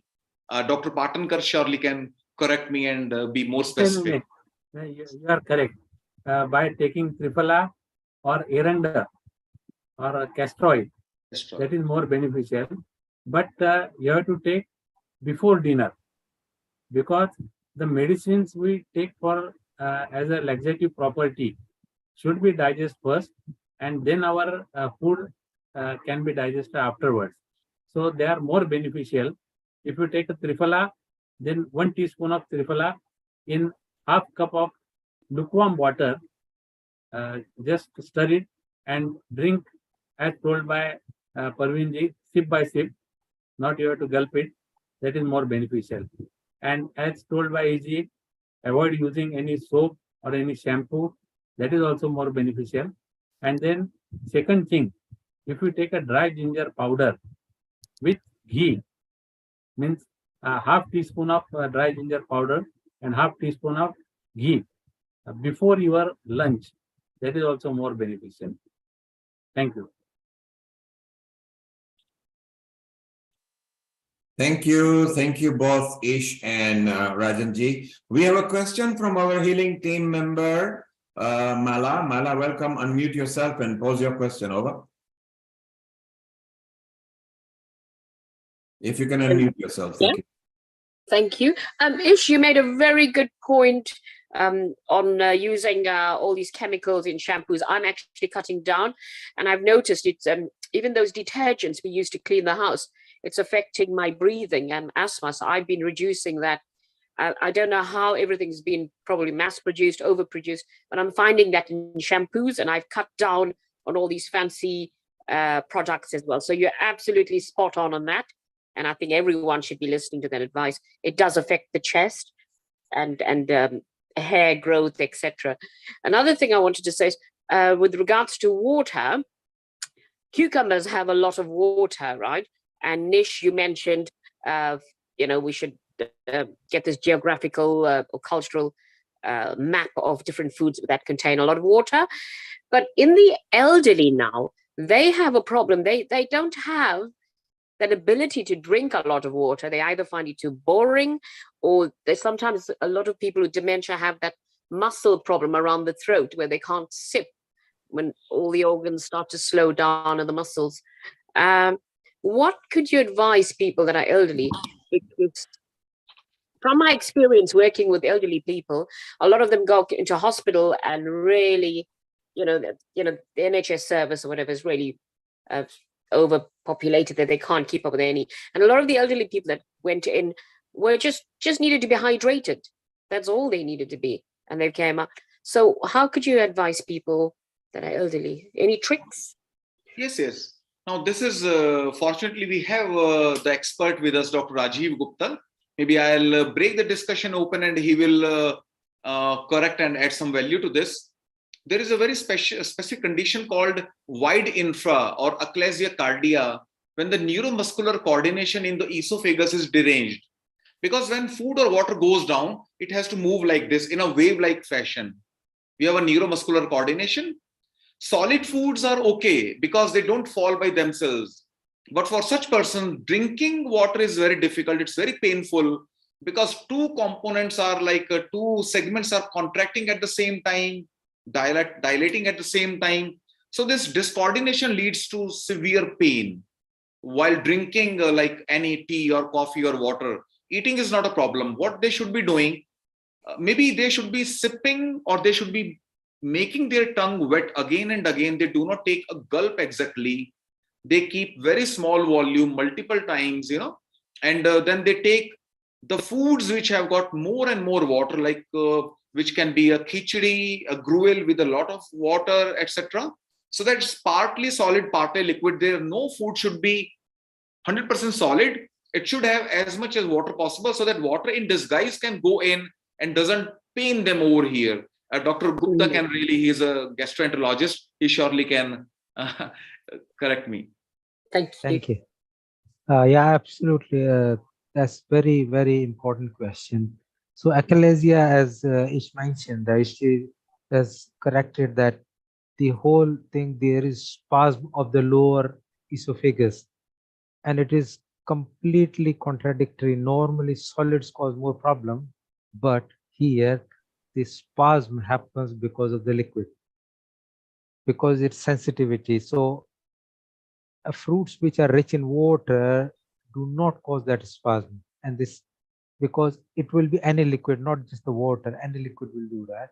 So if we give some sort of like melons or cucumber, as you said, has still a lot of water, so we keep giving those, and that would just give that. However, body itself has got a lot of water, so self-preservation of water is a technique which probably is a talk in itself, which is very very effective and is not properly used currently in our country like UK, USA, or whatever. But you imagine people who live in desert, they live for like days and weeks with very small quantity of water, drinking a small amount of water. So that is the other way what we can do. However, I think we can have a separate talk because it depends on what investigation have been done. But I will kind of try and revert to what can we do in a more natural way to get over the problem. So probably my submission. Thank you. Thank you, Rajiv. Rajiv, that was very succinctly answered. So I think we all agree, and each Rajiv, you can take it up with Praveen there. Let us move on to diagnosing water much better and present a water presentation, not water as in just consumption, but water where it may not be available. We can keep it completely as a separate subject, as how we are going to keep gut microbiome and subjects like that. Let's move on to Sanjay Thakkar in Uganda. Ish, if you take over, he has got some points he wants to mention, and Sanjay is also going to present some of our projects to health and education ministry. Sanjay, if you could unmute yourself, please, and make your points. Over. Hi, Sanjay. Global Namaste. Welcome. Nice seeing you. How are you? Namaste. Very fine. All right. Very fine. Namaste. And so, yeah, please, I believe we have got something to discuss, which can be like very useful for the other friends as well. Like, where are we coming Yes. from? What are we doing? What are the future prospects? What we can take up together. Right. So, regarding the Ayurveda, there's the subject was given to me. The Ayurveda, as everybody knows, is part of Upveda, coming from Yajurveda, out of the 4 Veds. So each of our 4 Veds has Upveda, like Gandharva Ved for Kala Sangit in Samved, Dhanur Ved for War and Shastra, Silp Ved, and the mainly subject ours is Ayurveda. Now, I talked lastly that Ayurveda is forgotten really. So much research was supposed to be done, but due to some of the research is not happening. And one time will come that America will come with research on Ayurveda, and it will come back to us, to our own country. and people might not be knowing that what is the benefits of Ayurveda. When it comes with the US label, that haldi and lemon and whatever the benefits or amla, then and then our people will accept it. So the more research has to be done, like doctor said last time, that we will prepare a paper and go to, say, Uganda government and any other government of other countries than India. They should know it, what is Ayurvedic. It is originated from us. Like yoga also in US, we are seeing 2-3 programs going on US, and people are knowing that it is coming by just adding A in yoga. Our yoga is originated from Western countries. So all that one, like Vaidya, today nobody knows who is Vaidya. Everybody knows doctor. Vaidya is coming from our Veds. So the one who is bonding between the patient and the medicine, Ausadi. We call it Ausadi. So all those ones which we have forgotten, the original 6 taste of our tongue.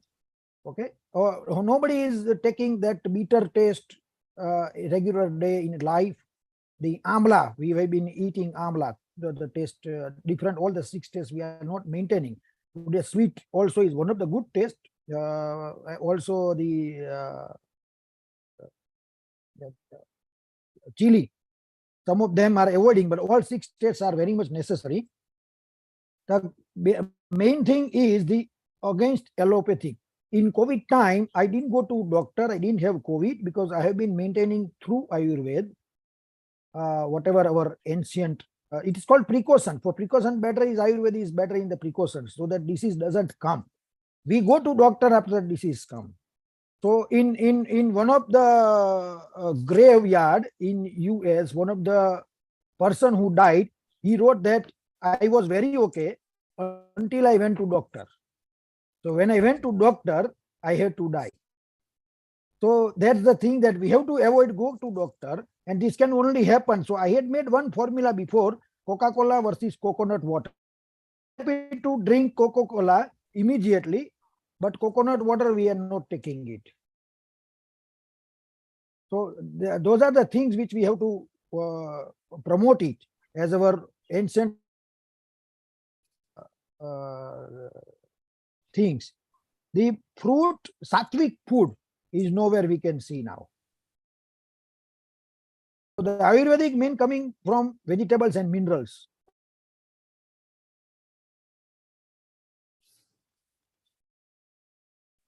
Okay, there seems to be some network issue perhaps.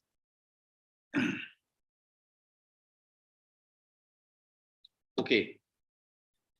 We wait to be back with Sanjay, and till the time, if we can welcome Dr. Baljot Kaur, who I believe she happens to be around. And so yes. Ish, when maybe Sanjay is trying to come, let's not mention any companies. We cannot mention companies because we are not here to defend themselves. Yeah. So let's stick to the points that we have got.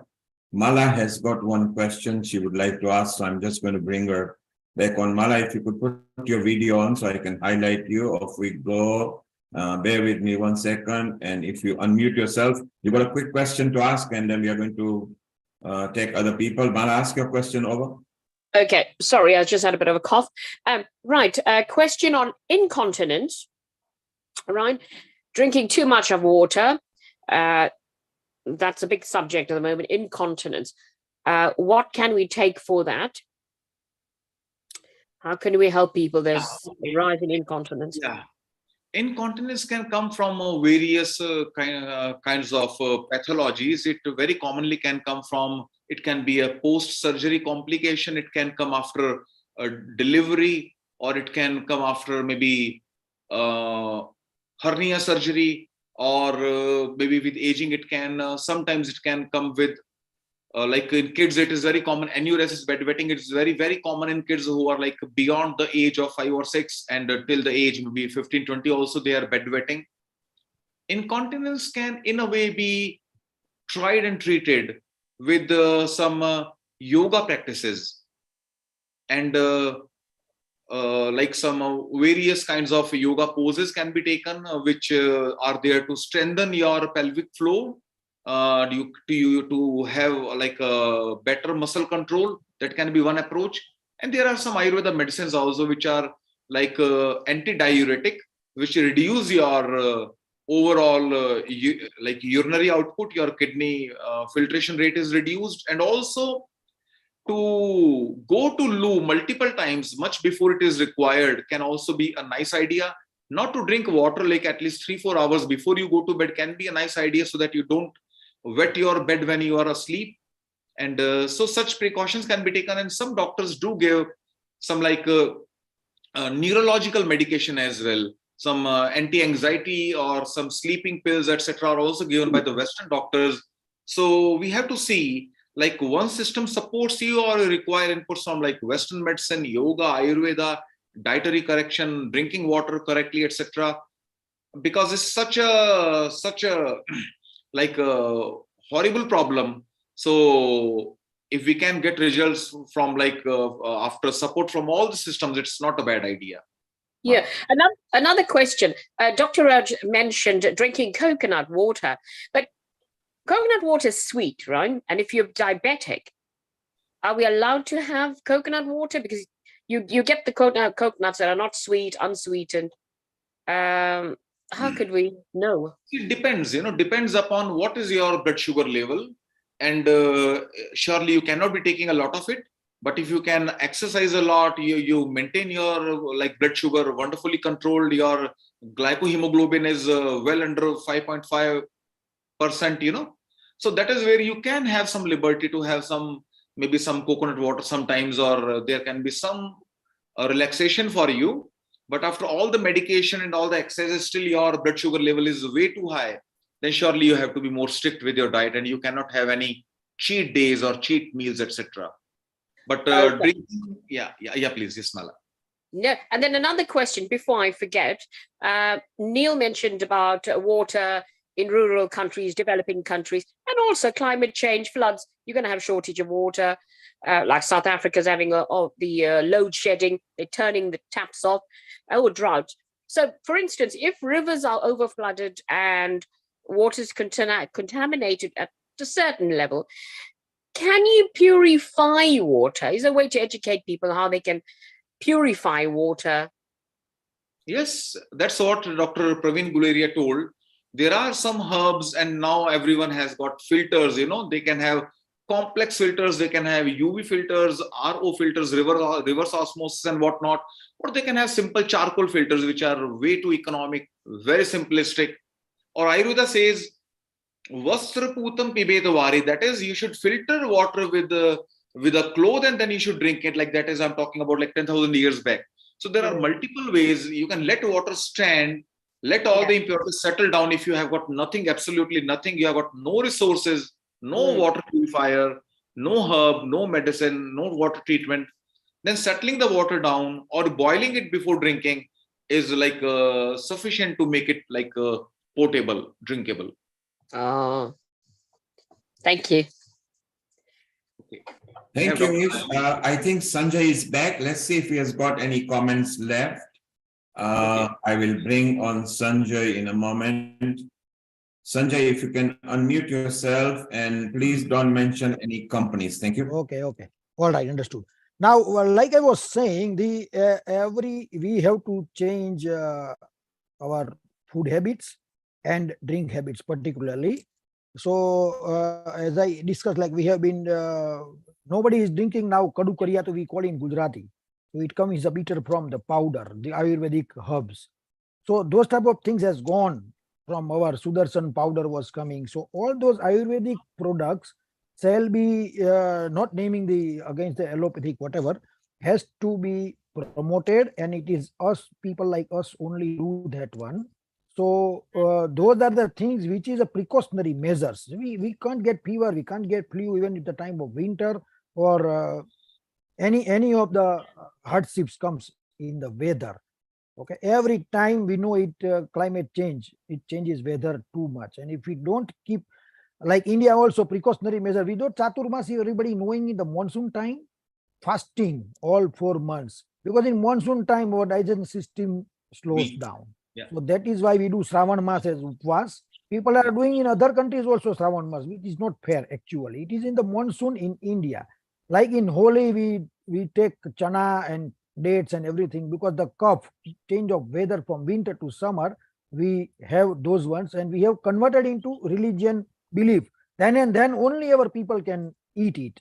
Like in Sarad Rutu, after Bhadarva Mass, if you can see, we eat milk products, kheer, dudh all those things.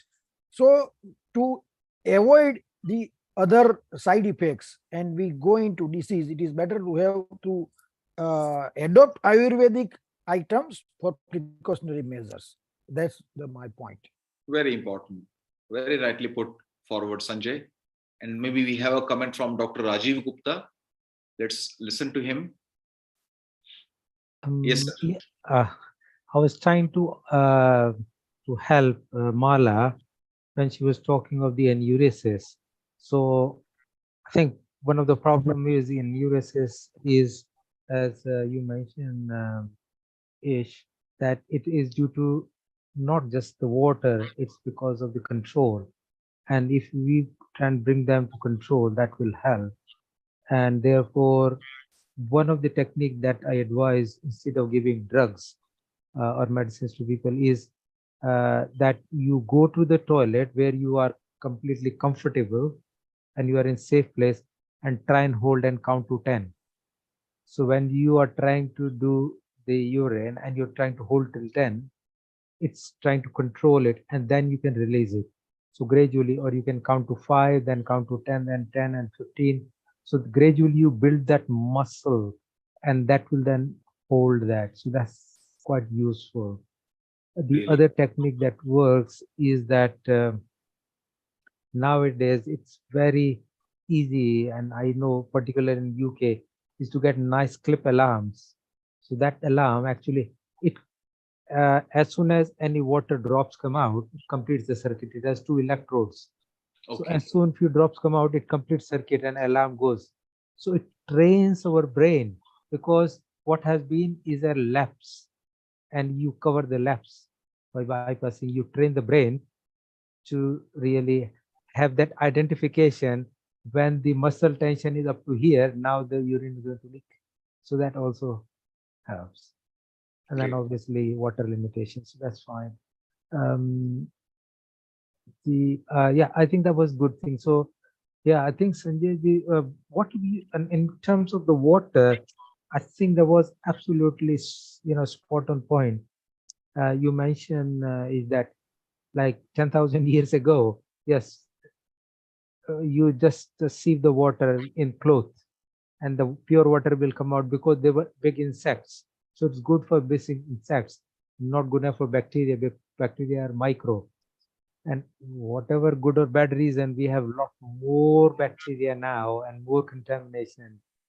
So it's still, in order to do boiling was one mechanism, which still is quite good compared to what not. And I remember 30 years ago, when I used to go to India to teach for health education, teaching people natural ways, we were telling boil and boil for at least 10 minutes before you stop. Because what people do is just boil and they think it's gone. No, it's not gone. You boil and continue to boil. And that is, if you are keeping boiling temperature for X amount of time, that actually completely kills the bacteria. So boiling is very good. I also would suggest that in micro quantities like potassium permanganate, which was used as the bacteria killer, is still good in a small quantity. Unless people use in big quantity, that can cause some side effect. It is still safe and effective in the developing countries, because safe water for drinking is a human need and it is a human right, and we should really be able to get it irrespective of where we are. So 2 small points from mine. Thank you. Very helpful, Dr. Rajiv. Thank you very much. Thank you, Rajiv. That was a good point there. Ish, we are about to conclude now. Another fantastic session. Thank you to all the panelists, facilitators, to our resident producers. Just before we go, Ula has got a question. So Ula, if you can ask your question. Yes, I'm terribly sorry my camera doesn't work, so my apologies.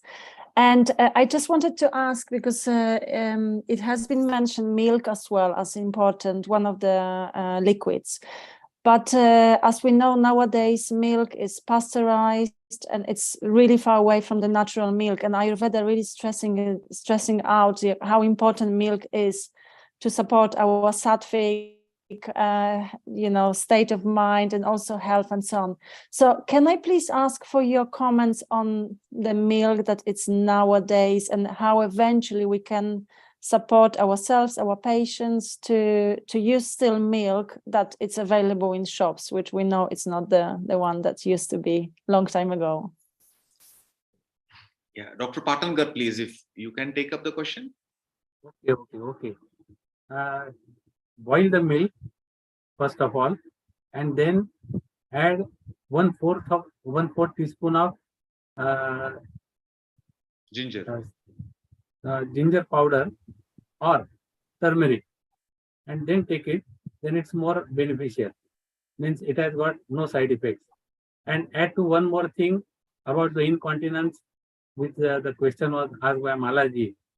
So want to add something. Counseling is more helpful in like these patients, and as told by Ishi, to settle the brain barrier which are controlling our muscles, that is also most important. To means as told by Rajiv ji, yes, to count 10 or as soon as your bladder is full. There are nowadays, as I heard from him, there are gadgets also which are controlling all these things. But in my opinion, because mind and these things are definitely related. So that's why these things should be considered. Thank you. Thank you. And we'll take a final question from Lata, who is a part of the team. Lata, your quick question before we close, and then I can conclude as to where we're going to forward. Unmute yourself and your quick question. Over. Yeah, I'll get straight to the point. It's regarding the liquid, the water intake. I was just thinking, is there a truth about taking 2 liters of water a day? Does that include, and would that include the beverages like teas and coffees and chocolate? Soups.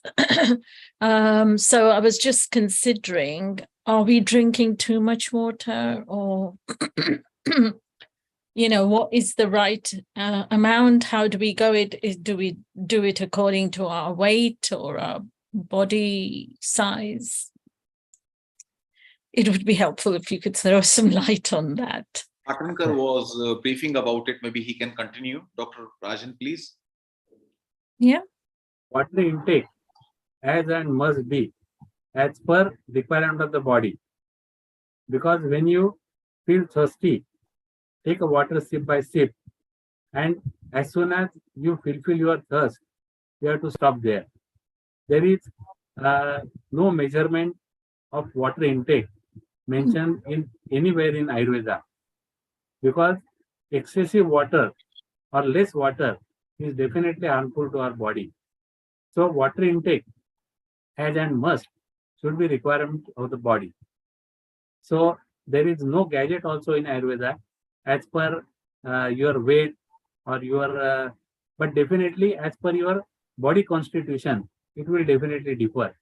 Because in Ayurveda, there are 4 criteria are there.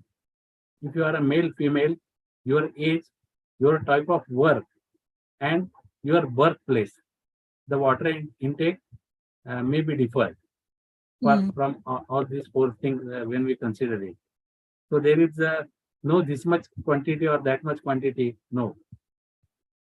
Yeah, and so really, I wanted to connect it to also the bacteria to wash out the, all the unwanted dead cells and bacterias. As told by Iji also, you have to take water with your food, sip by sip. not too much. That will definitely help your all gut problems, 100%. Yeah. Okay. Thank you, Lata. Thank you. And please hang around.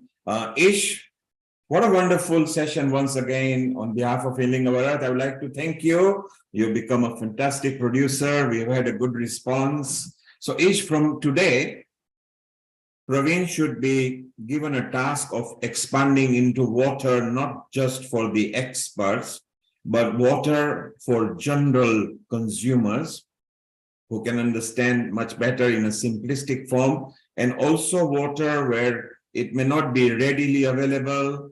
As to say, when Rajiv said that just boiling the water once is not good enough, or in case if you boil it once and then leave it for several days is no good either. Because so we need to teach people the correct format in a very simplistic format. So if you could liaise with Praveen from here. As for Rajiv, you got Meenakshi's number, and Meenakshi is your number as well. Gut microbiome can be a separate subject because that's, you see, some say that heart is very important.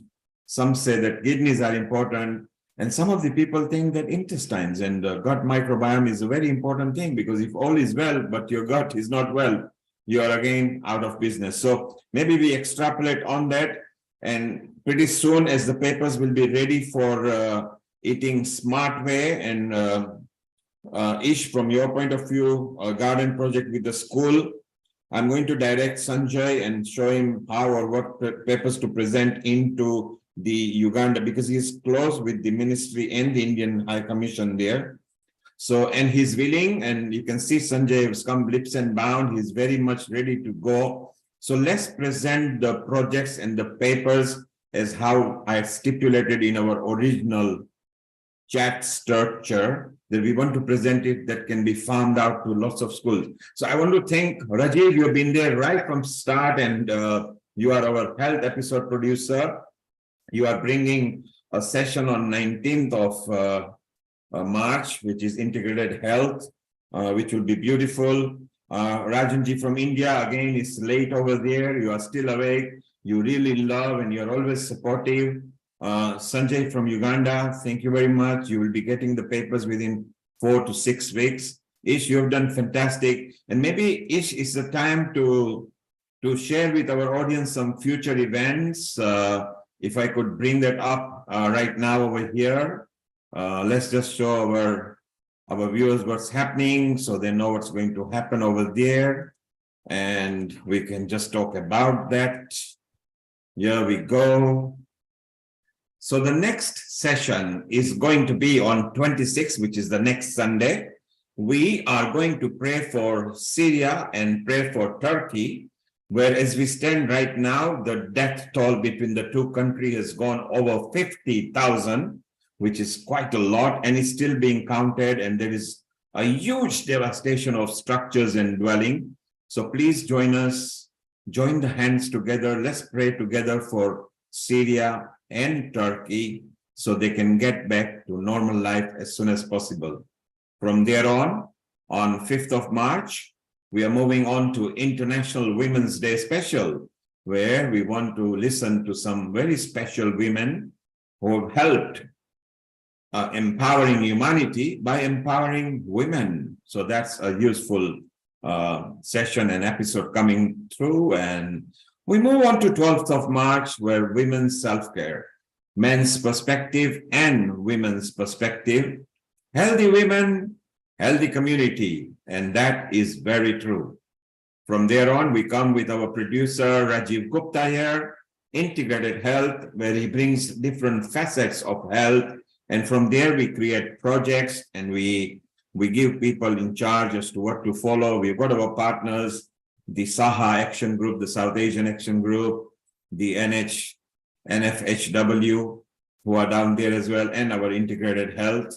So that's on 19th of March. And then we move on to yoga and meditation. Every now and then, we bring yoga and meditation because from Ayush point of view, yoga and meditation is also very important for body, mind, and soul. Well, Over to you, Ish and Rajiv and Rajanji. Let's conclude. Very much. And this is really unbelievable to see, especially Anne and Suraya hanging till now. You know, Suraya is always there for all 4 hours, and Anne is always there. Thank you very much. I did not know you have so much of patience, Suraya and Anne. Thank you very much. Suraya, you can unmute. Suraya, you can unmute yourself and tell us how you feel at Healing Our Earth. I mean, patience come from, you know, when you love what you're doing. If you love Ayurveda, if you love someone, you stick with that, right? And then you have all the time of the world. You make the decision to be there. So that is why, yeah, I'm still here. So thank you so much, Dr. Ish. Thank you so much. And there, I saw you like for full sessions back to back. And you can unmute yourself as well. And you can unmute yourself now, please. Okay, Anne is actually on the phone. Maybe the unmute button is, she's trying to find it. Mala, your comments before Dr. Ish Sharma signs off formally. I think this is beautiful. This was like a refresher, learning, understanding about water, and there's just so much information, and we tend to forget in this fast-moving world, shall I say? It's fast-paced, and everything's beck and call. We can just order things, but we forget the fundamentals and the basics. And you brought it all back to life. And when you look at climate change, it's coming for us. And we've got to go back to basics. And that's what Ayurveda also does. It brings that elements of where you're from, your roots, and how to have that contingency plan when there's a catastrophe. For example, if we have a flood or something, how many people in London would know what to do and how to get water? They'd all expect to get bottled water, but we'd know what to do. We know how to take care of ourselves, personal hygiene, because I think Ayurveda also brings all those lovely elements in and takes us back to our roots. And I love that. Education.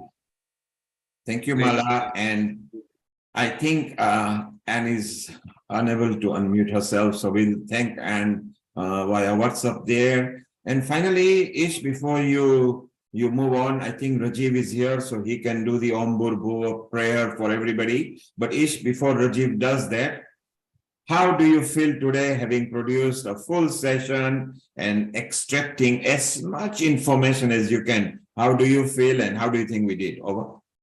This is wonderful. And the best thing was we had all the new speakers, the first timers to Healing Our Earth. They have never been, they did not know about it beforehand. And unfortunately, we could not hear Dr. Devilal Chaudhary very well, and Dr. Amritpal Singh could not connect. So we get back to them in future sessions someday. And looking forward, and I believe we keep on expanding the outreach so that it benefits as many people as possible. And please, yes. We are very proud of you at Healing Our Earth. Not only are you just a professor, you are a very good producer, very good communicator.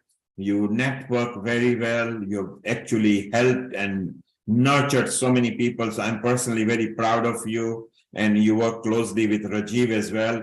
Rajanji, namaste, namaskar, all the way in Mumbai. And I think the time is nearly coming to 11:30 or something. How do you feel?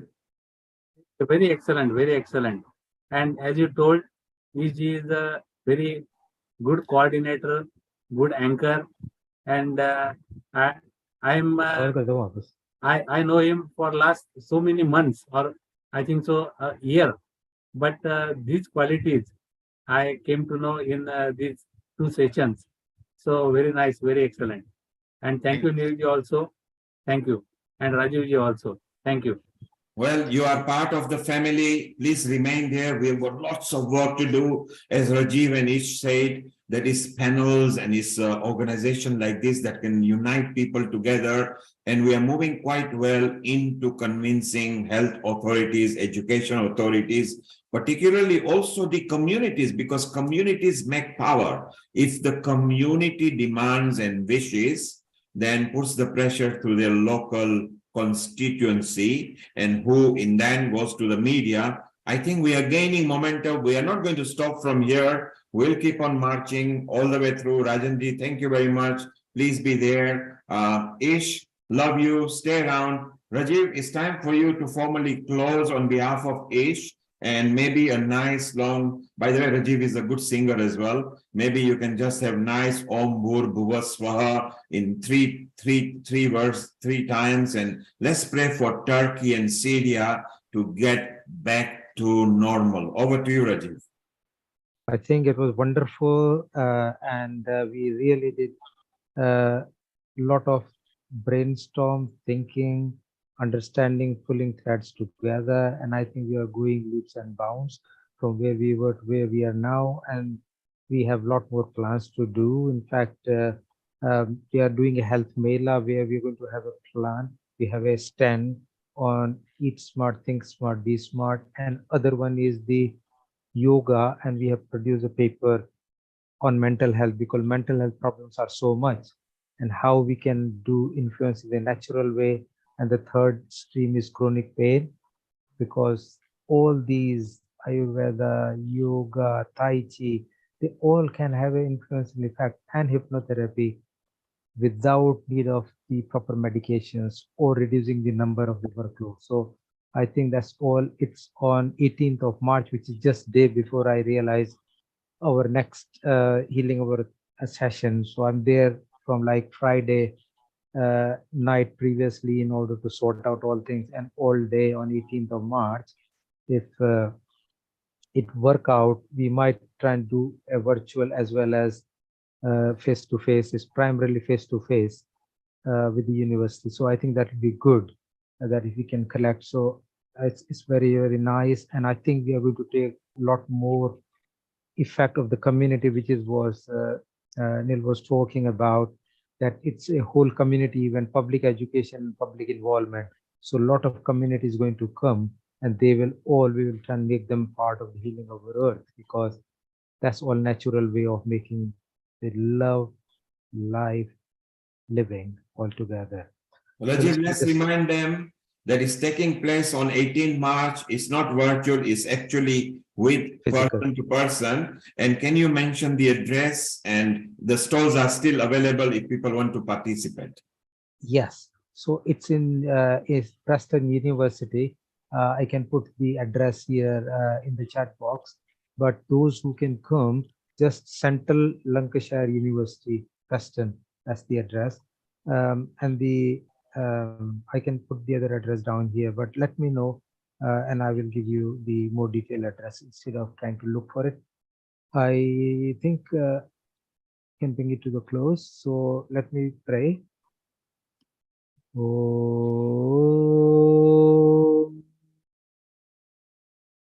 Bhurbhava Swaha Tatsaviturvarenyam Bhargo Devasya Dhimahi Dhiyo Yo Nah Prachodayat. Om Bhurbhava Swaha Tatsaviturvarenyam Bhargo Devasya Dhimahi Dhiyo Yo Nah Prachodayat. Om Bhurbhava Swaha Tatsaviturvarenyam Bhargo Devasya Dhimahi Dhiyo Yo Nah Prachodayat. Om